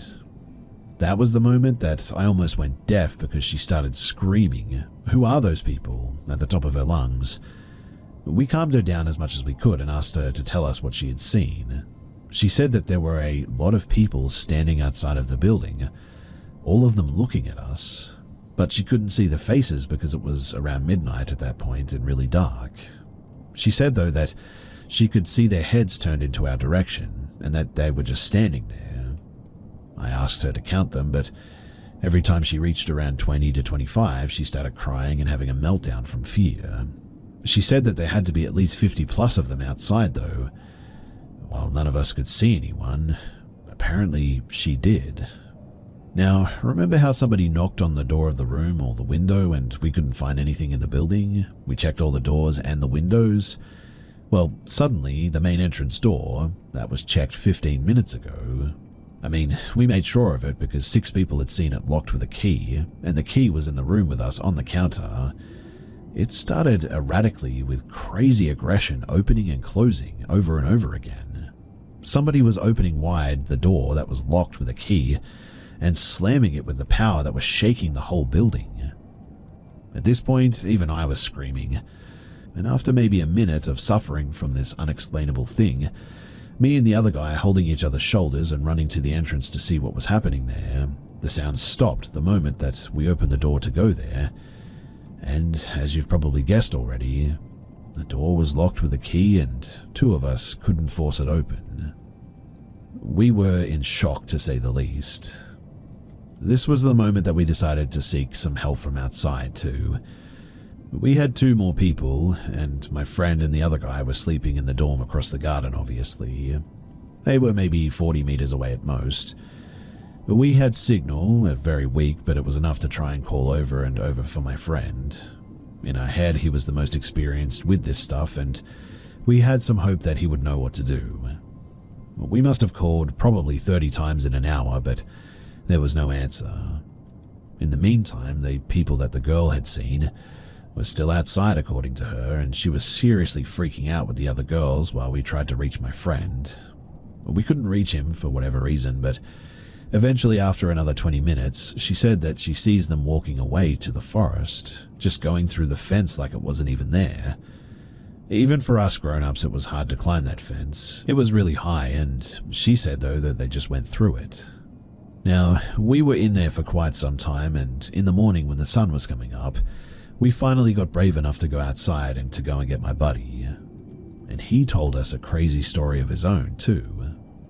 Apparently, he got up to have some water at around 1 in the morning, looked outside the window to check if we were still up, and saw me in the window, waving to him and showing a thumbs up. I can assure you, though, that that never happened. Also, he said that he should have received some calls, but he never got one. Then he said that when he went back to sleep, just to wake up 30 minutes later from something that he couldn't describe. He said that he sat up in his bed, looked out the window and saw his grandma on the other side. Apparently, she told him to go back to sleep because he cannot go outside now and his friends are going to be fine. She will look after them. He thought that it was a dream, and so he just sort of went back to sleep. That was around the time when the girls said that they started to walk away to the forest as well, allegedly. Also, the phone of my buddy was found in the morning in the middle of the garden, while he never left the room and was checking his phone when he woke up the first time, so he definitely had it. Also, he said that he had a strong desire to come to us when he first got up, but he saw me in the window with my thumbs up and decided to stay, believing that we were fine. And so, all in all, when we put together the stories in the morning, we probably got our first white strains of hair from stress. But my friend said we have to apologize. So the next night, me and him went up to the forest. He made a small fire. We burned some herbs and loudly apologized to anything that we disturbed by our actions. And weirdly, after that, nothing really happened. There were some shadows in the forest here and there, some weird sounds in the night, but nothing like before. One of the girls managed to shoot a picture of something white passing in front of one of the windows on a Polaroid, but sadly after our work ended, we didn't keep in contact, so I can't provide the photo. Maybe my friend was still in contact with her or something, and maybe I could retrieve them that way, and if I do, I'll be sure to show it. But in the end, after working there for some time, eventually I left, and it was a crazy time, and all those events that happened that night are something that I'll never forget as long as I live.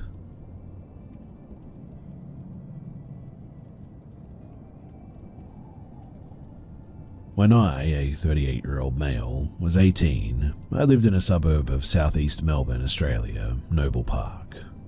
Our house, it was the odd one out. On a street of 70s to 80s brick homes, ours was an Alpine-style weatherboard home with a steep roof built in the early 20th century. It was old, cold, and noisy, and you could see the ground through the gaps in the floorboards even.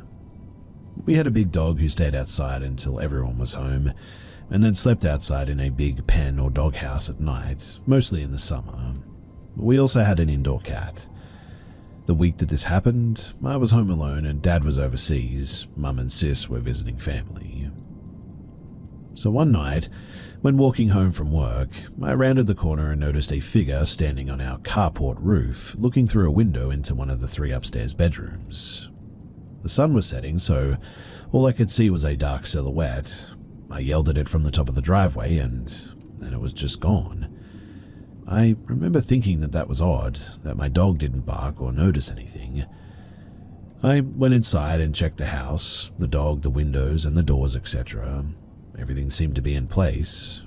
I assumed I had just seen a shadow from a nearby tree at sunset or something. The following night, I walked home from work and everything seemed normal. I checked all the windows and the doors, let the dog inside for the evening, and eventually put him and myself to bed. Now, my bedroom was upstairs, down the hall from the room next to the carport roof. But before bed, I had a routine of shutting all the doors in the house, as they were all sort of squeaky and the drafts would often blow them closed if left open. This night, I closed all the doors, checked the locks, turned off all the lights, and eventually I went to sleep.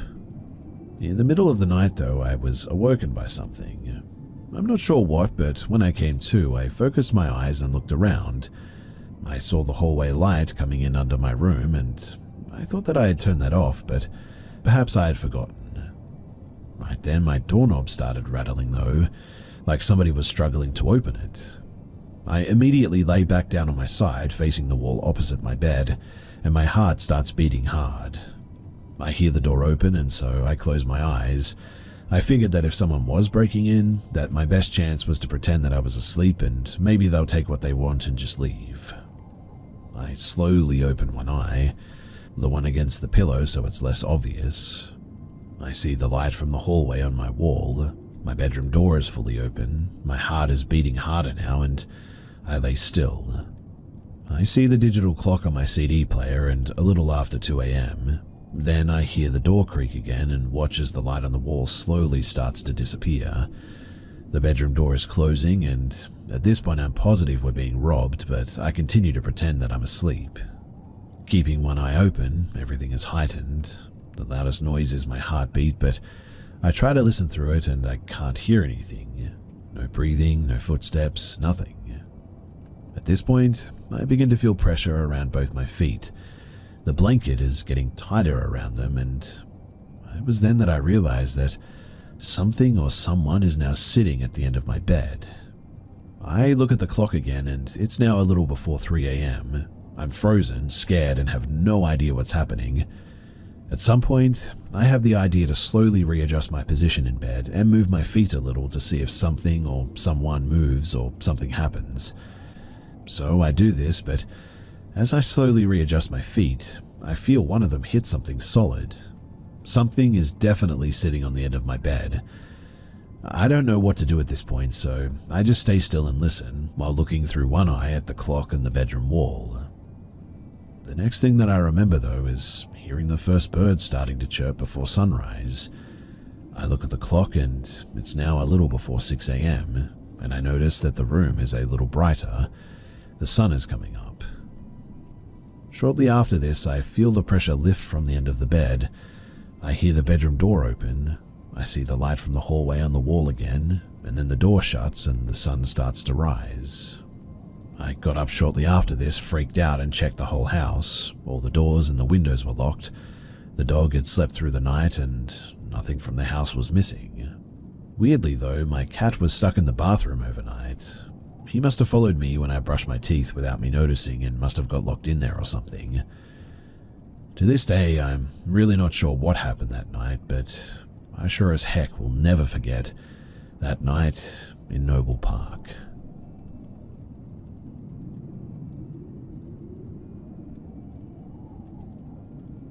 So I'm from a not wealthy, you could say, third world country.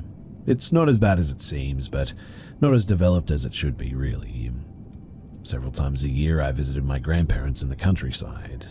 They had several cows, sheep, chickens, etc. Regular stuff. My uncle, who was 6 years older than me, used to work as a shepherd, in fact.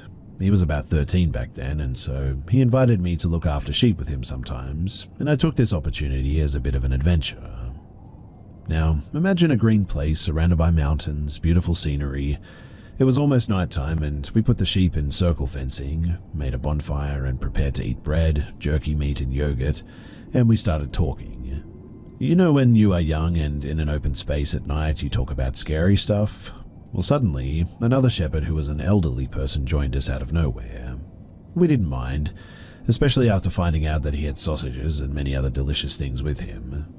Surrounded by a bonfire in fresh air with stars as visible as the palm of your hand, it was very picturesque, when suddenly this elderly person asked if we believe in the shaitan or the devil. I said yes, and my uncle said no. He then proceeded to say, about 2 months ago, I was herding my sheep. Usually when you herd them, there are always goats in the front. They are like the leaders of the sheep, really. They eat better grass, drink cleaner water, etc. He was explaining. My uncle then said, those are obvious things, so what are you talking about? But he then said, one goat was acting kind of weird, behind the sheep, never joined the other goats and ignored any commands. Funny thing is, my dog and horse were acting as if the goat was a snake. They didn't come near it and tried to avoid it, so I got off my horse, looked closer at the goat, and realized the goat wasn't from my herd. I said what the heck to this and tried to find any labels on it. Amazingly, this goat was white as snow and didn't have any labels or marks. Usually sheep and goats have labels on their ears like earrings sort of thing. But when I tried to look even closer to it, it actually bit me. After that, I got pretty angry and kicked it, and suddenly sort of lost consciousness. Everything was sort of blurry, but I swear to you that I saw the goat get up, shake itself off, and walk away on 2 legs. Nobody believed me, and it's kind of difficult for me to look after goats now because I'm sort of afraid of them. After his words, my uncle and I were a little bit shook. Like, I mean, what the heck, right? Why did you even tell us that story before nighttime? We didn't sleep well that night, and we never went too close to the goats of his flock either. But what do you think? Do you think that he was telling us the truth, or was he under some kind of influence? Was he just saying this to scare us? He seemed legitimate. He seemed like he believed his own story. I really don't know what to think about that guy and his story, but something about it just really had me shook.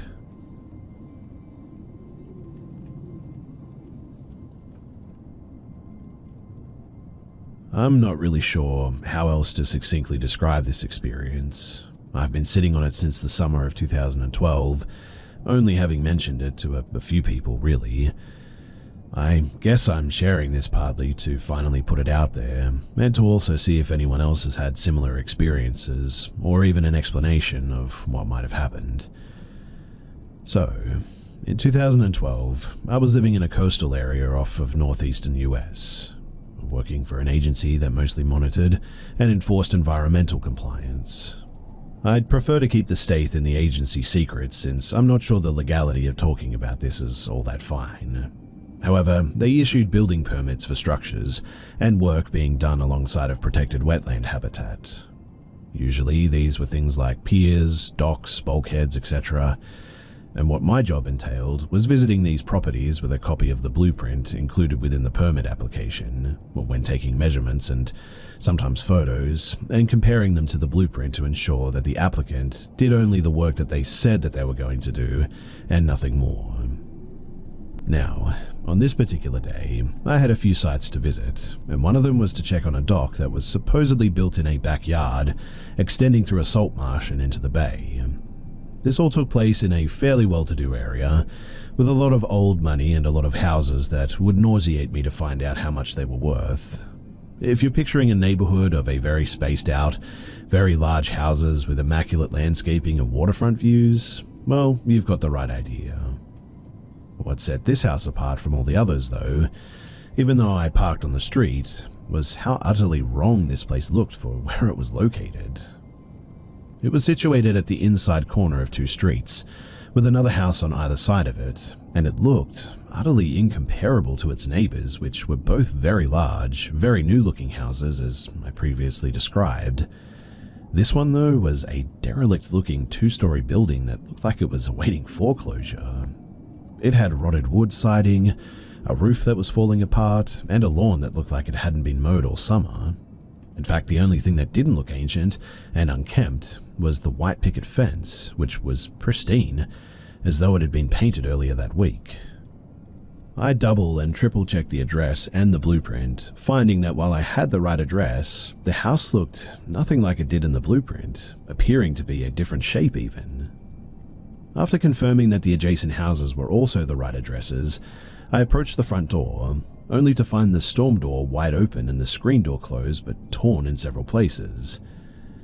Now, while my job did not require me to make site visits while the owner was there, or even inform them that I was arriving, I still always tried the front door first so that the owners didn't think that I was just some stranger, sort of skulking around their yard or whatever. I knocked and rang the doorbell a few times, confused by the fact that nobody was answering, since someone surely had to be home if the door was hanging open like this. After waiting a bit, I decided that the people living there might have been in their backyard, and that I would let them know that I was there when I went around back. The only problem was that there was no way to go around back. The immaculate white fence, which was probably a good 6 foot tall at the shortest, did not appear to have any gate, connecting seamlessly to the fences belonging to the two neighbors. While this struck me as odd, it was nothing that I hadn't run into before. Some people didn't have gates and would begrudgingly let me in through their front door to access their yard. But still, not expecting anyone to answer, I tried my hardest to see if I could peer through the slats of the fence. It was not the same as measuring it, but at least this way I could see if the dock had been built and quickly check if there were any other new structures back there that weren't supposed to be there. After fruitlessly trying to get a good view, I resigned myself to trying to pull myself up and peer over the top of the fence. What I found there was a blank, perfectly square yard, completely level, with grass so green and low trimmed that it looked like it belonged on a golf course. It didn't seem to make any sense being that well manicured, since I'd already proved that there was no way for someone to get a lawnmower around back. And if the owners were willing to put that much effort into the back lawn and the fence, why was everything else so unkempt? Weirder still, the lawn was otherwise featureless. No furniture, no trees or flower beds, just a solid blank square of grass without even a sunspot or wild clover to be seen. It was like what an AI might think a lawn might look like. Looking for the dock though, I found that the fence even stretched across the back of the property, again with no gate. Now this made even less sense to me. Why would anyone build a dock that they couldn't access? Why would anyone meet the markup for waterfront property only to block off their view of the access to the water? Utterly confused, I was getting ready to just call this one a failed assignment and head back to my office. But as soon as I was heading back to my car, I looked again at the front door. Someone had to be home, right? Maybe there was some weird, esoteric way to access the dock through the fence. And maybe putting the face of a person to all of this would make the experience seem less weird to me. So I made for the windows. And they were filthy and had ratty pink curtains drawn. But I tried my best to subtly peek through a gap and see if I could find signs of people inside. The living room of the house looked even worse than the exterior. Eggshell paint was spotted with mildew and peeling off the walls. The thin green carpet had been torn in several places, leaving it intact in some places and laying in crumpled heaps elsewhere. Light fixtures were broken or hanging limply from the ceiling, and I could not see a single piece of furniture anywhere. It was, the exact opposite of what I was hoping to see in there. And with some dread, I accepted that I would try the door one more time before, just calling it quits, I guess. With the storm door open, I called out into the house asking if anyone was home. No answer. I explained further who I was and what I was there to do. No answer. With my face so close to the door, I was beginning to catch whiffs of the air inside. It was sour and briny, stinking of stale water and the decay of a low tide on a hot day. It smelled like the house had at one point been filled with seawater, then allowed to sit stagnant in there for ages. Years later, I still don't know what got me to go in to take that first step into the house. I think I was growing concerned for the owner. I mean, what if the place had been ransacked and someone was hurt inside? What if someone couldn't get to the door or call out because they were incapacitated? Whatever the reason, I opened the screen door and took a step inside. Just one step. Enough to peek my head through the door. What immediately hit me, though, was the intensity of the smell from before, so suffocating that I almost choked on it. I quickly began to worry that someone might be dead inside, and I called out again asking if anyone was home and if they were okay. Now, to cut away for a moment to give a bit more context, I'm no stranger to supernatural experiences, even more so now than I was back then. Between seeing deceased relatives as a kid and the occasional glimpse of a stranger at a historical site, or flickering in and out of my vision, apparitions were still occasionally startling but seldom worrying. Usually these manifest for me as seeing the vague image of a person for a short blink of time, as though watching a video and the person is only present for like 1 or 2 frames, just long enough to barely register what you saw. More often it manifests for me as a feeling though, a subtle change in the air pressure, or an electrical quality to the air perhaps. Imagine the feeling you get when someone is right behind you. You cannot see or hear them, but their presence is somehow felt. It's like that but in greater magnitude and more focused, usually still subtle enough to ignore it if you weren't paying attention. Well, that was not what I felt in this house. As soon as I called out, that feeling of presence was incomparably loud and impossible not to notice, like a person bellowing for me to leave. I actually fell to my knees in surprise, my pants getting dirtied by some liquid the carpet seemed saturated with. The smell, the loudness of that presence, I felt like my breath was being pulled out of me. Then I heard a banging from somewhere above the ceiling. I thought it was footsteps at first, coming from the second floor. They sounded like someone was stomping aggressively as they paced around in a circle, or rather the rhythm sounded wrong for the footsteps, and too loud. It sounded like someone was slamming something heavy repeatedly down onto the floor. I was already back at my car by the time that I realized that I had actually bolted. I've had many more paranormal experiences since then, but to this day, I have never experienced that kind of deep, instinctual animal panic from them. Now, if you've been paying attention and can break this story down to its basic components, you might be wondering what I later did when I went home. Could this have just been a weird house with a squatter inside? Maybe you had a panic attack and imagined some things. Well, for months afterward, that was how I justified it to myself too. Attempts to contact the owner back at the office told me that the phone number was not in service. While my boss was initially disappointed that I didn't complete the site visit, he also understood that sometimes you just can't get access and you have to try again some other time. For a while after that, the weird house fell to the back of my mind. In the fall, Hurricane Sandy hit, and that meant that my plate was full with all the permits sent to repair storm damage. It was spring by the time that I finally found the permit to that particular house again, dreading that I would have to go back. This time, I brought my work camera just in case, hoping to at least document my visit, even if I didn't get access. But the thing is that when I drove back to the address for the second time, the house, it wasn't there. To be clear, I don't mean that it had been replaced with a new house, nor do I mean the house had been demolished, leaving an unoccupied lot at the corner of those 2 streets where it once stood. I mean, it was as though the house had just never been there. The 2 adjacent houses now seemingly much closer to each other, each occupying perpendicular sides of the corner.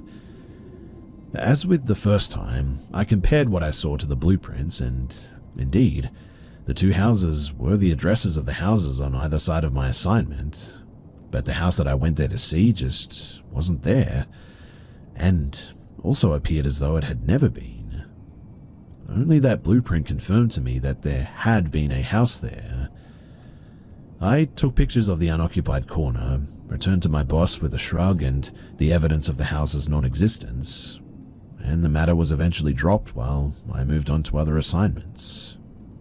I would like to know, though, if anyone else has had similar experiences with vanishing buildings, or ones that just didn't seem real.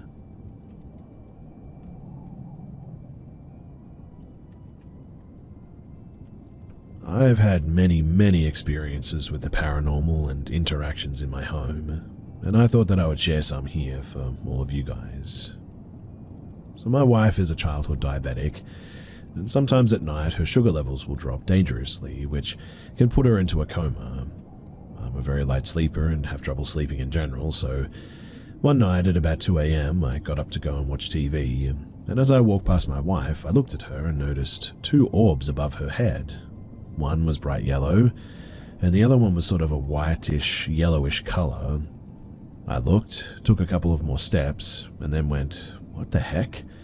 I backed up, and sure enough, the orbs were still above her head, so I went to check on my wife, and sure enough, she was profusely sweating, a sign of low sugar. We figure to this day that those orbs, they may have been her parents or something, and they were trying to tell us that something was wrong.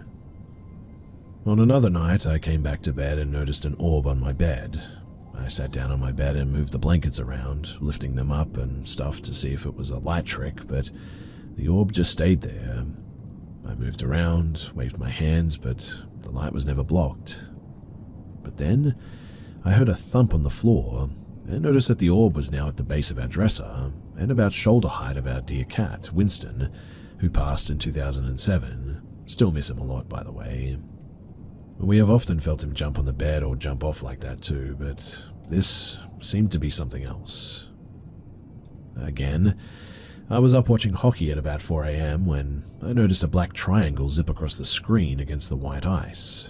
Hey, there's a bird in the stadium, I thought, so I rewound the game. It was PVR, but there was no bird.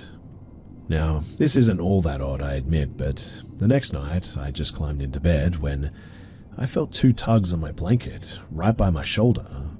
I ignored them and I went back to sleep, but the next night as I was laying in bed, I swear that I felt a heavy weight sit on the edge of the bed beside me, and that absolutely terrified me.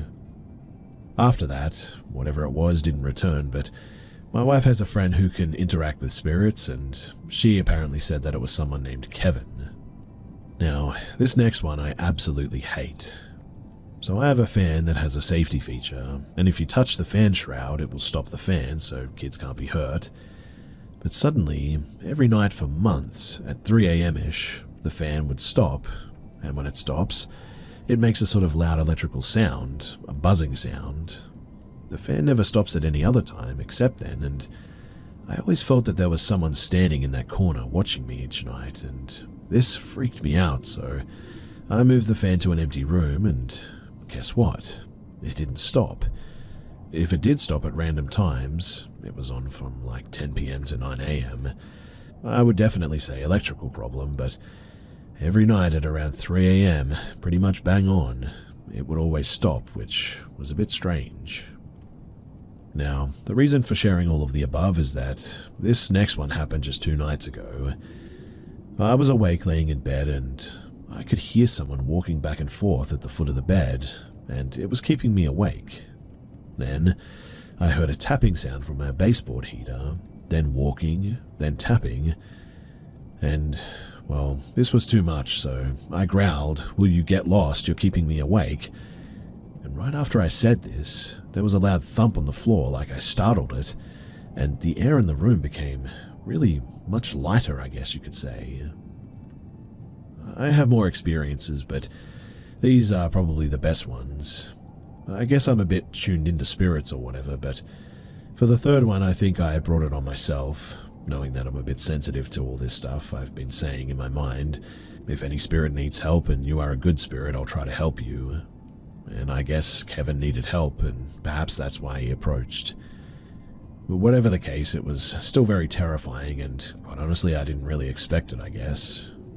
But here's hoping that After this last one, things will start to calm down.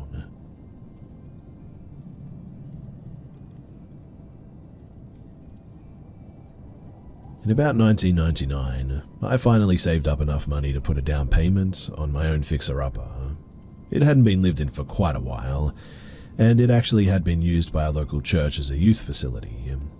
It was about 100 years old on the deed. It was located in a mill village in the Carolinas, and it was only 4 rooms and a bathroom at about 800 square feet. It was on one of the bigger lots in town. Now, I was recently divorced and living with a friend who I had worked with at one time who was also ex-military, so it worked out well moving into a house. He worked in law enforcement now and wasn't there much, but paid half of everything, which gave me some extra money for improvements. We had really nice neighbors, all retired, and I had many talks over the fence with them. As you can imagine though, 2 single guys living in one place, we had many women in and out of our doors. My elderly neighbor was a retired textile worker who was single most of her life and understood our habits. As I demolished the kitchen, I tore out everything down to the bare walls and replaced plaster with drywall. As it was slow going, considering that I was going to school and working both full-time, there wasn't a lot of time for the remodeling. We did have one big table in the kitchen that we used for, well, pretty much everything. And one day, I came in from class and took my books out of my backpack and separated them by class in order to go through them quicker. I made a sandwich and joined with my roommate and his girlfriend in the next room just to catch up with the day. I just sat down when I heard all of my school books hit the floor in the kitchen. My roommate was the first to jump up with a weapon in hand because he thought someone was trying to break in. As we looked in the kitchen, not one item was on the table though. I picked everything up and put it in my backpack. I've always believed that spirits were possible, but after seeing this, I definitely had more to believe in, I guess. Puzzled that no door was open and that this happened, we just sort of joked about it and said ghost. The next day, I asked my neighbor next door if anyone had ever died in my house. She dropped her head for a minute and she said yes, 2 people in fact, a husband and wife who lived there for many years. That's not one of the first things you ask when you find a good deal on a house, I guess, and it was a lesson learned, but she said that the husband died first of natural causes, but the wife apparently had schizophrenia and lived many years after him. I also asked my neighbor if she had seen anything odd, and she said yes. She said that she had seen lights going on and off occasionally. I then said I sort of meant like, have you ever looked over at my house? And she chuckled and said no. Different things happened after that too, like we would come in and TVs would be on when we know that we turned them off. Lights the same way. I said something to my neighbor again and she said let me come over and talk to her. We had been friends before her health got bad. So my neighbor walked in and started talking to her as if she was standing right there and told her that we were good guys and we were going to take care of the house and we had to learn to live together. And amazingly enough, after that, there was really nothing else for quite a while. Now, I had finished the kitchen and started on the bathroom remodel at this point. At about the same time my roommate was making plans to move out and a girl I was dating was moving in, we were planning to get married soon. She had a son and I had to prepare a room for him with a big closet for his stuff. And it was at this point that things started happening again with the lights and TV and stuff falling off the kitchen counter again. My roommate said that he had lost his key to his room, swearing that it was on the keychain, but I dismissed it because I was going to replace it anyway. Later, when pulling up carpet for the new walk-in closet in my stepson's room, I found my ex-roommate's key, believe it or not, under the carpet that I had pulled up. And honestly, I have no idea how that could happen. I had replaced that lock when my ex-roommate moved in and I checked and the key matched the lock. That was unbelievably odd. In the time that I was fixing up her son's room and the time that she was to move her stuff in, one afternoon I came home from school and drank a couple of beers and took a nap, only to wake up abruptly to my stereo blasting so loud that it was deafening. Mind you, this was one of those old school stereos that you adjusted volume by the knob and not a remote. I jumped up and turned it off. Irate, I remember saying something to the effect that this was my house, and if we both can't live here, I'll burn it down. I think think I even said that if there was a light near where she was, that she needed to go to it. And after that, there was absolutely nothing for the next 6 years that my new wife and stepson ever experienced. Thinking back, maybe negative energy had been building up in the home for some time, because some decisions were made for her son to go into a private school near where his father lived for a better education. And even though I didn't agree, she did it for his future and I understood. But our relationship paid for it in the end with divorce after 8 years. Nothing I can remember stands out after my wife left, other than that she said that in the end that the house gave her bad vibes and she wanted nothing to do with it. I had wondered at one point if the spirit of the woman wanted me to be there, but wanted only me because there had absolutely been nothing else that had happened the entire time that I lived there alone. A few things did happen though by surprise during the sale of the home when I was preparing to sell. Like the furnace needed repairs and my entire front sill collapsed right before the home inspection due to termite erosion. That happened years before I bought it, mind you, but there were a small string of events like this of just unfortunate luck, I guess. On a side note, it was odd how other information had come to me about the residents of my home prior to me living there through a woman I had dated when I first moved in. She had lived a few miles away, and when I told her about what had happened with the books and the table, a neighbor of hers was nearby and overheard our conversation and asked where I lived. I told him, and he said that he grew up over that way and they used to play ball in the church parking lot near there, and that the woman who lived there when he was a boy had a lot of mental issues. If they hit a ball into her yard, she would grab it and take it in her house and throw it in her wood stove and burn it, apparently. And that wood stove, when I moved in, it was the one in the kitchen. The one that I had trouble with as I was trying to sell it.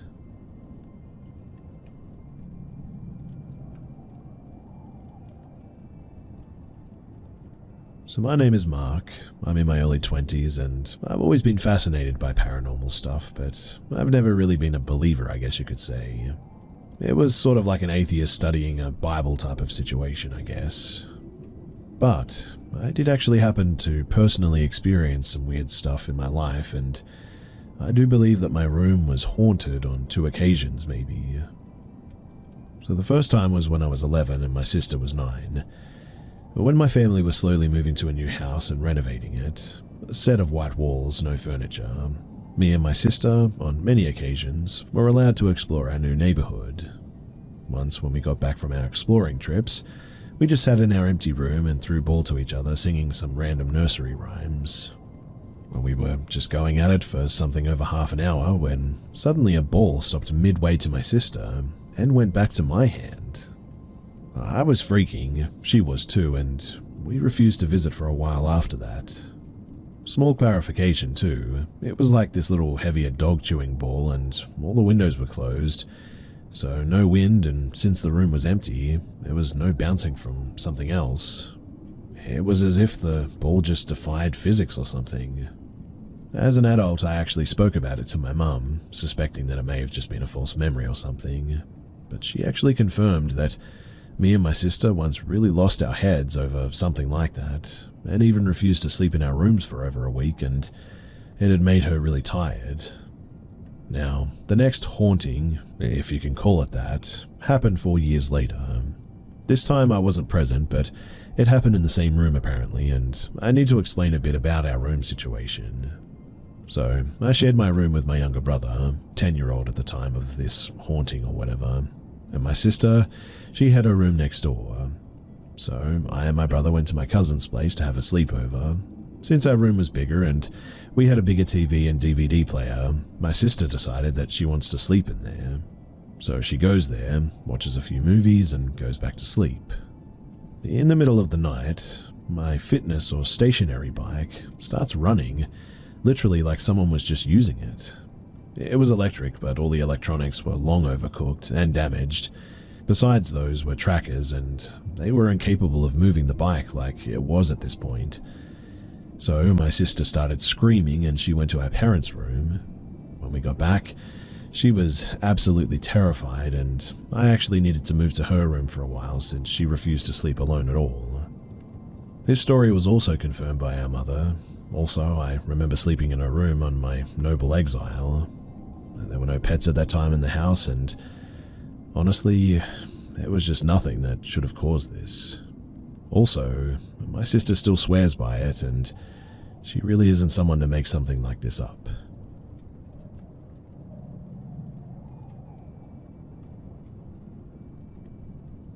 So, if some of you guys listen to all of the stories here, then you'll know that someone has been watching my place for some time now. This is a bit of an ongoing drama, and I honestly wish that I wasn't sharing this right now. I've had weeks of peace with only the ping of my overactive camera system alerting me to people passing by with their dogs or children. Honestly, I thought everything was fine, and maybe this isn't the most dramatic update, but it was just another scary tick mark to add to the list. So, I got an alert to activity outside the garage. Given my garage door crowbar banger, that's the one that I always pay most attention to, honestly. I keep weird hours, and I hadn't been on my phone, so at first I thought my dad was leaving for work. But then I saw the recording it made instance later.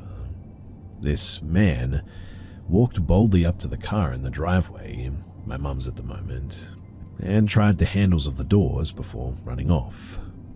I called the police with a good description and told them that I have video about it, but my town doesn't have a large police force, and some of them are just like any department, I guess, shady and a bit lazy. I've rewatched it so many times now, and he has the same build as the man that I saw at the garage before. That's obviously not definitive, but now I have more details about his description that I couldn't see before, due to the lack of lighting and cameras and all that. I'm still pretty shaken up about this, even though he didn't try to get in or anything. I was outside not even half an hour ago, though in the fenced backyard portion. This just feels all wrong to me too, because, well, nothing is solved. And even though it might be unrelated, is that actually probable? That one person and or their house would attract so much trouble from completely different individuals? It doesn't seem likely, right? Also, just to add some information, this man saw the camera before he ran. I don't know if he would have tried more had he not, but it has like a little red and blue light on the front part that rotates a full circle. It's large and lights up a bit. That's why I thought that they deterred the creep so far. And we were eventually visited by the police, who very kindly didn't ring the bell. Parents asleep have been texted all about this, but I gave all the evidence and they actually found the guy. I don't know if we're absolute sure it was the same man that banged on my garage or watched from the window, but I do know that they caught this guy, and my video footage will be used in court, I guess. I don't know. Quite honestly, I was really doubtful that they'd actually send someone due to the chastising text message. Non-emergency was closed and all that, so I called the regular line. As I mentioned earlier in some other videos about this incident, my dad had told me that there had been a lot of car thefts in the neighborhood. But the weirdest part to me that I think I must be imagining or something is that he looks, from the somewhat fuzzy camera stills, quite a bit like the guy that I had a one-night stand with a couple of months ago, right around when all of this started. I really didn't think that it could be him, but I'm hoping that since I'm supposed to get the ring footage to the officer tomorrow, I don't have access to that one right now, I can ask who this person actually is. I'm really hoping that it's all over now. All of this has given me a lot of comfort.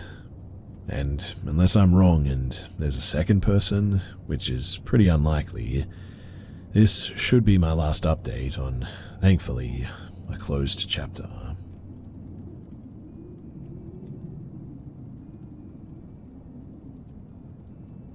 Back in August of 2023, we were staying at an Airbnb in Hatch, Utah. This place didn't have any air conditioning, considering the elevation of Hatch, and the temperature was pretty comfortable. This will be relevant later. Now, on the first night, my wife and I were out stargazing since the sky was devoid of light, pollution, and clouds. I had my GoPro set up and my phone taking photos, and we were just staring up enjoying the stars. That was when my wife pointed out to me what appeared to be a single small satellite floating across the sky. As we were looking at it, however, it then multiplied into 3 lights in a sort of triangle shape. It continued to expand in the same manner until there were about 7 lights in a larger triangle pattern. That in and of itself is pretty weird, right? But what really was just bizarre was the sky that was visible within that triangle shape more or less froze like a screenshot, and then that section of the sky was moving with the triangle while the rest of the sky around it was stationary. The best way I can think to describe it would be like in the movie Predator and his active camo invisibility tech. The world behind him was visible but sort of skewed, and this triangle passed over the sky for a few short minutes until it just seemed to either rise rapidly and disappear or shrink rapidly. It was about that time that we noticed that it had also gone eerily silent outside with us. No crickets or anything. Even the wind seemed to have stopped. We decided to go in for the night after that, as we were both pretty weirded out by it. In awe, of course, but also weirded out. I got some good pictures of the night sky, but of course, as is usual, they didn't see anything weird. Anyway, a few hours later, the same evening when we were getting ready for bed, I wanted to try a long exposure setting that I had found on my GoPro, so I was standing on the porch taking pictures. That is when I heard the whistle. Now, I'm not an overly superstitious man by any means, but I've heard stories, and not wanting to take my chances, I didn't return the whistle. There was a second whistle shortly after, the first, that expedited my decision to just go back inside. Weirded out, we just sort of laughed it off in the end, and made sure the doors were locked, and we went to bed. Mind you, due to the lack of air conditioning in this house, the windows were all open for airflow. An hour or so later, after we were asleep, my wife wakes me up to ask if I hear something. It was at this point that we both hear very clearly a deep growl and breathing like that of a bear or a large animal outside of our window on the porch. Not loud, but definitely very bassy. We could hear heavy footsteps on the porch as well. We woke our friends up and quickly turned all the lights on to look around.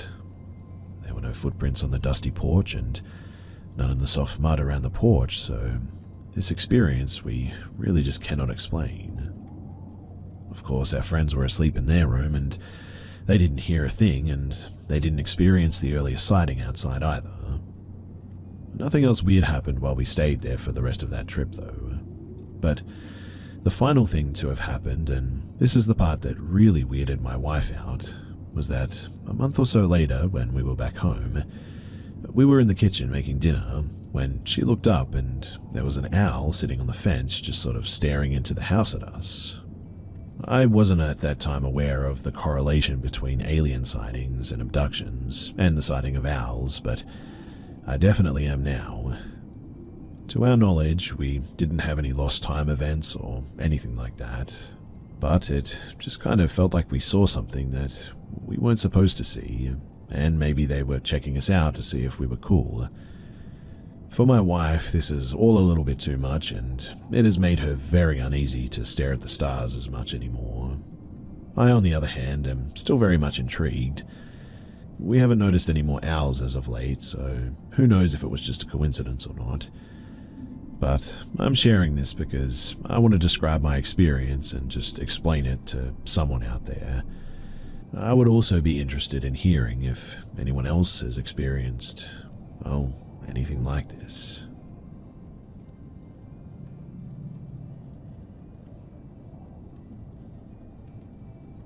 I went camping with my wife and stepdaughter the other night near Laguna Mountain in California. We were off the main road in a secluded route that seldom had cars passing by. No foot traffic through the area at all, however. And we heard a noise late during the night that honestly could be explained logically by something natural, I guess. Something we just don't know about. However, my wife and I have both been losing sanity trying to understand what that noise could have been, Or what could have made the noise? The first occurrence of the noise occurred around midnight, and we can only describe it as a slow, deliberate, rhythmic nail scratching on the tensioned paracord strips that were securing the tent to the ground. Naturally, we thought that it might have been a critter curious about the tent, but the slowness and the rhythm of the noise makes us believe otherwise, because critters like that generally scratch quickly and sounds more hasty, I guess. The other conclusion that leads us to believe that it wasn't a critter was because of the fact that throughout the night, we actually did hear squirrels running around outside, curious of all of our stuff that was outside. Why is that detail important? Because during the time leading up to the noise, and the time after the noise, we heard absolutely no critters outside running up to or away from the tent. Which means that whatever was creating the noise was absolutely silent coming up to and away from the tent, or, eerily enough, may have actually been floating or something of that nature. We did hear it again at around 2 a.m. the same night, and during that specific episode, the noise seemed to have shifted from one corner of the tent to the corner closer to our heads, allowing us to even feel the vibration of the scratching reverberating throughout the floor of the tent. And that's what leads me to believe that it was the taut paracord strips, because of the tension allowing the vibration to be much stronger. Now, we may have also heard the noise again a third time, but it seemed so weak and went on for such a small duration compared to the other times that we honestly couldn't really key in on the noise that time. So we aren't sure if it was actually the same thing or just our sanity playing tricks on us at that point. My wife and I were very disturbed when we heard that though, and it honestly kept us awake and on high alert for a long time. We're very curious to know what it may have been as well, and that's why I'm here. Has anyone had a similar experience, or does anyone have an explanation as to what that could have been?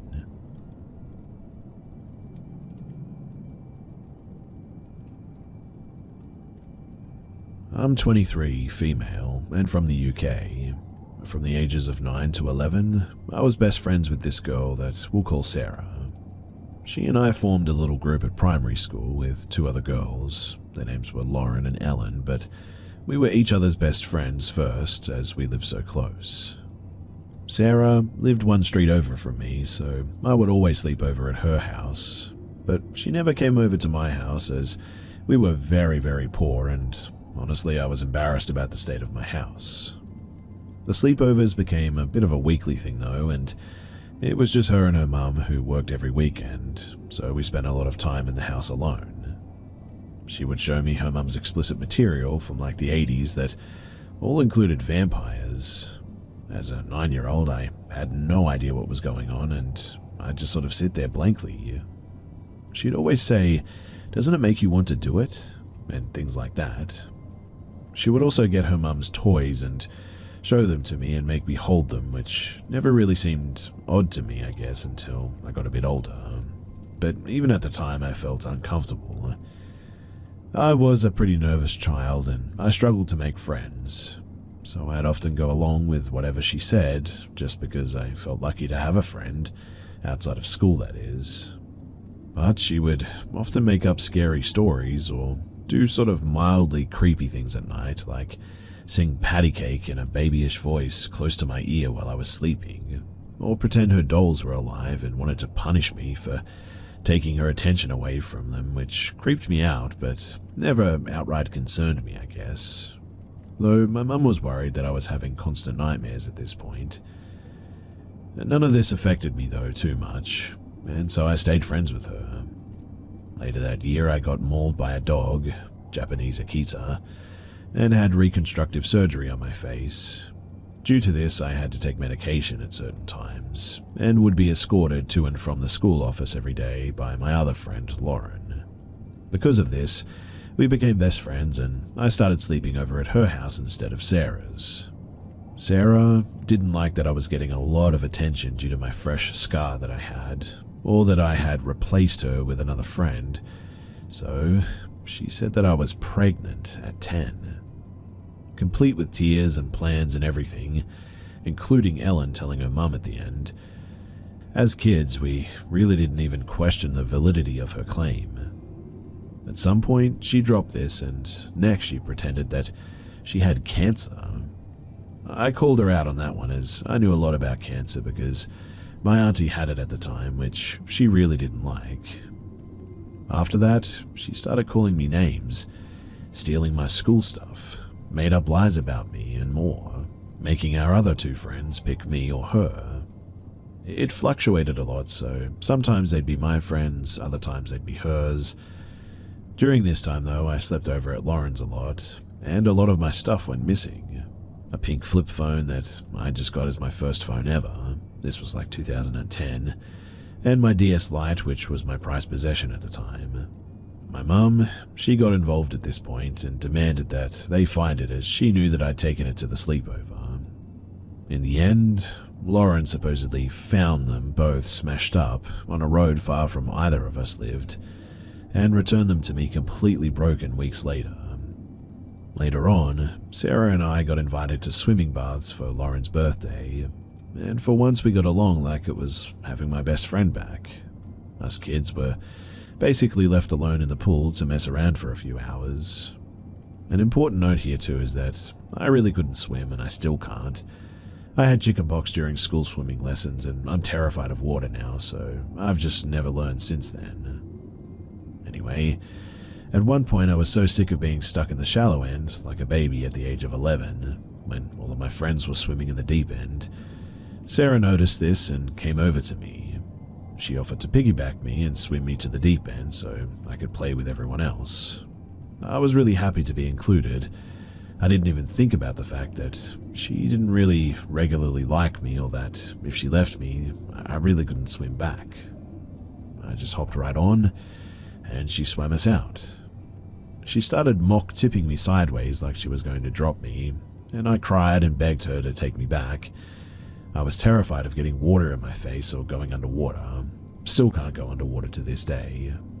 She just laughed at me though, and then dropped me, dunking me under the water and holding my head there where I struggled and I couldn't breathe. I remember struggling and being unable to breathe, but the next thing I knew, a lifeguard had pulled me to the side of the pool and I was choking on air and shaking. I also have horrible reactions to the smell of chlorine, and it makes me sneeze and my eyes swell up, so I had to be picked up, but everyone told me that it was an accident and just kids messing around. She later told me that it was just a joke. I should learn to swim and stop being a baby, which I guess is kind of true, but still, after that day, I didn't want to be around her anymore. Our friends still flip-flop between us, some days being her friend, other days being mine. But that was fine. I didn't care anymore, and I was just sick of her. I avoided her like the plague at this point. And I mean, primary school was almost over, and after that, I never had to see her again. Eventually, we all went to secondary school, ages 11 to 16, and we all went to the same one, but my school was categorized into classes, the top being the smartest, and I, Lauren, and Ellen were all in the top class, and Sarah wasn't. It was a nice buffer, and I got my best friends back, as well as making more friends for the first time ever, and so I completely forgot about her, in all honesty. But then, one day as I walked home from school, I passed the corner shop on my way home, and she was there, blocking the path, waiting for me, it seemed. Her school tie was tied around her head like a headband, and she was crying. I tried to go around her, and she growled at me and launched herself at me. I was like 4'7", 80 pounds if that, and she was much larger than me, and I'd never been in a fight, ever. I really had no idea what to do to get her off of me while she clawed at my neck and alternated kneeing me and elbowing me. I just wanted her off me. I grabbed the tie wrapped around her head and pulled her as hard as I could until she fell to the ground, and with that, she just ran away crying. I remember walking the rest of the way home so confused. I mean, what had I even done to her to deserve that? I mean, I hadn't even spoken to her in like 8 months at that point, and she and our other friends were in the same tutor group, and they hadn't mentioned anything to me. Eventually, I forgot about that too. I turned 12 a couple of months later, And the day after my birthday, I walked into school having spent all of my birthday money on new pens that I was excited to show off. I was a bit of a weird kid, I know, but first lesson of the day begins and Ellen runs up to me and says, "Sarah's brought a knife to school.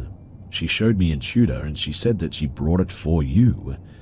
At first, I kind of laughed out loud at that, assuming that it was a joke of some kind, since any sort of weapon brought to our school was grounds for immediate expulsion, and nobody was stupid enough to try that, especially at 12 years old. I think I even made a joke about it, probably being a butter knife. She repeated, though, that apparently she was serious, that she told the teachers about it, and they'd actually called the police at this point. Again, though, I just didn't believe her. To me, it seemed crazy that they would call the police over a 12-year-old bringing a knife to school. But they did. The police arrived minutes later, and that was that. I never saw the knife, but she was immediately expelled. I don't know for sure why me or what she had planned to do, but she must have told multiple people that she was going to do something to me, because it was an ongoing joke the rest of the time that I was at school.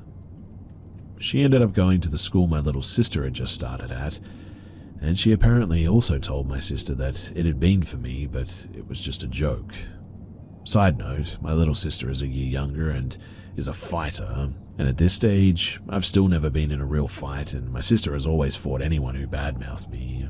She's a real one for sure, but my sister apparently punched her for that, and that was the last that I heard from her until I was like 18 years old. I turned 18 and I was at university, and then out of the blue I was tagged in an old primary school photo by Sarah. It had the whole class in it, but she tagged only me. I found this a bit odd, but didn't do anything about it, and I mean, it was on my old Facebook account anyway, so I just ignored it. A couple of months later, though, it was Sarah's birthday, and she sent me a message asking if I would come to her birthday party. Mind you, I hadn't spoken to her in like 6 years at this point, and the last time I had, I mean, she'd fought me and then brought a knife to school. So in the end, I simply ignored the message and I just moved on with my life. Later I saw that she and Lauren had reconnected and were best friends again apparently, which always concerned me as Lauren and I had stayed friends for years and she knew everything about how Sarah had treated me. But I've never really put much thought into it, other than that it's likely that they were still friends the whole time and Lauren had stolen my DS and phone because of Sarah and they'd broken them together. But the last time that I saw her, I was 19 and I was on a date with my boyfriend walking down the street, and I saw her standing at the bus stop. I wasn't really bothered since I'd neither seen or heard anything from her for years, until our eyes met, and she grinned and pulled out her phone and started filming me until I was out of sight. Now, I have no idea why she did any of the things that she did, and I mostly feel sorry for her based on the way her life has turned out so far. But really, I still hope that I never, ever run into her again.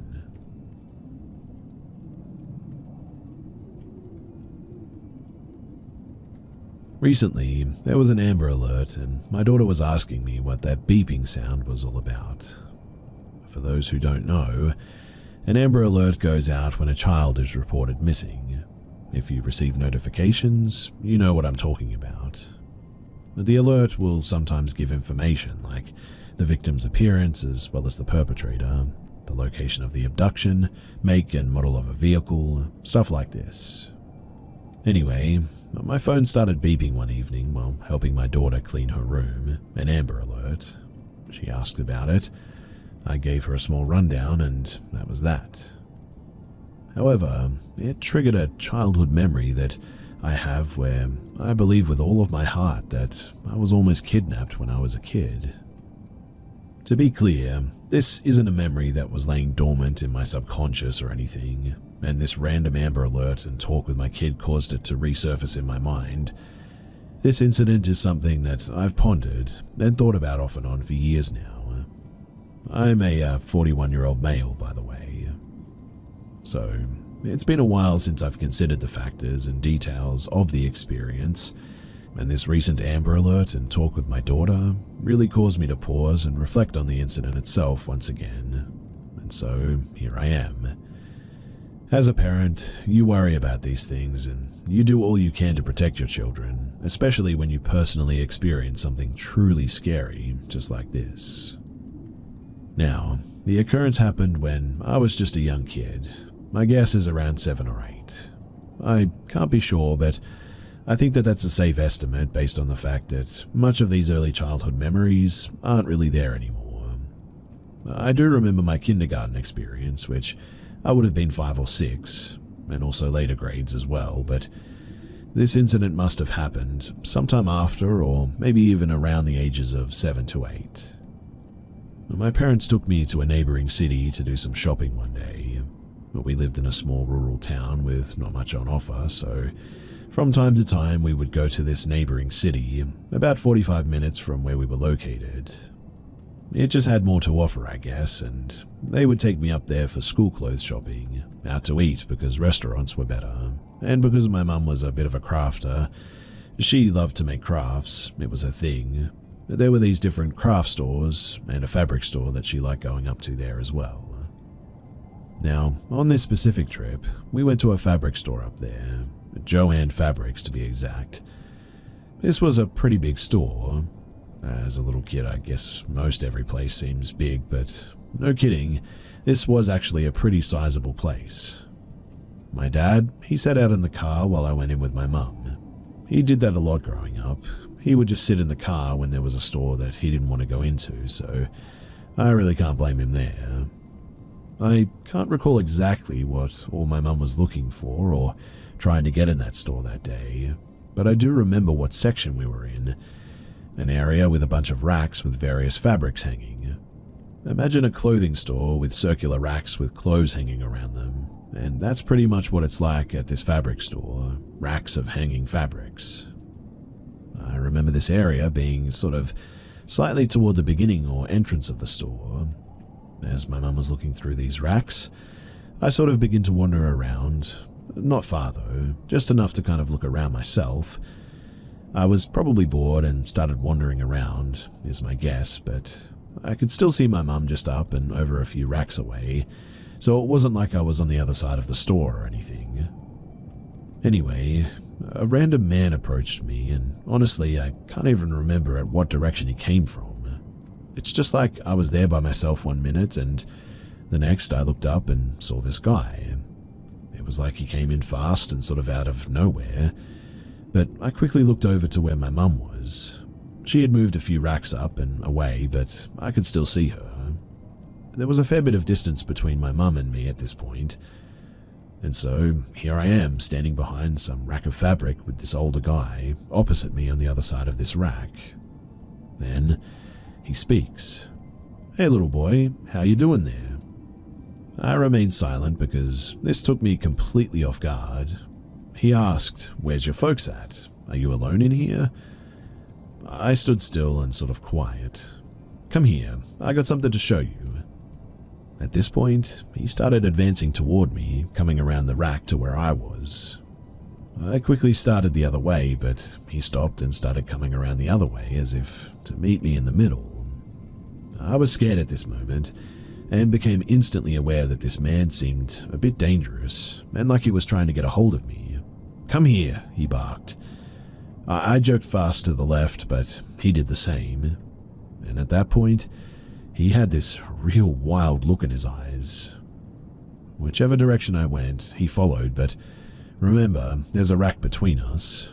Honestly as well, I'm so thankful for that rack. After some back and forth movements from me and this man, I finally lock on with my mum and yell, "Mum, help!" You would have thought that I had screamed bloody murder. It was so loud, but it got my mum's attention and did the job. "What's wrong?" she asked. This startled the man, and he looked over his shoulder in the direction of my gaze and confirmed that yes, that must be his mother. His demeanor all of a sudden completely changes, and it's as if everything is just fun and games, and he was just messing around, and he said as much to my mum. I was just messing around with him. No harm, ma'am." My mum came to where I was, and as we reconnected, the guy just sort of tips his hat at my mum and makes his way out of the store. I explained to my mum what had just happened, that this guy was trying to get me. I was so upset and really shook up. She told me that I did the right thing by yelling and getting her attention. It was terrifying for sure though, and I'm thankful that something crazy didn't happen. Could I have been imagining things, like maybe this guy was really just messing around? I seriously doubt it. I very much think that there were nefarious intentions. I mean, why would a random older guy be perusing a fabric store? If he was there for something like crafts or fabrics, why promptly leave when confronted? To this day, I truly believe that he was up to no good.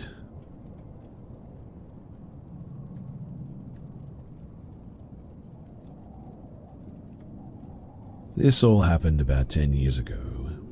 I just graduated high school and was living with my grandmother at the time.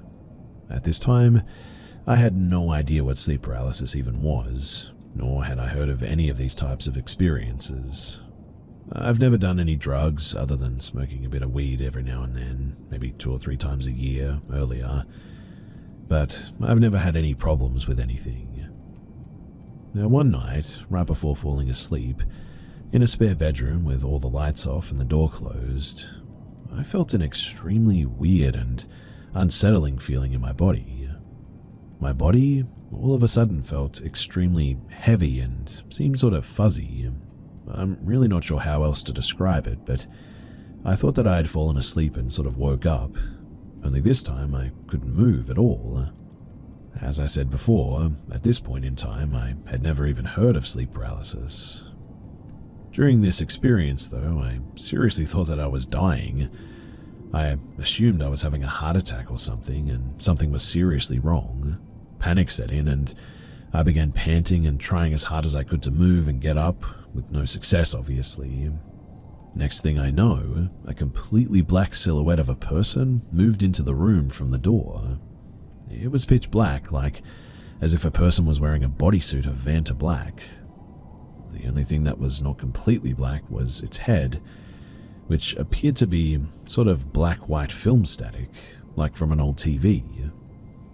It entered the room, stood at the foot of the bed for some time, before I was able to move, and then it just suddenly disappeared.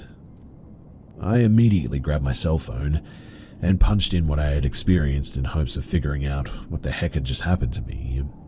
This is when I learned about sleep paralysis and the shadow people that people see and experience. After that incident, I began having trouble sleeping, as I was extremely fearful of experiencing it again. I really cannot remember how much later, although all of these experiences happened within about a year's time, but eventually it happened again. This time I was visiting my siblings, living with my mother. I was in a bedroom with my younger brother who was playing a PlayStation. There was a queen bed in the room that I was laying in, and a twin mattress on the floor beside it that my brother was sitting on. Some time had passed before the last sleep paralysis experience that I had, but right before falling asleep, I felt that familiar feeling of heaviness. I tried to get up, but it was too late. I couldn't move, but again I could see the room.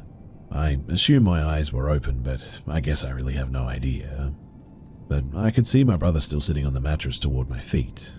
I tried as hard as I could to yell his name, to get him to shake me in an attempt to get me out of this sleep paralysis. But this didn't work at all. With a view of the bedroom door, one after another, 4 pitch-black shadow figures entered the room. This time, they were pitch black head to toe, no static face. They slowly gathered around the bed that I was in, likely within arm's reach. They stood there for some time as I was experiencing, even to this day, the most horrifying experience that I have ever had. I mean, pure terror. Then they all spoke.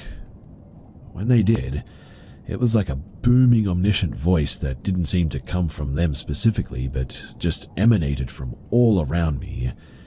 The only words that they spoke were, "The seen cannot be unseen."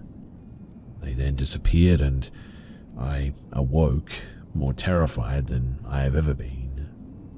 Now, I've never really told this story before, and there were a couple of more experiences, I guess you could say, of sleep paralysis that I have experienced, but I did not see anything during those. Nothing like this, at least. I'm really hoping that it doesn't happen again, but quite honestly, I'm pretty fearful that it will. If you guys have any advice as to what I should do about any of this, or what this might be exactly, then please feel free to let me know, because I would genuinely appreciate the interaction.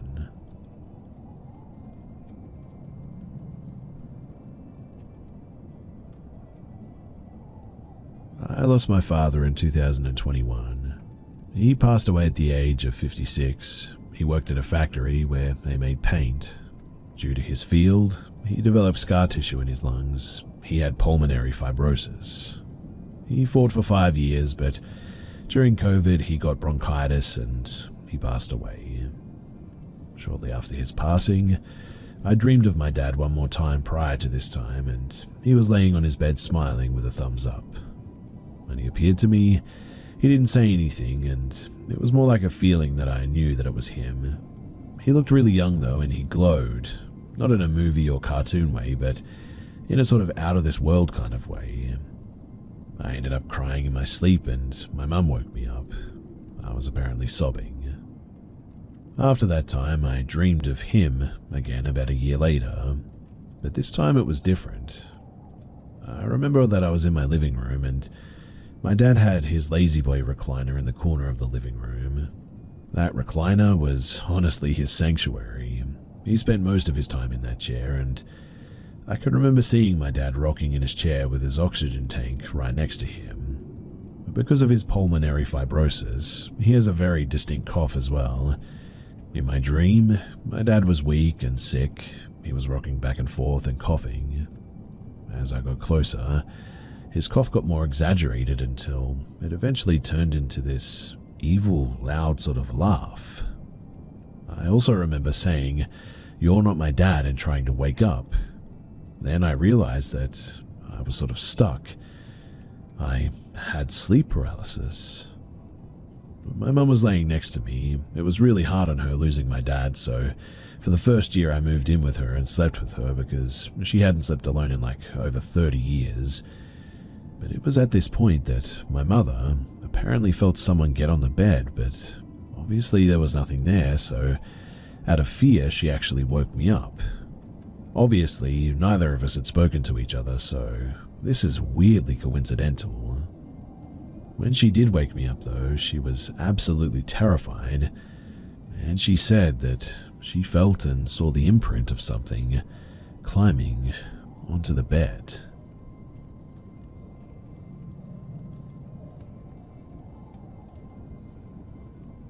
A while back, maybe 10 or 15 years ago, around 2009 maybe, when I was just a child, my family went to the Dominican Republic for a spring break, and we stayed in Santo Domingo.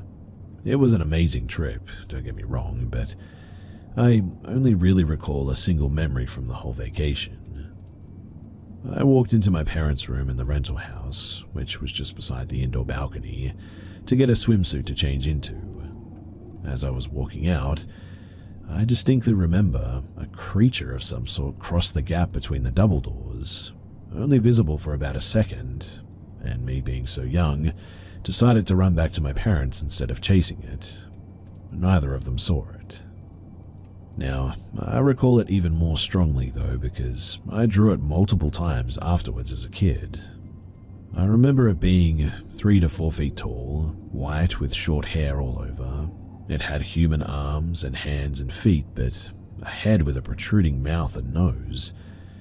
Strangest of all, its legs went backwards in a similar way to most animals, despite it walking on its 2 hind legs.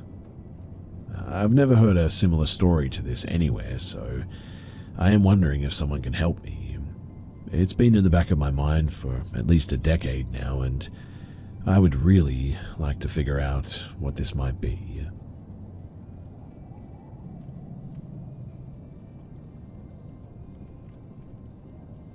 So I'm 17, and this encounter happened all the way back when COVID just started. I stayed at my grandparents' mansion at the time because my mother was working abroad. I stayed there for like 6 months, and I felt uncomfortable and paranoid every day that I was in there. On November 13th, my grandma went outside to buy some groceries, while my grandpa went to the other house to drink with his other friends. That's what Filipinos do. So, being the child that I was, I decided to explore the mansion a bit. While I saw some stuff that was unnerving and kind of creepy, I didn't find them as creepy as what I saw upstairs. You see, my grandparents always had a thing for dolls. But when I saw the shadow of a little girl around the corner though, at first I thought that I was just seeing a big doll, but when I got around there, I obviously didn't. Instead, I saw the shadow of something, but I didn't see the shadow being connected to anything. What I mean is that there was just this shadow there. Shadows occur because something shines on them or something like that, right? But I didn't see anything casting a shadow, just there was a shadow there. At this, I became pretty scared and I immediately went back downstairs. But that wasn't the last time that I saw it. You see, on the same month in the middle of the night, I needed to go to the bathroom. The room that I was staying in was quite far away from the bathroom, so I had to walk for like 2 minutes or so, and because I was paranoid, I grabbed my phone and opened the flashlight. I got to the bathroom normally, and when I got out, and as I was making my way back to my room, I saw that same shadow again, but it wasn't the same shadow this time. This one looked like a little boy's shadow. This time I just stayed still and I looked at it while my phone's flashlight went off because my phone was getting hot. And unfortunately, even after thinking about this encounter for so long, I really just cannot remember what happened after that. Maybe it was because it was just such a long time ago, but really, it's just black after that. I did tell my grandma about this, but she didn't believe me and just sort of laughed it off. I know that this sounds kind of like a generic thing because it happened when I was so young and all these sorts of stories do, but I just can never forget the terror that I felt when I saw those shadows. And I would really like to remember exactly what happened that night.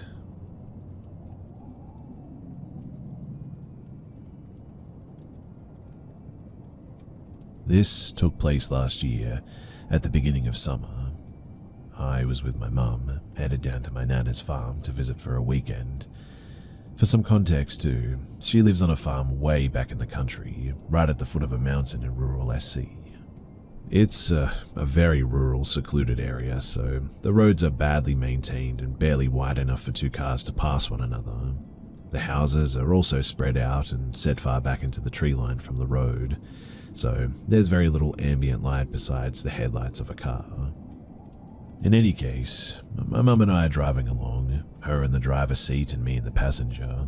It was around 11 p.m. and we're about 15 minutes out from Nana's, deep in the woods with the radio down almost to silent. We come onto this straight stretch out of the road into a heavily wooded area, and suddenly, this blur of a creature darts out across the road, right at the edge of our headlights. It was moving pretty fast, but both me and my mum were able to get a good look at it, and both agree on what we saw. It was a fairly large creature, roughly the size of a person or bigger. Neither of us could make out the head, but we both remember it appearing to have a sort of segmented body, my mum's words, as if it were emaciated and its ribcage was poking out. The reflection of light made it hard for me to tell the color, but my mum said that she remembered it to be dark and she didn't see any fur or hair. It had long limbs, and as it moved across the road, it didn't run the way that a dog or a horse would, with all 4 legs. The best way to describe it would be loping, using its front limbs to pull itself along, and was moving considerably fast. We both said something along the lines of, "What the heck was that?" as it crossed in front of us. As we got up to where it had crossed, I turned to look at it just as it reached the other side of the road and out of our headlights, and I swear on my life that it stood up and ran. Not like a dog rearing on its hind legs, it was definitely bipedal. I immediately yelled that it stood up, and we both started getting nervous. I honestly would have thought that I was going insane had I not had another person in the car with me who saw it too. My mum has always been a pretty level-headed person and not superstitious at all, but she was very nervous and made me agree not to tell my nana about it, avoiding scarring her, which made me recognize how serious this was. I should also mention that there had apparently been a series of attacks on livestock and horses in the area around this time that this happened. People were saying that they found wire fences ripped through and their animals attacked. I don't think any died, but I remember correctly that there were a few horses that were severely wounded. There have been a few other strange instances in the area too, but that was my personal experience.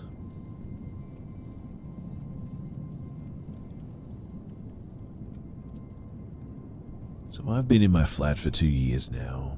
When this happened, the people living there were myself, 20-year-old female, my flatmate Anna, 21-year-old female, and my other flatmate Joseph, 20-year-old male.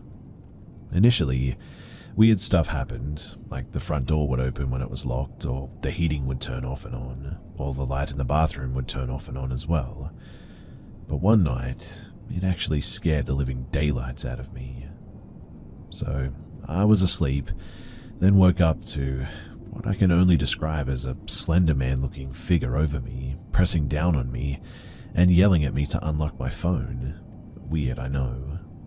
At first, I couldn't move or scream or anything, so I thought, well, that was a scary dream, and then stayed up the rest of the night just reading, because no way was I about to go back to sleep after that. This happened at around 3 in the morning, and I text my flatmate Anna. Oh my goodness, the weirdest dream I have to tell you in the morning.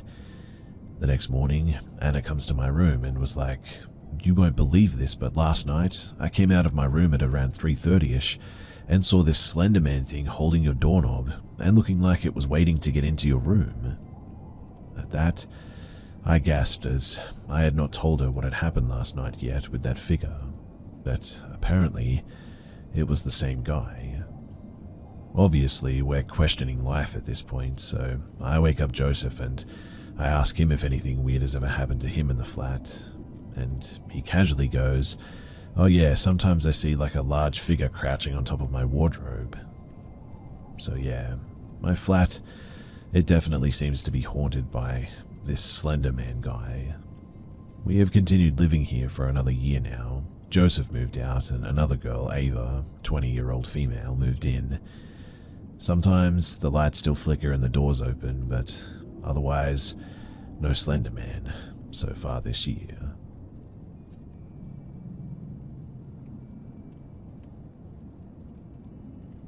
So I live in an apartment in Pennsylvania. The building is over 100 years old, and it's right next to a funeral home. I've been here and never had any real strange experiences. That is, up until the last couple of weeks. I should also note that I have a child that lives with me half the time, and the other half she's with her mum. Now one night, while I was drifting off to sleep, I started feeling the onset of sleep paralysis. All my limbs were going stiff and starting to feel pinned down. Luckily, I was able to snap myself out of it by reaching for the closest thing to ground myself, which was my phone. I was able to sleep fine after that. But then, maybe a week later, my daughter is asleep in her room, which connects to my bedroom through a doorway that sits directly across from my bed. I woke up and I saw the silhouette of a child standing against the wall next to the doorframe for my daughter's room. It was just this black mass darker than the room with no face or distinguishable limbs or hair or anything, and it just seemed to stand there like it was staring at me. Her door was still closed and the figure was on the side that would be covered by the door if it were open.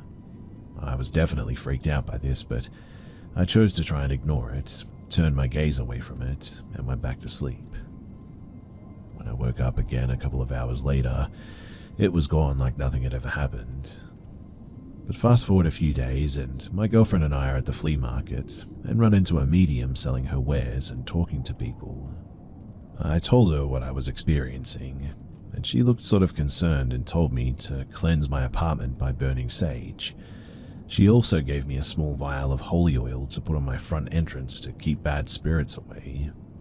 She also wanted me to put some on my daughter's forehead to protect her. The next day, my girlfriend and I go to my apartment and we do the cleanse. And while I was cleansing a room, my girlfriend was waiting in the kitchen, which is by the front door.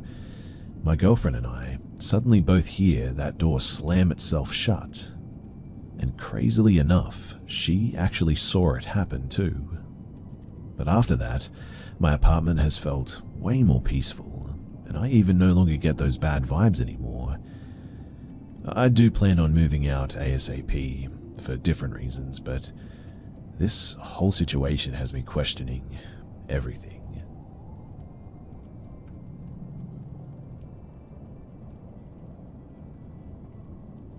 Years ago, my friend and I, being Ouija non-believers, decided to give it a try one day. We just wanted to put it to the test, and I mean, why not, right? So one evening, we got together and I lit a bunch of candles to light up the room by candlelight only. Even though I was skeptical about it, I started inviting anyone who wanted to communicate over and show a sign, move the planchette, whatever. I asked questions about showing a sign, is anyone here, etc. About 20 minutes in on inviting, the planchette with both of our hands on it remained motionless. But at one point, I was looking across the coffee table in which the Ouija board was on, at my friend, thinking that this is just getting boring, when I noted that one of the candles went out as the room got slightly darker. At the same time, I saw my friend's eyes move off to the left of me, and I thought that must be the candle just behind me, which obviously went out. Anyways, another 20 minutes or so and nothing.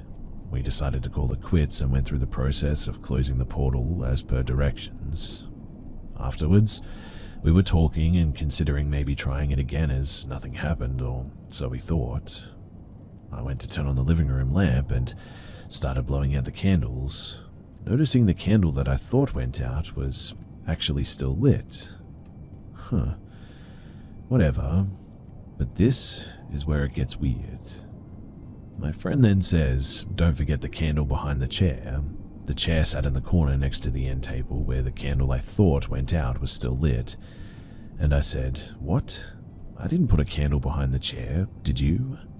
He said no, but what he saw was a light behind the chair go out, and thought that I had placed a candle behind the chair in a corner. We pulled out the chair looking for a candle, but there was none. There was nothing there, in fact. So then, what caused the light, and when it disappeared, made a distinct difference in the room going dimmer?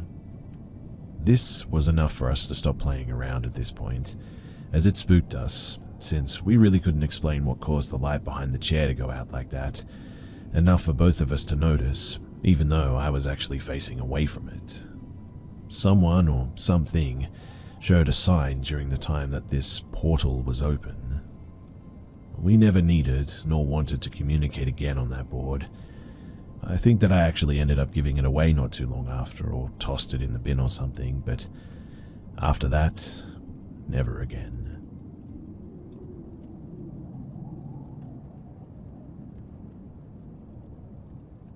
In my teen years, think late middle school or high school, my family had a seasonal site at a campground. I spent most of my weekends during the summer and a couple of long holidays there as well. We had a small group of friends, mostly consisting of other kids of other seasonal campers, and befriending random one-off campers was not uncommon there. But one particular weekend towards the end of the season, I met Mike. We quickly hit it off and became really good friends, playing and trading Pokemon on our Game Boys, hanging out at fires, playing some basketball, usual camp stuff. Mike's dad had invited a few family friends for the weekend, including Andrew. Andrew was a couple of years older than me. He could drive and had a big van that he attached a tent to through the trunk to have what we thought at the time was a pretty sweet setup.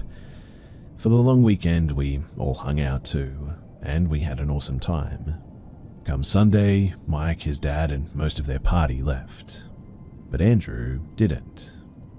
We hung out a little bit. He would brag about dirt bikes and ATVs and TVs and other stuff that he had an abundance of, and kept implying that we should hang out sometime outside of camp. I said yeah, maybe, or something along those lines, knowing that typically camp friends were never more than camp friends. He eventually went home that Tuesday though, and I didn't hear from him after that. He gave me his number. I told him that I didn't know mine off the top of my head, but I'd call him. Important for the rest of the story, but Andrew never knew more than my first name. My mum actually remarried, and I didn't have the same last name as her or my stepdad. But fast forward about a year, I'm using AOL Instant Messenger and get a message from someone with the exact same name as me, with a number added. After a few reluctant messages, they reveal that it's Andrew. It was a bit off-putting, so I just blocked him. A second random message, him again, same name but increased the number on the screen name. We go through this for about a week, and at this point, I had blocked about 8 of his fake accounts. It gets so bad that I create a new profile with a different email and am sure to not include any personal information, though I'm still pretty sure the original account had none included anyway. But about 8 or 9 months ago, no word from him. My family is eating dinner and there's a knock at the front door. My mum calls my name and says that apparently I have a friend visiting. And when I get there, it's Andrew. We politely ask him to leave, and after about 15 or so minutes, he gives in and goes. Then the calls start. First from a number registered to him, which was screened with caller ID, then restricted numbers, again ignored, then from random numbers with local area codes. When he does get through screenings, usually from younger siblings, he acts like we are best friends, asking me to hang out, offers me free stuff, and I told him to stop calling, but he didn't. My mum tells him that I've moved in with my dad, but the calls kept coming anyway. Eventually, my mum tells him that she's going to call the police, and things die down a bit. 1 more year passes, and I'm back at the campground. I'm walking a lady friend that I had met that weekend back to her campsite, and this van pulls up alongside of us, and I hear someone call my name. I look over to see Andrew leaning out of his van again. We booked it and ran into the small patch of woods and got back to my family site, and I tell my mum what's going on and she flips her lid. She ends up pounding on the campground owner's door, waking them up as it's about 11 p.m. at this point. The police get involved and he's told to never contact me or show up at my house again. A family staying at the campground came over to talk to my parents the next morning, and apparently they knew Andrew's parents and told them stories about episodes that he would have, and he would need multiple people to hold him down until he would calm down because he would lose control and start acting sporadically and even violently. I saw him once after that too, about 3 years later, driving that very same van slowly out of an apartment complex that I had moved into. Nothing really ever came of it, but I know that he saw me, and the fact that I never saw him again makes me feel uneasy about what he was doing there that day to begin with.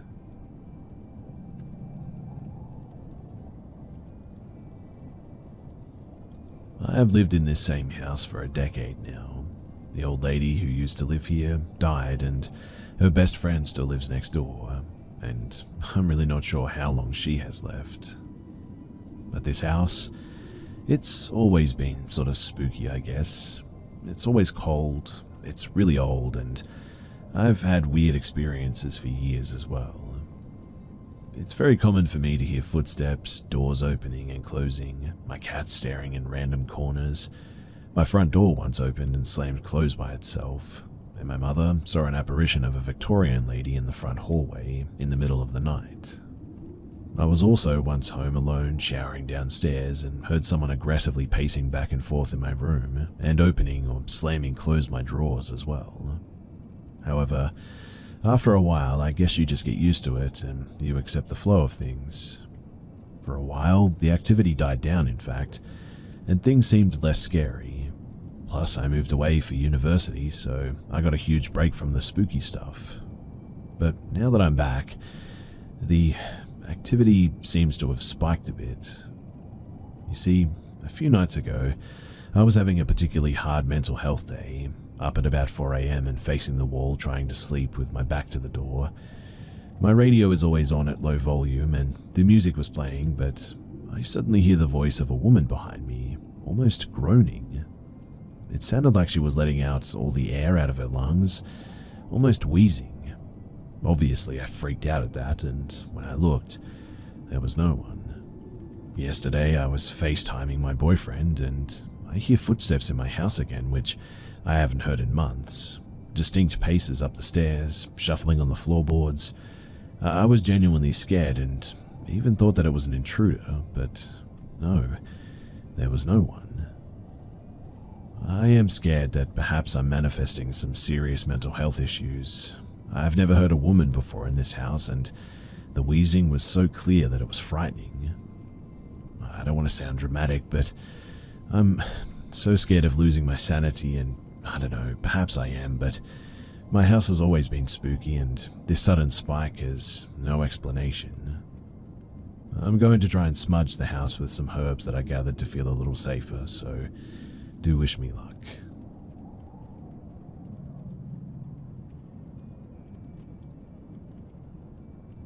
This is a nightmare that has stayed with me for years, and it really felt like something supernatural or paranormal was happening to me. Let me first start off, though, with the way that my apartment was set up. This is important too. So I rented an apartment out of a house. Landlord lived in half of the house, our apartment was the other half. The living room looks like it used to be one big room, but was later divided by a set of French doors to make the bedroom area. So when facing the French doors in bed, I can see through the living room windows and across the rooms. I couldn't breathe though one day. I sprung awake in bed with a cold sweat, erratically breathing, shaking, and slight dizziness. It must be my blood sugar. Let me check. 155. No, I'm not low. I started panicking because I don't know what's wrong, only increasing my symptoms. I decided to go into the bathroom and splash my face with some water and use a washcloth to dry up. I hung it on the towel rack and I made my way back to the bedroom. But on the way back, I was stopped in my tracks. Suddenly, I couldn't move.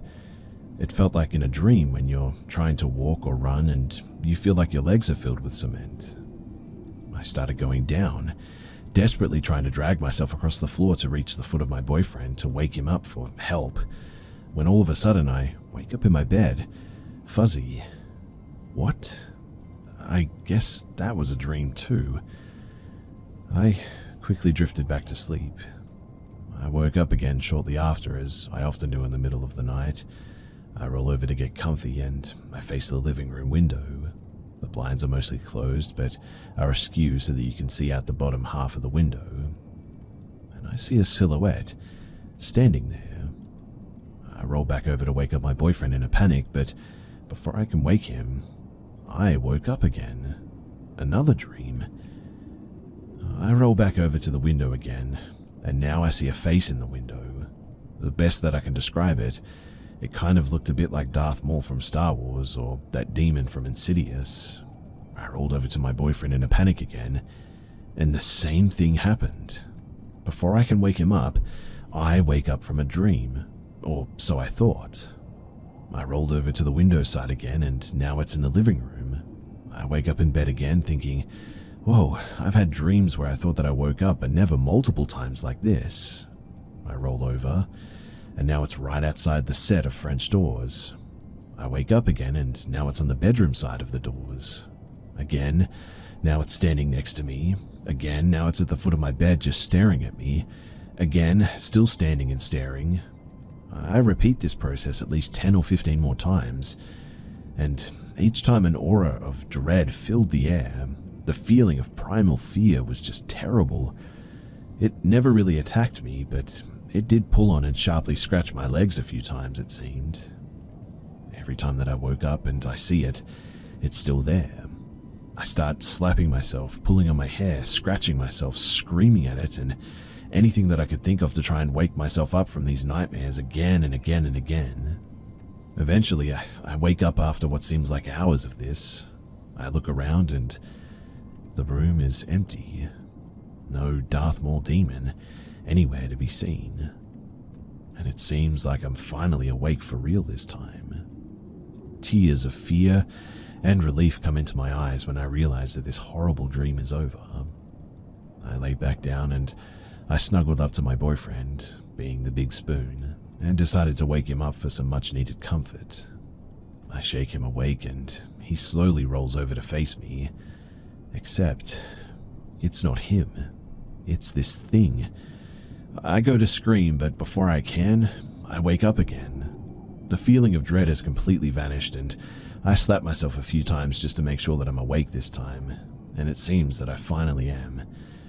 It's around 4 in the morning, and I am absolutely exhausted, but after that, I'm definitely not falling back asleep again, and the search of the house, that would have to wait until daylight hours. I was way too scared to leave the bed again, but once a few more hours had passed, I decided to get out of bed. I was wondering how much of the night was part of the dream. Did I really wake up in a cold sweat, or check my blood sugar, or even go to the bathroom to wash up at all? I checked my glucose monitor, and there was the result, time-stamped around when I remember getting up the first time.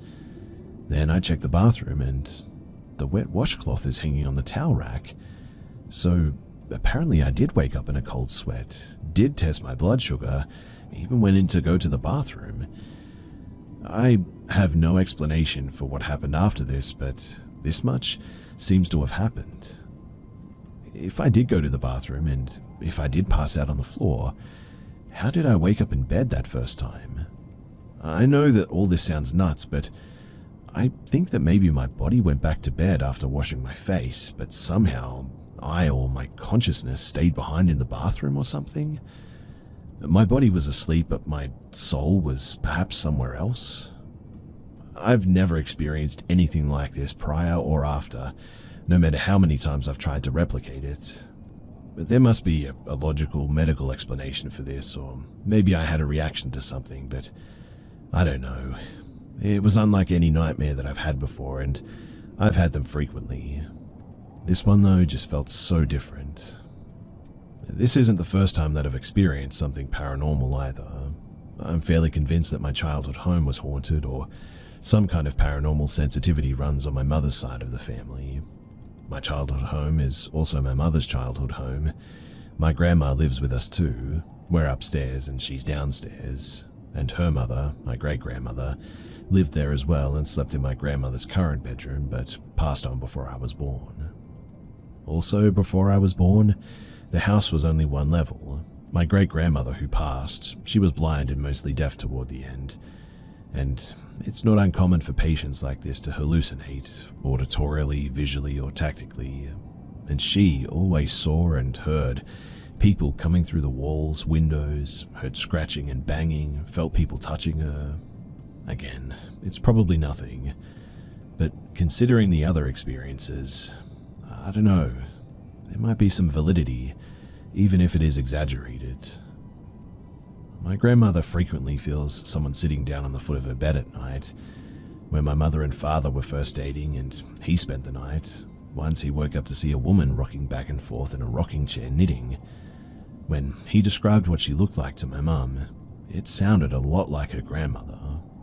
My mum claims to be able to astral project, not on purpose, it just happens apparently. And in these dreams, she can fly around and even into houses that we've never been in, only for her to confirm that it's what the house looked like after visiting or being invited into the neighbor's house. Also, Some other first-hand experiences that I've had in this place is that my bed would randomly shake, as if there's a sort of small earthquake going on, or if a really big truck rolled past the house or something. But there was never anything there, and no earthquakes either. I lived in New York, so earthquakes weren't a regular thing by any means.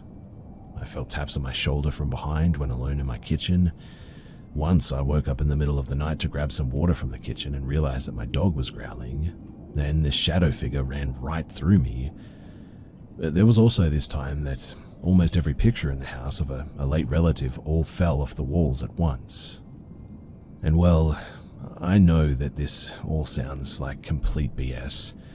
All of this probably does, but sometimes I dream of the future, and not anything major, like I'm walking down a road I've never been on before. Then within the next few days, I'm in an area that looks exactly the same as my dream.